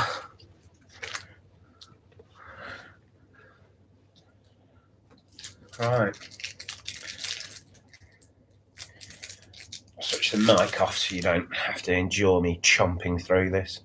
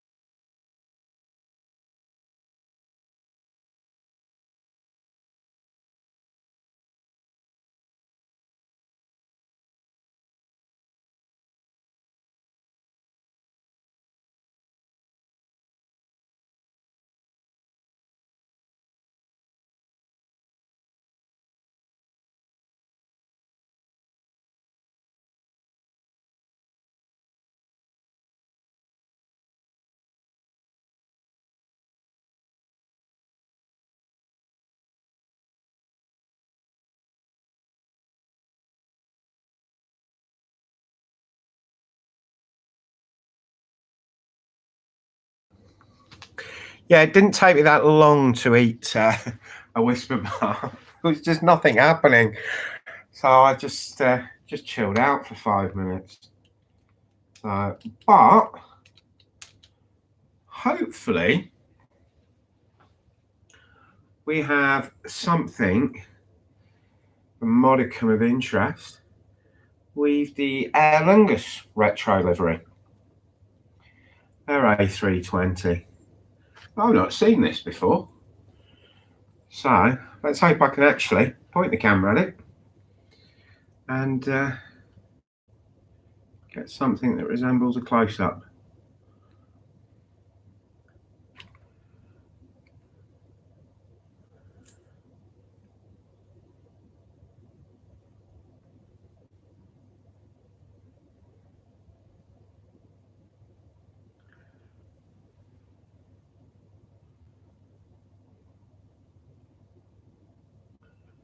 But we'll leave that BA to move into position, because I can see the Aer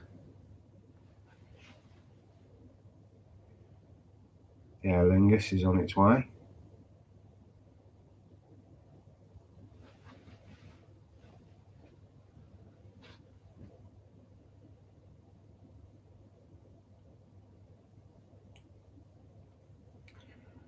Always hogging the camera is that mini BA.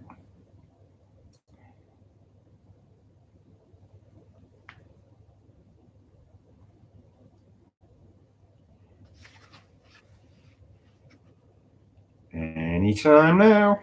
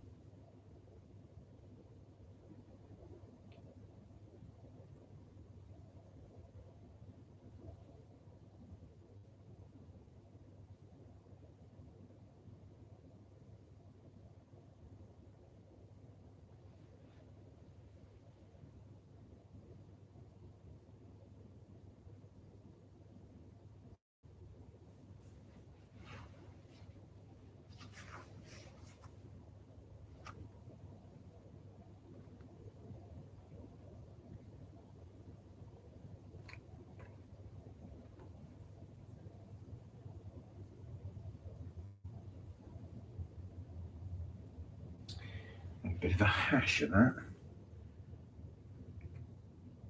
Apologies, guys.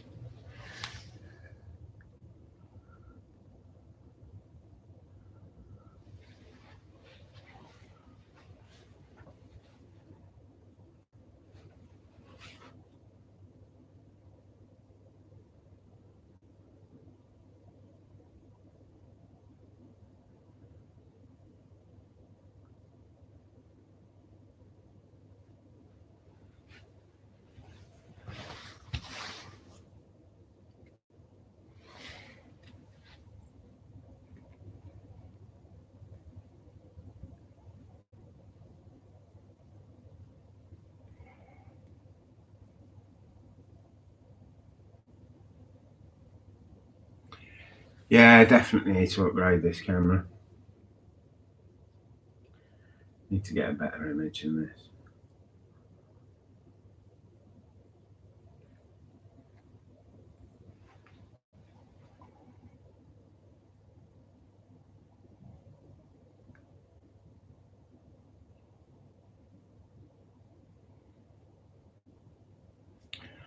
So we've got BA to Ibiza, just about to come into view now. And behind that, we've the A350 that we spotted a couple of minutes ago. Still making its way down to the bottom.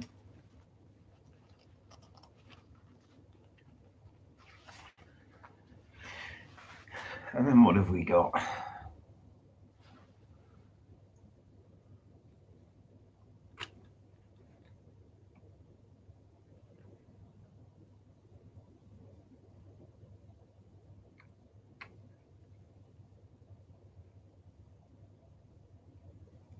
I can almost hear that. You can almost see it.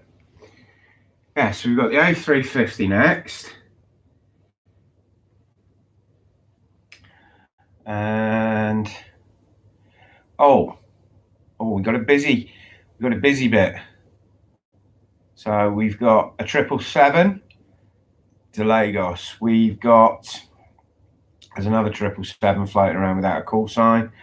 And we've a BA Dreamliner to Dallas. Oh, it's all go. And we've got a Qatar cargo going to Oslo. No, we haven't. That Qatar cargo has just changed into, anyway. Let's concentrate on the A350 going to Atlanta.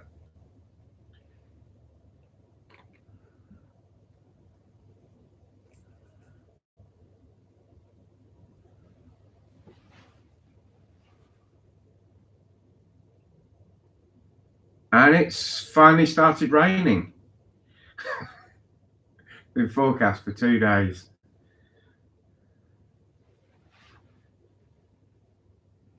Yeah, just as it's coming up for me to go out for a walk, it's decided to start raining.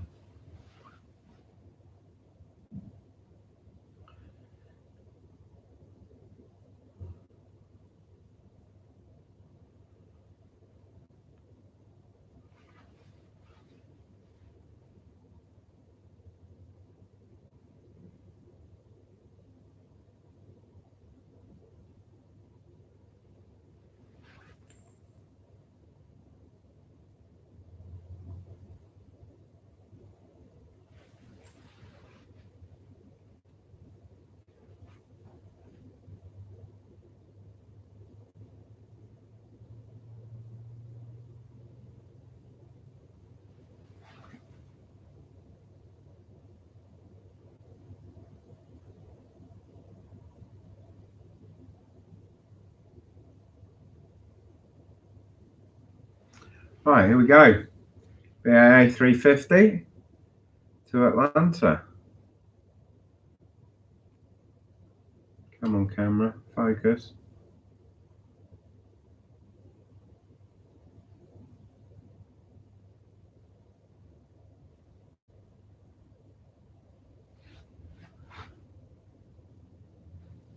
Yeah, that rain has messed about with my focus.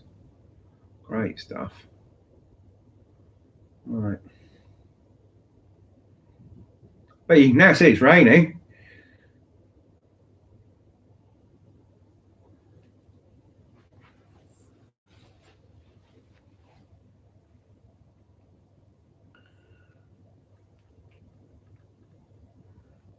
Right. Just bear with me a second. Have I got time?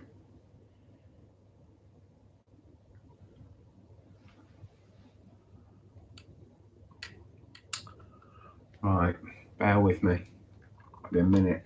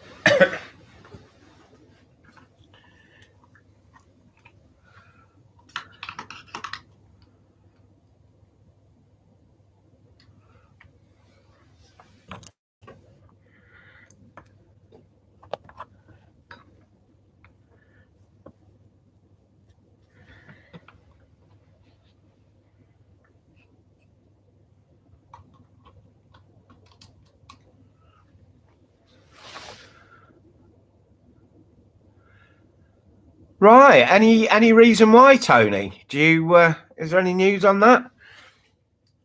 I think I might have just finally got a slightly better picture. My camera is not enjoying the rain. It's decided the most important thing it can focus on are the rain droplets and not the aeroplanes. But we'll see what it does with this Air China. See what happens there. Right. Maybe it just didn't fancy Manchester. I know that feeling sometimes. And I'm on my way home on the shuttle up to Manchester, and I think, you know what, I'd rather stay down here. But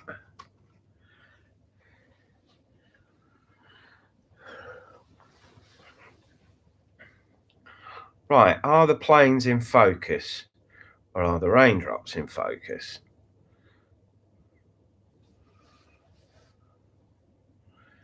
This is the question.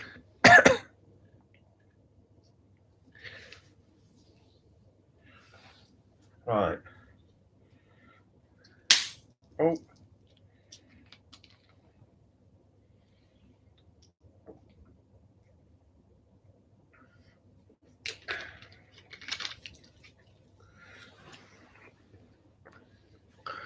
Well, I'm not going to let rain stop play. As we've done 5 hours, we said we were going to do 6. I'm sure we'll see something for the next hour. Mind you. Yeah, there's an awful lot coming out in the next hour. So we'll stay. No idea what we're actually going to see because the rain is coming down and my camera doesn't like it. It seems to think the raindrops are far more important, and I've no idea, even if it's possible, to change it. As you can see, that's a beautiful shot of raindrops. Raindrops keep messing up. Oh no, I promised I wouldn't sing earlier, didn't I?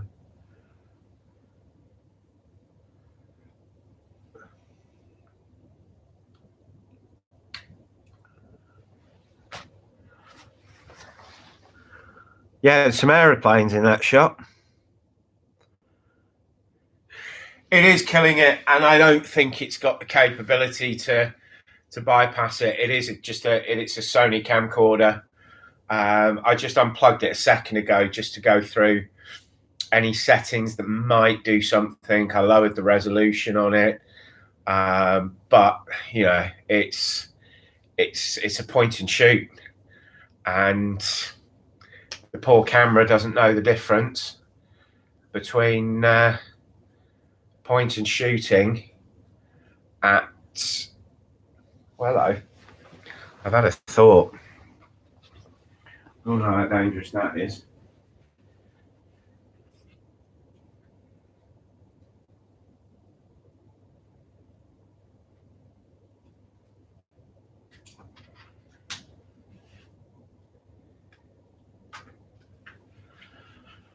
I've got my Sony blogging camera with me, which is the ZV-1.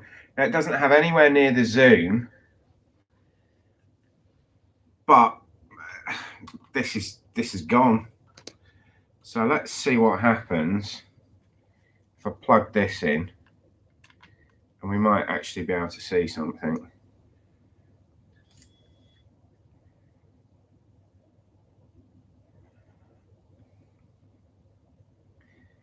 You know what? It does look better, doesn't it? Right, okay, I'm going to put that on the tripod and we'll finish the last hour from a distance kind of thing. Right, lucky I put some charge in that.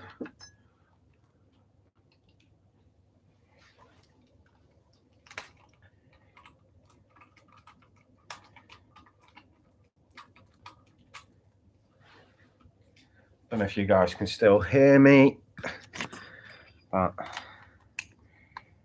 if you can, I won't be a second.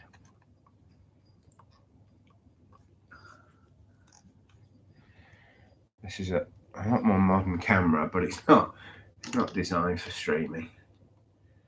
But it may just be able to pull a picture out of the hat. That is still a bit of a disaster. All right.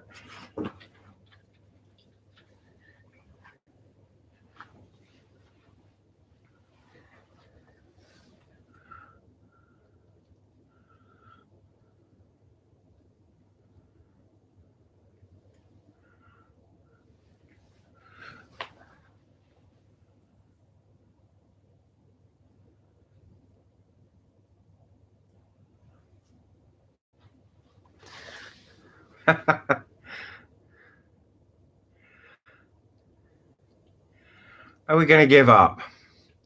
It's not a very British thing to do.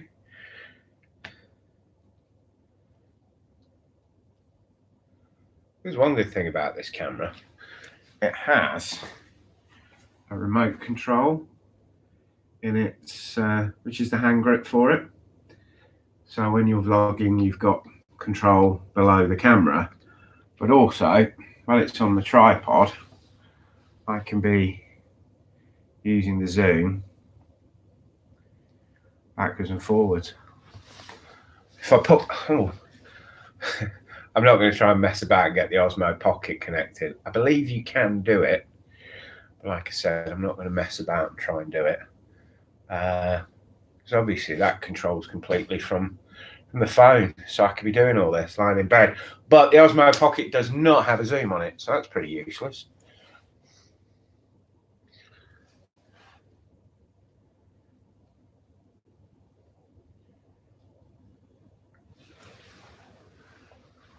That Air China is beginning to move. So what are we going to get?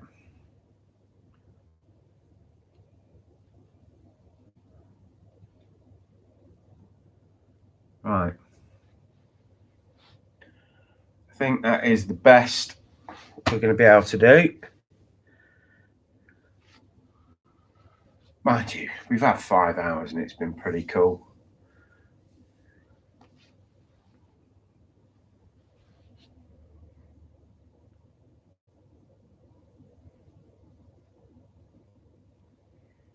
Chongqing. I'm not sure if that's how you pronounce it, but I'm not going to start trying to do a Chinese accent because apparently can't do that anymore. So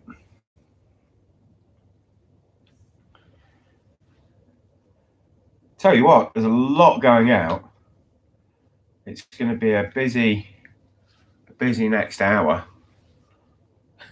It's going to be amazing. It's going to be the busiest hour of the day.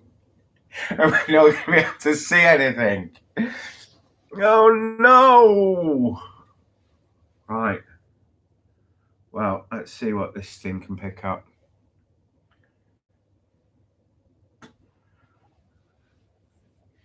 Here goes nothing.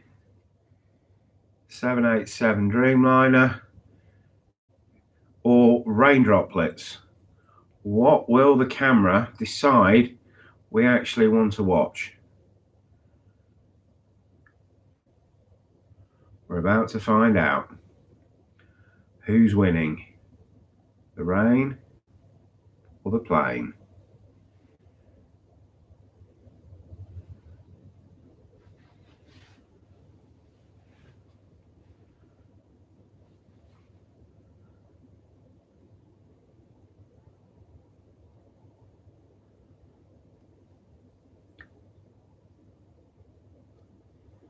So that's its maximum zoom. So it's not ideal for this, but at least it saw something, unlike the other camera, which just was gone completely.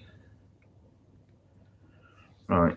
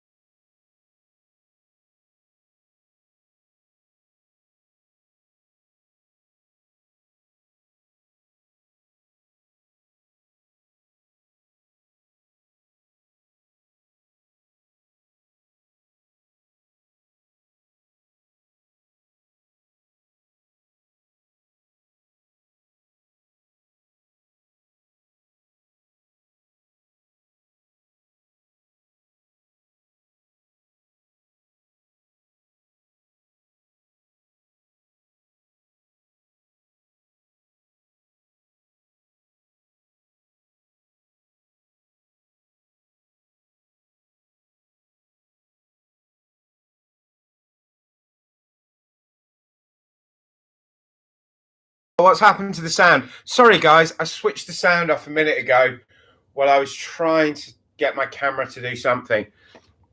I'm struggling.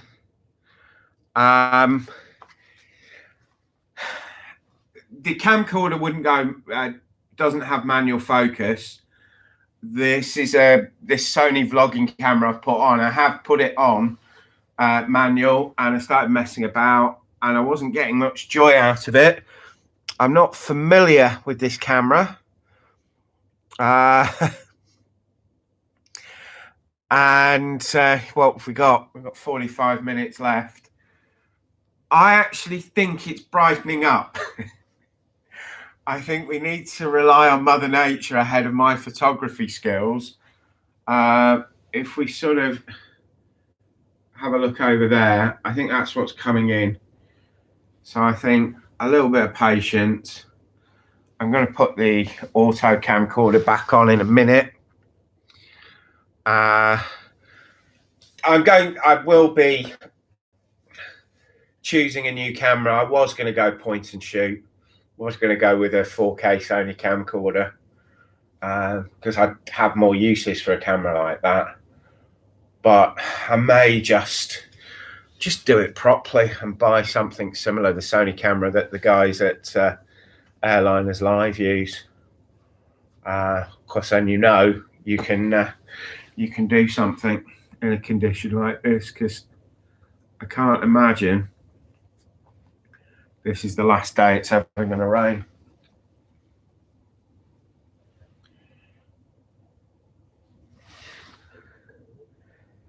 Yeah. Right, I'm going to switch back to the other camera. Give me a moment, because I'm getting nothing with nothing, so.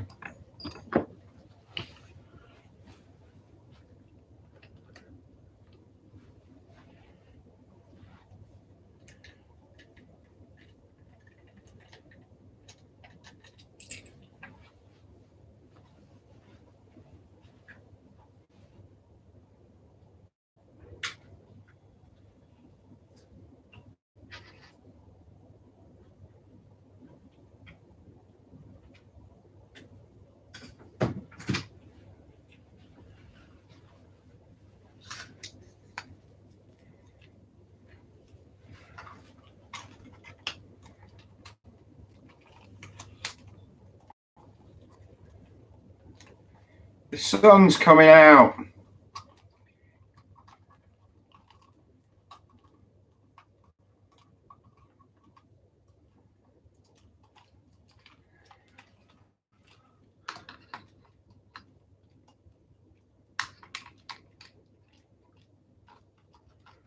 Right.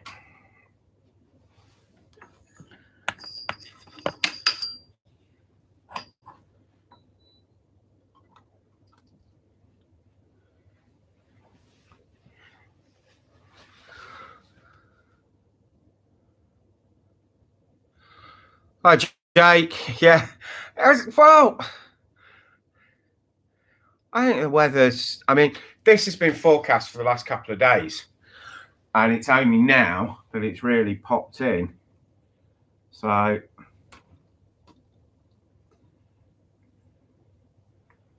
right.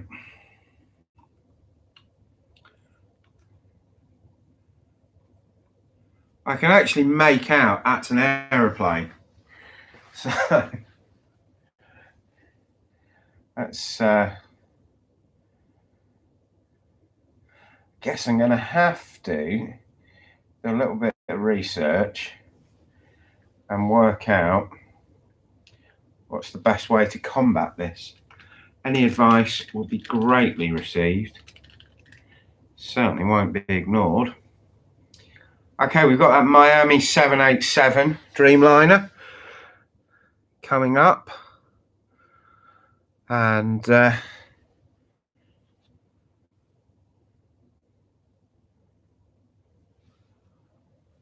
it's definitely sunny.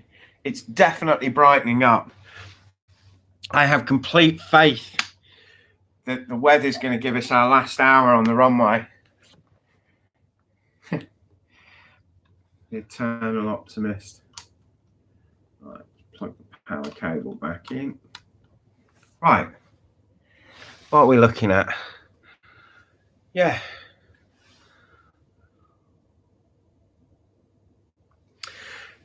Darren, what I've plugged back in is the HDR CX410, the Sony camcorder, and that really is a point and shoot. I am a sort of point and shoot kind of guy. Yeah, this is.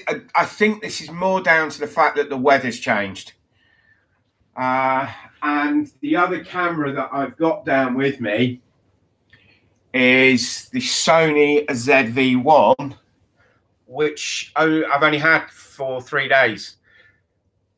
And finding my way around it at the moment is a bit tricky. It's also, I'm plugging it in as a camcorder, and I haven't worked out how to change the settings that actually make any difference when it's the camcorder. It only seems to make a difference when I change a setting when I actually press shoot movie or shoot a still picture. So that's something that I need to do a little bit of work on. This setup at the moment, yeah, it kind of works all right in the weather, when the weather's good. But hang on a second. Mother Nature's come to our rescue.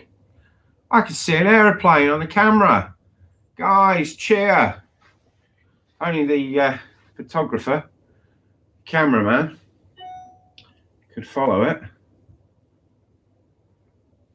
But we can't have everything. But we've got blue skies. So we're going to get something. Right. Okay. Does anyone know what the forecast is this evening? Because I am planning on a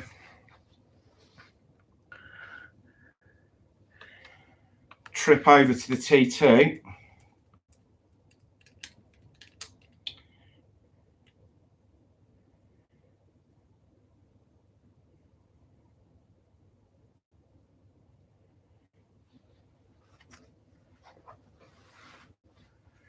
Yeah, we're all right.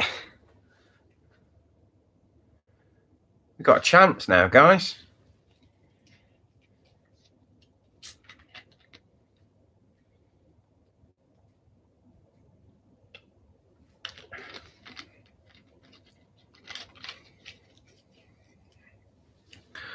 Five and a half hours this has been going. What have we got? We've still got 45 minutes to go. Well, I mentioned this earlier. Obviously, I do like my exclusive audience because I like the fact that you're very discerning, exclusive, sophisticated people. But on the off chance that this blue sky lasts, and the off chance there's a few aeroplanes, it'd be really great if you could post a link in a few, on Facebook, on Twitter, on a few things like that. See if we can actually pick up a couple of extra people in the group. Would be really, really appreciated. Who knows? We might even get to double figures. That'd be a nice ending to the day. And I promise to get a camera that works in the rain. So if you put the links up, I'll get a camera that works in the rain. And there's an Airbus A320 doing something, which I've no idea. There's quite a bit.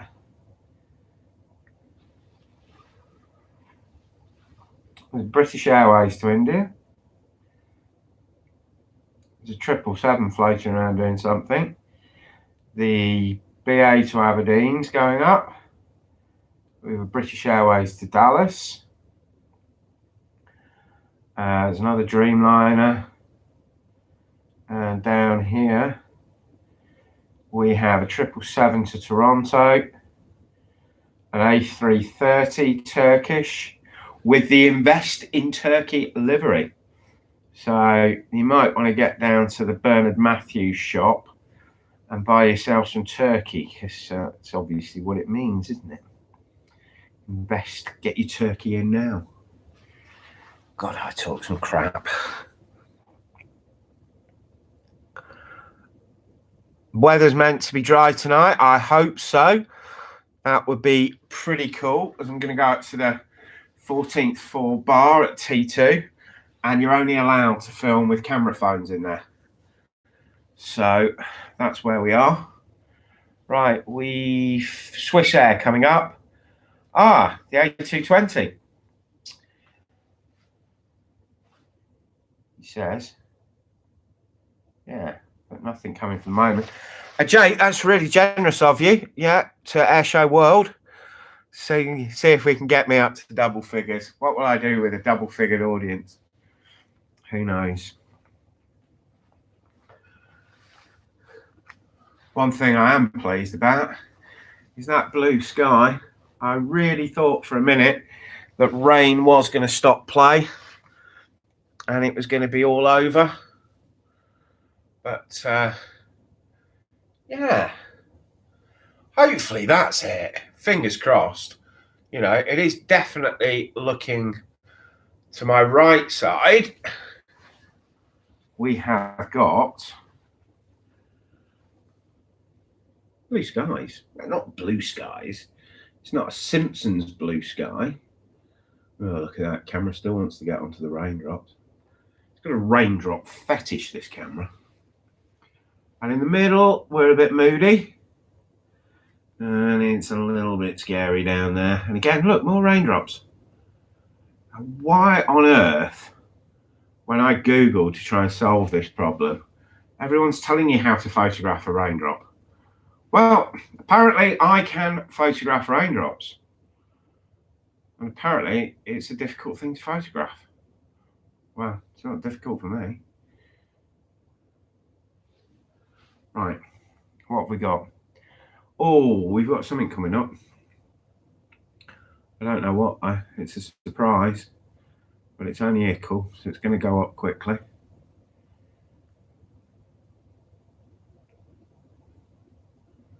I think that's the Aberdeen, isn't it? He says it's going up quickly, and then it doesn't go anywhere near going up quickly. I'll get the hang of this one day. Yeah, you take off just behind the Compass building. It's not like I've had a bad enough day, is it?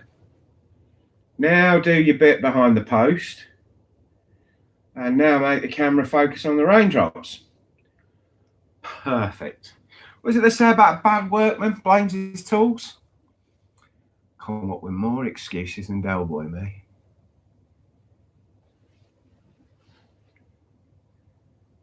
Right, who's next? Nothing. Right, let's point at them. There you go. Right.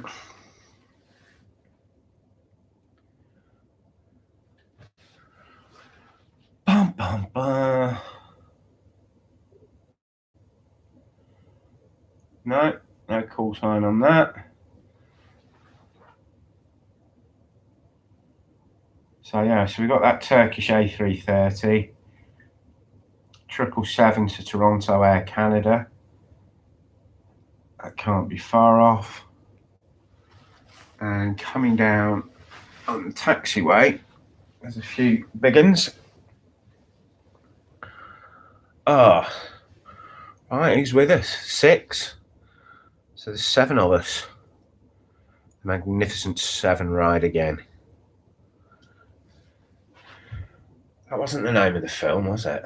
Or was it? No, it was The Return of the Magnificent 7. Was the Magnificent 7 ride again? Was that Alvida's own pet? See, pick up any nonsense in this. None of this aviation detail and inspired knowledge of the aircraft. You know, what you get here. 80s sitcoms. Is it a sitcom? Drama comedy. You can tell I've been rabbiting away. I'm now on Diet Coke. I've had a Red Bull. I've had a decent coffee. And there's a tail fin just going past the Compass building. that scene from Jaws.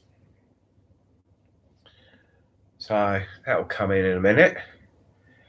And heaven forbid, it's actually looking quite sunny out there.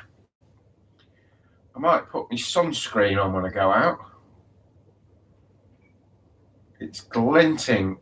That Virgin, I think it's an A350 over there, is glinting in the sunlight.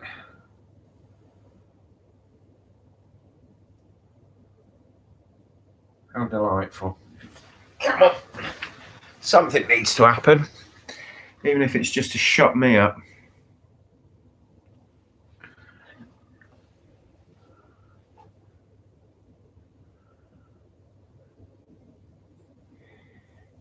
Right. That's the A350 off to India.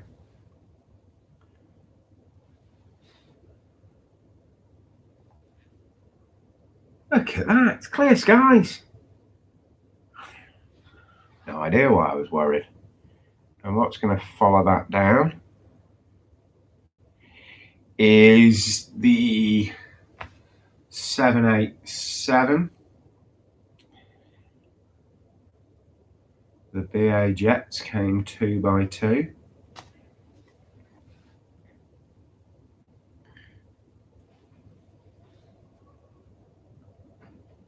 Just see the tail fin. Da-da, da-da, da-da. Is that the Jaws thing?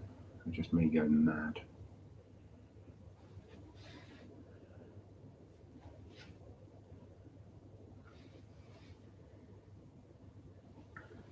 A 787?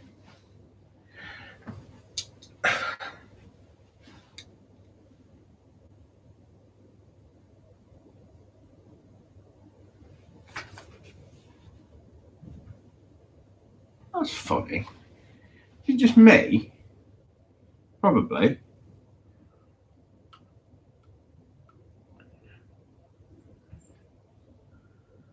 I couldn't see the crinkles. I couldn't see the crinkle cut. I was confused. Oh, back up to 6. I might celebrate. I've got some Lindt chocolate in the fridge. I might just have some Lindt chocolate. Right. 1, 2, 3, 4, 5, 6, 7, 8, 9. There are 10 planes racked up on Flight Radar. Can I get 10 out of 10? There's no way I'm going to get 10 out of 10. I'm bound to miss one of them. I'm probably bound to miss about 3 or 4 of them, to be honest. But, you know, I'm fairly confident I'll have a better than half catch. You never know. If I stop talking and concentrated, I might actually be able to do this.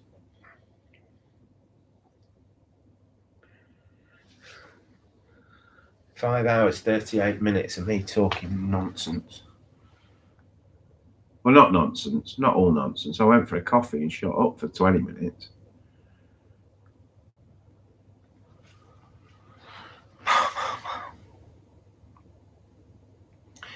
Yeah, so we've got a 787, an A350, and a 777 Air Canada to Toronto. All coming up for your visual delights.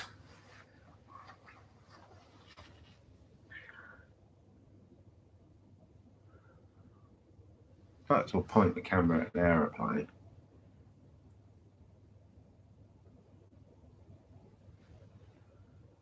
No. Let's point the camera at those aeroplanes.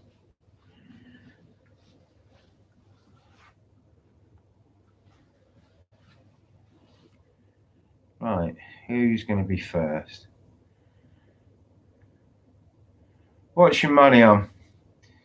777 Air Canada or the Airbus A350? It's looking like the 777. So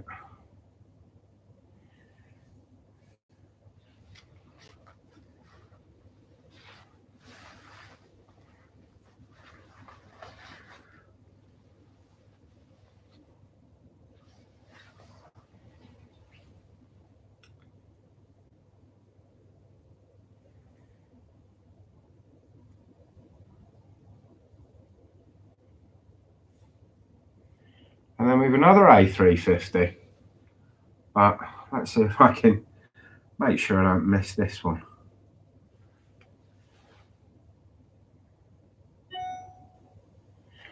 So, no, it's the 777 Air Canada to Toronto.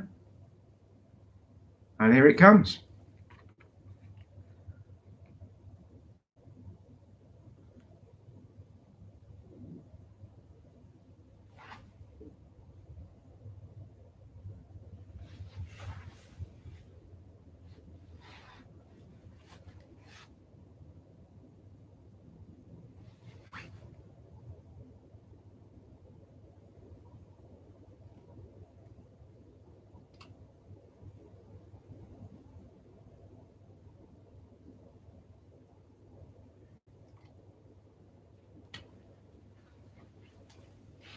Right.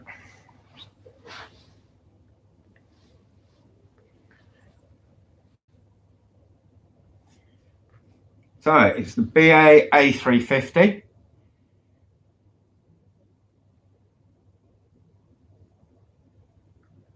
And there's the Virgin A350.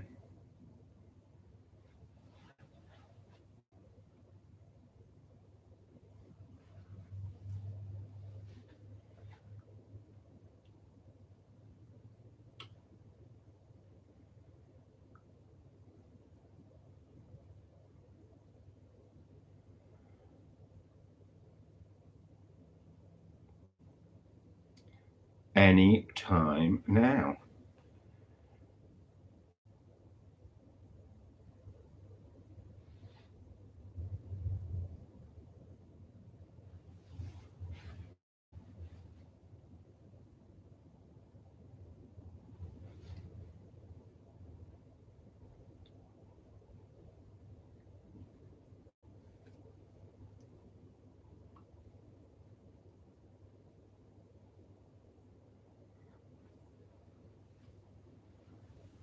Right. What's next? Dreamliner to Dallas, British Airways.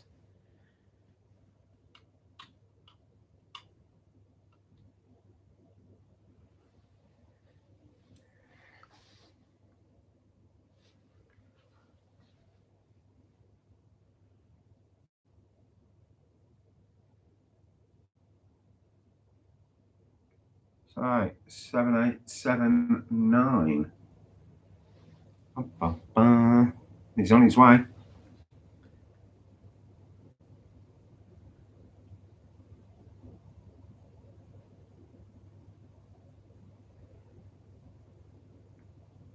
Fairly chugging away.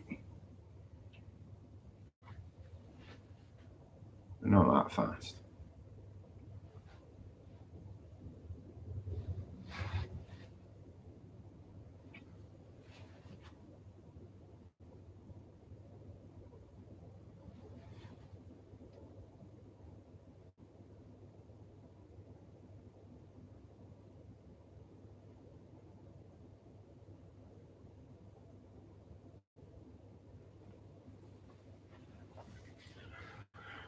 It's not stop this. It's almost like Heathrow should be. With the Virgin A350 to New York.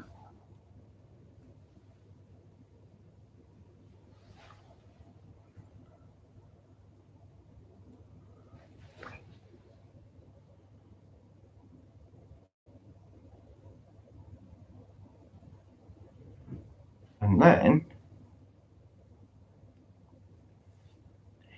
oh, we've got the City Line Lufthansa, the Mitsubishi.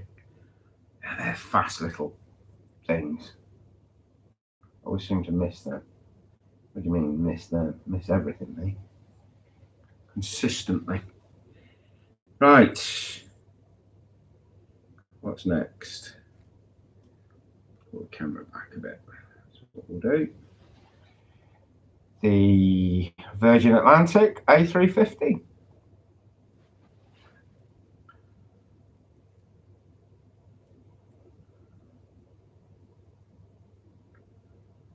It's sunny. I can see clearly now Lorraine has gone.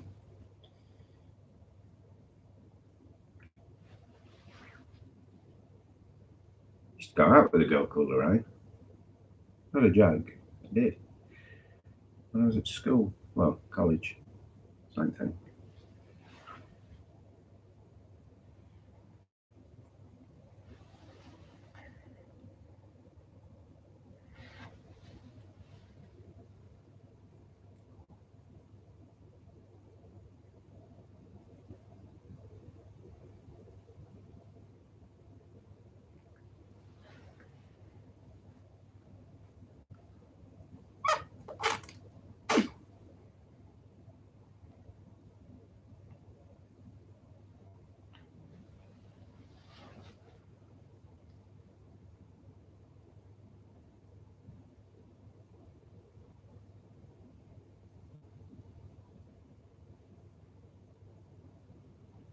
Right, here we go. Virgin A350.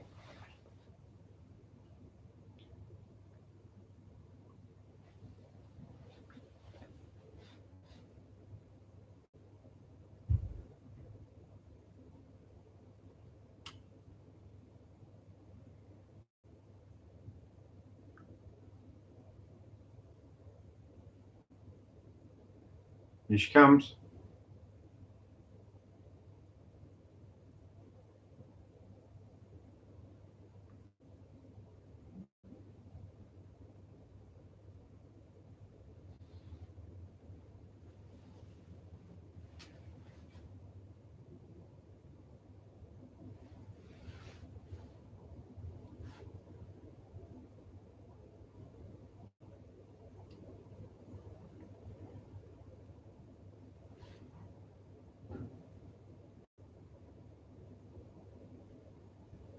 That was nice. I enjoyed that. Right. So, big zoom, fast hands, and the Mitsubishi 900LR, which is off to Munich.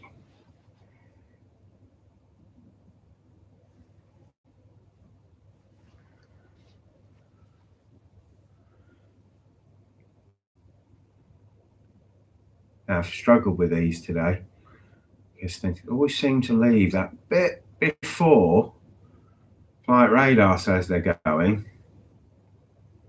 and before I know it, I've passed my point, they're right up in the air, and I miss it. I've got some good shots of them at RVP coming in and take off, but I've struggled here. Yeah, thank you.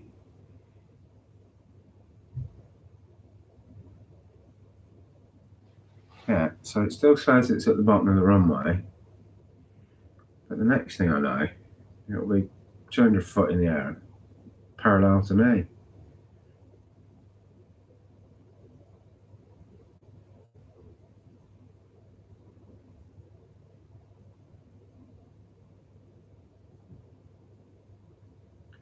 And I'll miss it.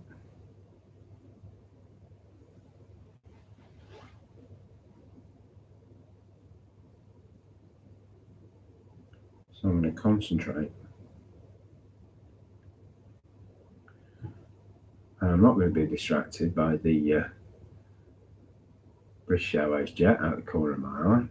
I'm going to concentrate on this Mitsubishi, and here it comes. Here it comes. And it's going to be up pretty damn soon.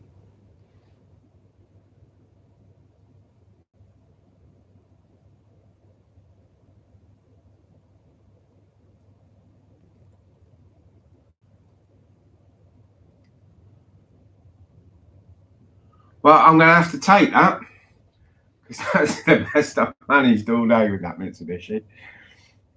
So, all right, let's point the camera at something.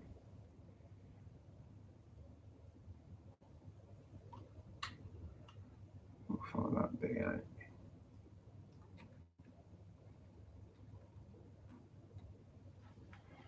Right, so up next, Swiss Air's Airbus 220, which is just about to go. So let's get the camera ready for that.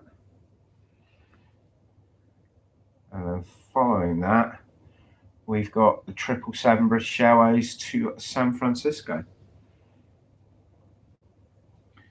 And I'll concentrate on the Swiss Air before I have a look at what's coming next. Or after next.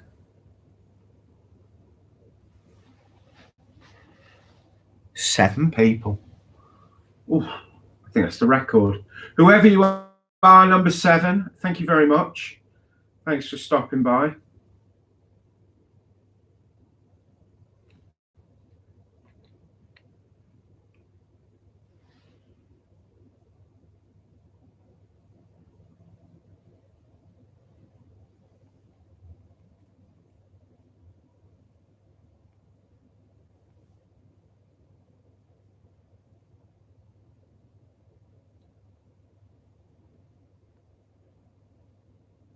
There's no chance I'm going to get 3 shots.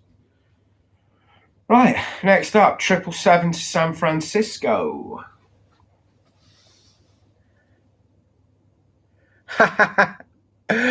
What pass? You're still here? I just finished the stream moderation. There seems to be more action per capita in Manchester than LHR, at least in PAX traffic, cargo flights excluded. Well, I was in Manchester yesterday and check-in was chaotic. It was like, I would never normally travel the last 2 weeks of July and August, and that's normally the time I spend at home in Lancashire.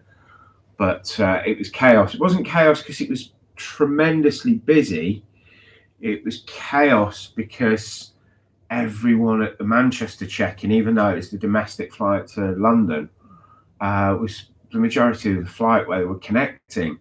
So they were checking their PCR documents, test results, everything that was going on. And of course, it wasn't the London destination. It was the follow-on destination that British Airways was worried about, and it was taking forever. 45 minutes. I was in a priority queue yesterday for 45 minutes. Not that I'm complaining. I'll do that later when I've got a drink in me. Anyway, I digress. We've got a 777 to concentrate on. In fact, we haven't. We've got an A320 to Nice. It's basically pushing its way in.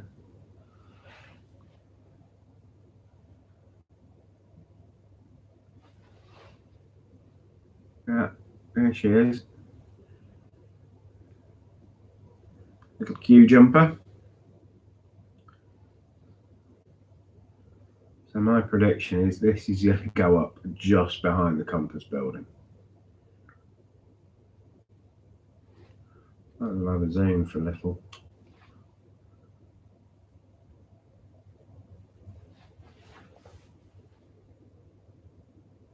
There you go.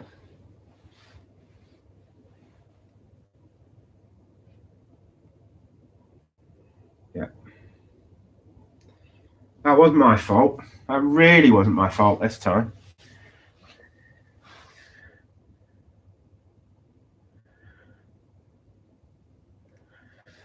Oh, thanks for watching that. Yeah, I just put all my stuff together. I think I got about 5 minutes out of it, 10 minutes. I'm going to do the same today, as I am going to go out for a wander later on. Hopefully not get as wet as Darren did, but who knows what the gods have in store for us regarding this weather. But if it stays like this, hopefully I'll get a bit more footage this afternoon, this evening, and then I'll put a little video together. Oh, shut up, Chris. Concentrate, boy. I don't know.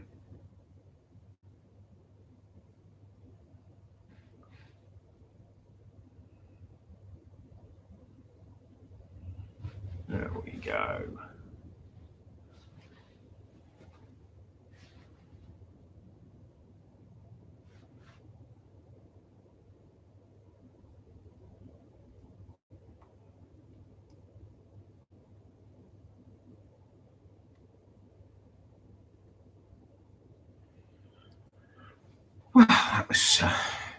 was all right, wasn't it? So what have we got going on? I think we are coming to the end of our afternoon. I think we've got four on the thingy bob. So let me just hold that. I'll tighten it up there.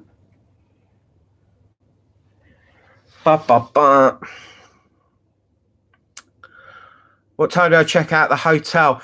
I'm not sure. No idea yet. I'll work that one out when I work that one out. So I'm meeting somebody as soon as I check out. I'm waiting for her to finish work and let me know, and then we're flying on the same flight back. So that should be quite an interesting drink in the first class lounge.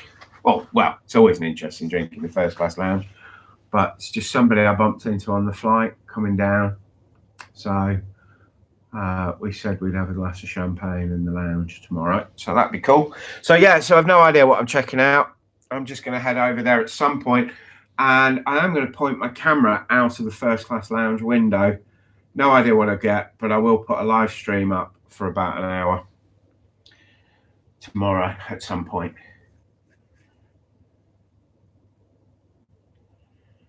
Right, so British Airways 160 tier point flight, and I did this flight last year. So we're off to Tirana. Now, if I could stop the people on this plane going, I just don't know. It's not a great place, but they'll all get 160 tier points. And I need to concentrate on this.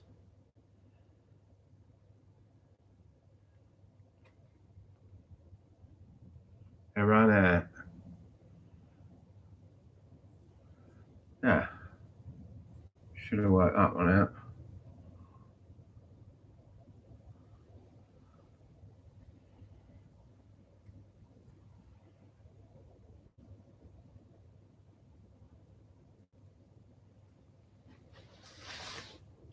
Yeah, I'll be here another night, but taking someone out for drinks this evening. So, which would be a trip around possibly the airport, hopefully not into London. I want to get over to T2. I want to get over to the Hilton. I want to have a quick look at the Novotel. That's quite a nice bar in the Novotel, but it's downstairs. I just want to see what they're actually doing with their plane spotting viewing platform, and just refresh my memory of what you can actually see from up there. Again, it's another silent stream, and it's been enjoyable, even though it's sort of pretty quiet. But it's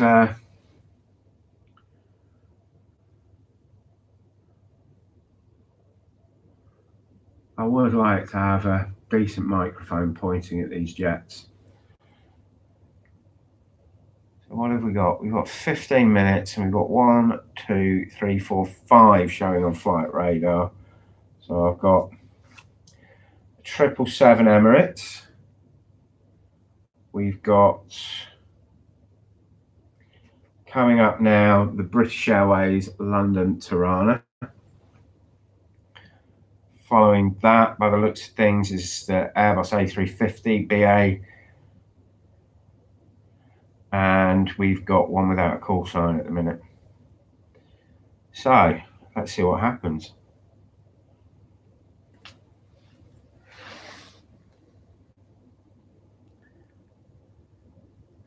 Always a business trip. Always business. Got to be doing business. No, I don't work too hard anymore. I do the odd bit. But yeah, and if I can do a bit with a client, we see what happens.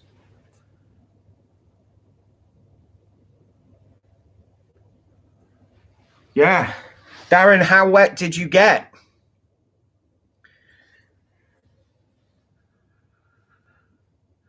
I see earlier on in the comments you used the word drowned rat.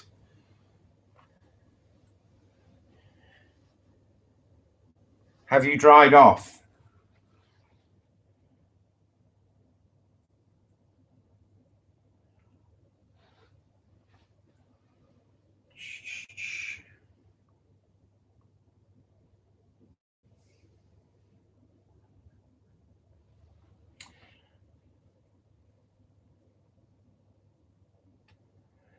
I have a feeling that Turkish airline, that A330, is going to be taking off from the other side. I think we might just have 3 more going out from here, and that's it. Just past 6 hours. Oh, yeah.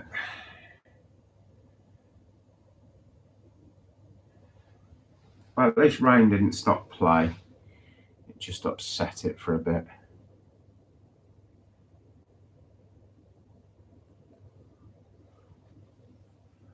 Still far too many jets on the ground, though, isn't there?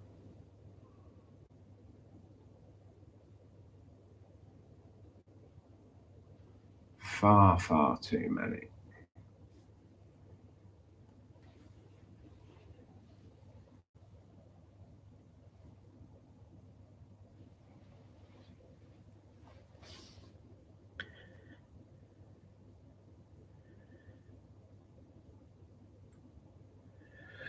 Cheers, Wattpass. Very simply, I'm not going to attempt to type anything on the screen, but I am some bloke who travels a lot, and I'm only on Instagram, TripAdvisor, and TikTok.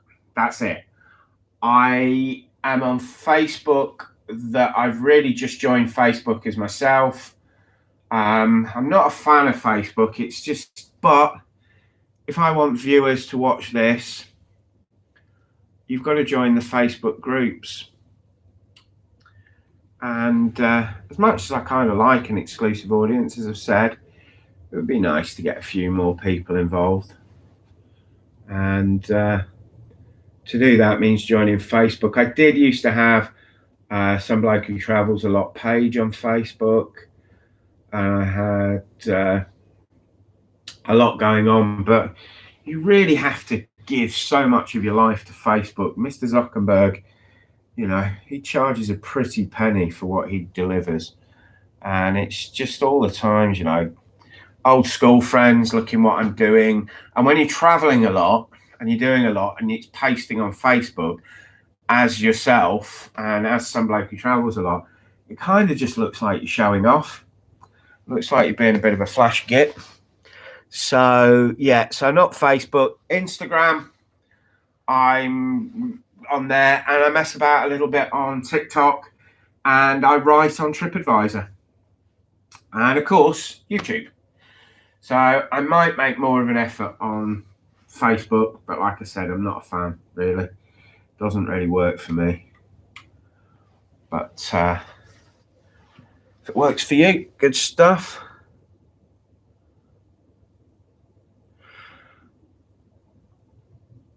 Well, I mean, the social media side and the community side, I think on YouTube is brilliant. I think most YouTubers I've met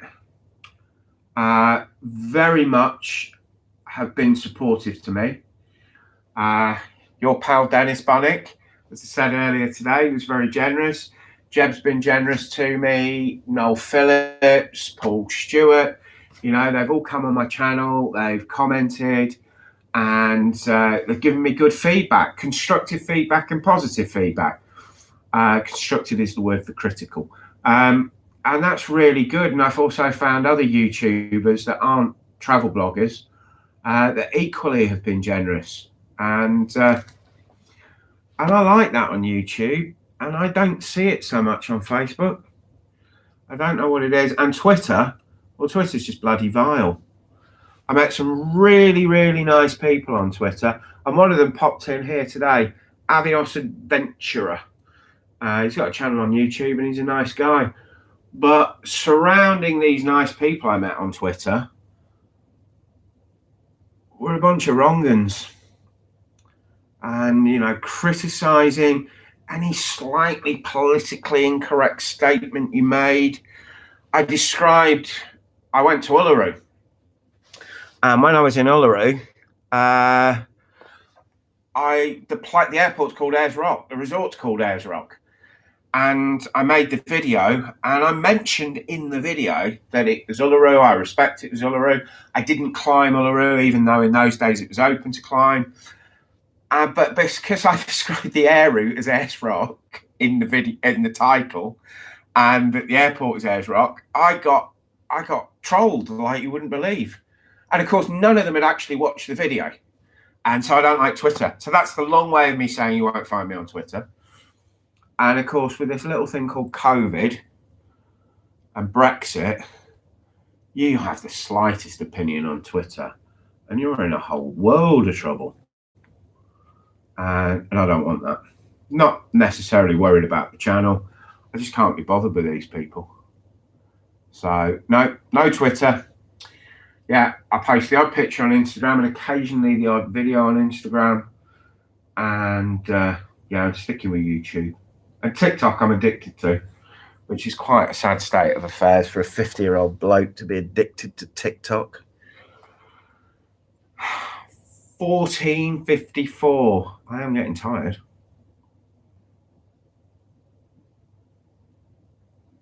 Right, this is a new one on me. Which airport is ACC? So it's an A350, so it's not a short route. Someone help me out here. Somebody with more wisdom than I possess. Let me know where this wonderful Airbus A350 is about to head off to. Because I'd be fascinated to know. And I've got everything plugged in, so I daren't touch anything to try and Google it. I have 2 mobile phones connected, I have my laptop connected, and I haven't got any way of Googling at the minute. So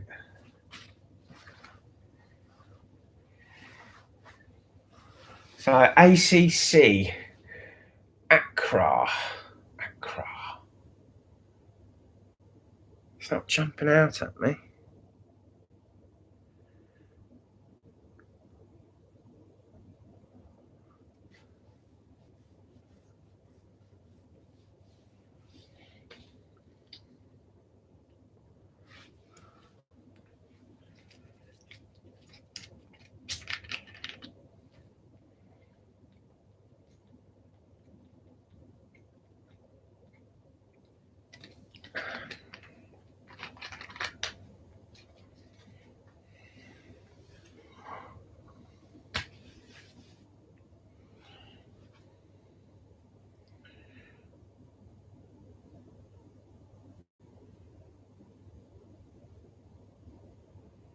Right, I wonder what's going on here. I can still see they're landing over on the other side. So I don't think we've switched yet.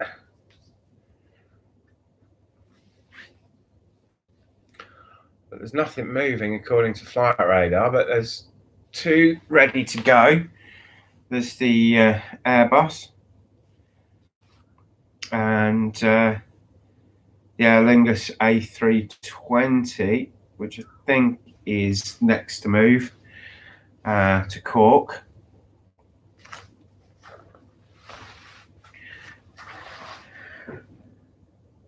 Nobody going to tell me where ACC is? There's Accra. I can't think.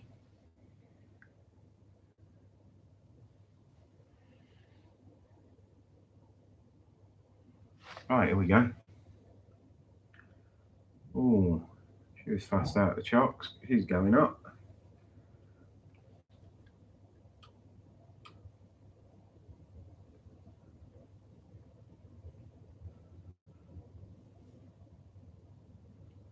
And she's gone.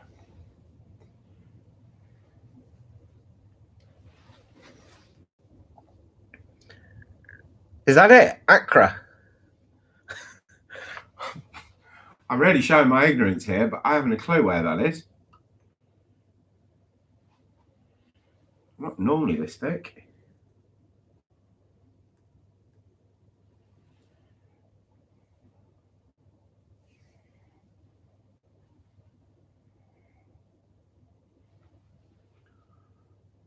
Right, so we have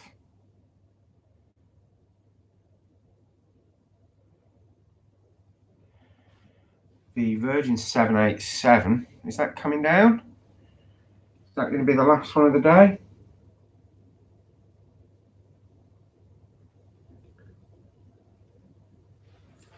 What is going to happen? But anyway, let's concentrate on this British Airways A350.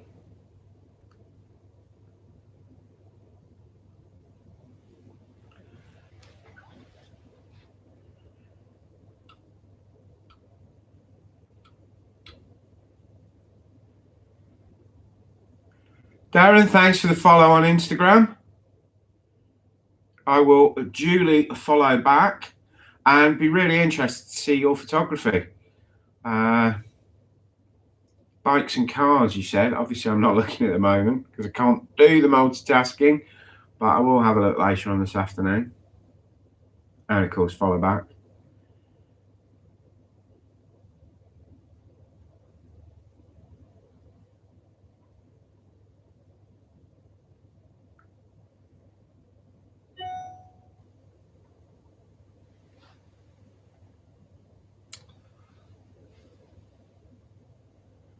Oh, they're still landing over there.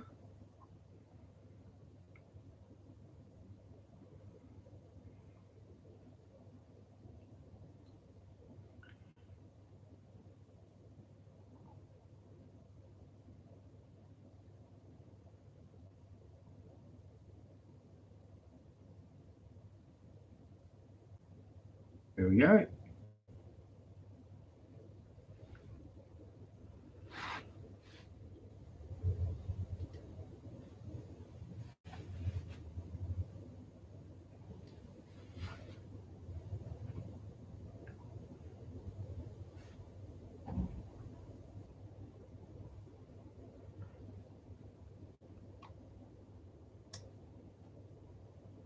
She was up and away quickly. So, not many people going to Accra by the looks of things. Certainly not much cargo on board. Right. What's that?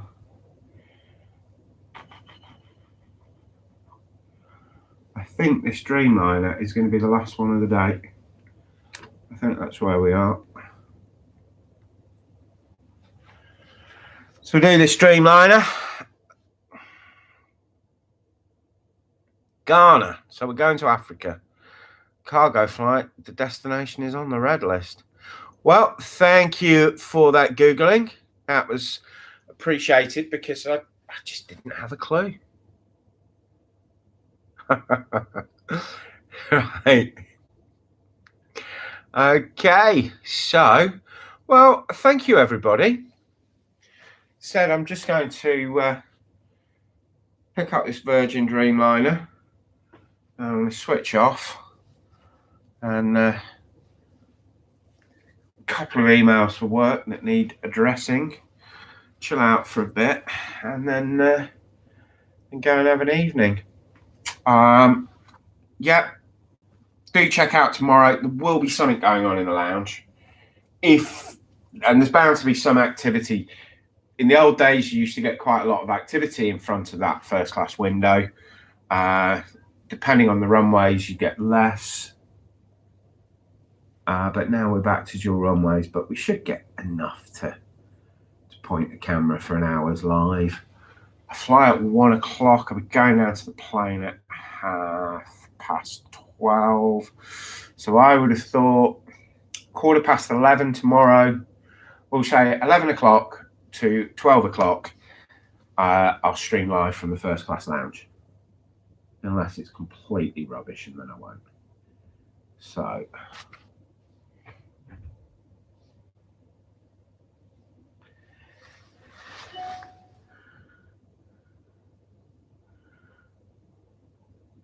Yeah, so streaming next, as I've just said, streaming next on, as in a proper stream like this, I'm going to work that out over the next couple of days. I've got quite a busy diary at the moment. I'm actually having my teeth done. So I'm having some implants put in, I'm having some crowns, and yeah, it's been quite extensive, and I've got a list of appointments, and I've got to work everything around that and work out what's going on. I'm also doing a trip to Bath, and I'm doing a trip to Belfast, neither of them involving any flying. So you won't like that, what's passed. No flying, no plane spotting on those trips. And then I've just got to work out where the schedule is, and I'm just going to see. I'm going to take it as it comes. I'd like to turn left on a long haul jet, but I don't want to go anywhere that's closed, and I don't want to go anywhere at the risk of 10 days isolation. So that's it, ladies and gentlemen. We're done. They're all moving over to the other side. So we've finished here. So yeah, so I will put a short stream out tomorrow. You never know tonight. If I've never been in this place, so I've no idea what it's all about. But if I can point the camera and it clears up a bit, and there's some activity of what's going on the other runway, then maybe something will happen. If not, don't know. How do I get to Northern Ireland not flying? I'm going to make a film. I'm doing the overnight ferry there, the overnight ferry back, and I'm just spending the day in Belfast. So literally, I leave Liverpool at 10:30, get to Belfast at 6:30 in the morning, spend the day in Belfast, and then get the 10:30 ferry from Belfast back to Liverpool. That's the whole idea of doing something a little bit slightly odd, of 2 overnights on the ferry, and one night I'm in their deluxe luxury cabin with a balcony, so kind of a cruise ship cabin on a ferry, and the other crossing I'm in a reclining seat in a public lounge. So I'm doing both extremes. Tony, thank you very much for coming by. Thanks, Darren. Thanks, Gemma. Don't know who's still here, but whoever is still here, thank you very much. Jake, thanks for coming along. Steve, my old mate Elliot from Twitter. He was one of the nice people I met on Twitter. And what's passed? It's been a pleasure meeting you all. And so you need to go to Northern Ireland without a plane. Yeah. Well, Northern Ireland without a plane, there's ferries from Liverpool and Holyhead, I believe, and Stranraer in Scotland. So that's probably the easiest way of doing it. Anyway, guys, thank you very much. My wonderful band. It's been great. Thank you. I will see you again soon. And do check out the channel, because from next week I'm back to consistent posting, because I've literally only now just got the content that I can actually get 3 weeks in advance and make sure that there's 3 videos going out each week. You never know what appears on YouTube Shorts. I'm about to put a YouTube Short up, which is the part 2 of the descent into Heathrow. So I shot that as a YouTube Short. It's 5 40-second clips that do the landing and the taxiing as it came in yesterday. So that'll be on the channel. So check that out. All right, guys, take care, and thank you once again. Thank you so much. It's been marvelous. Well, you guys have been marvelous. I've been an incompetent cameraman. Take care now. Bye-bye.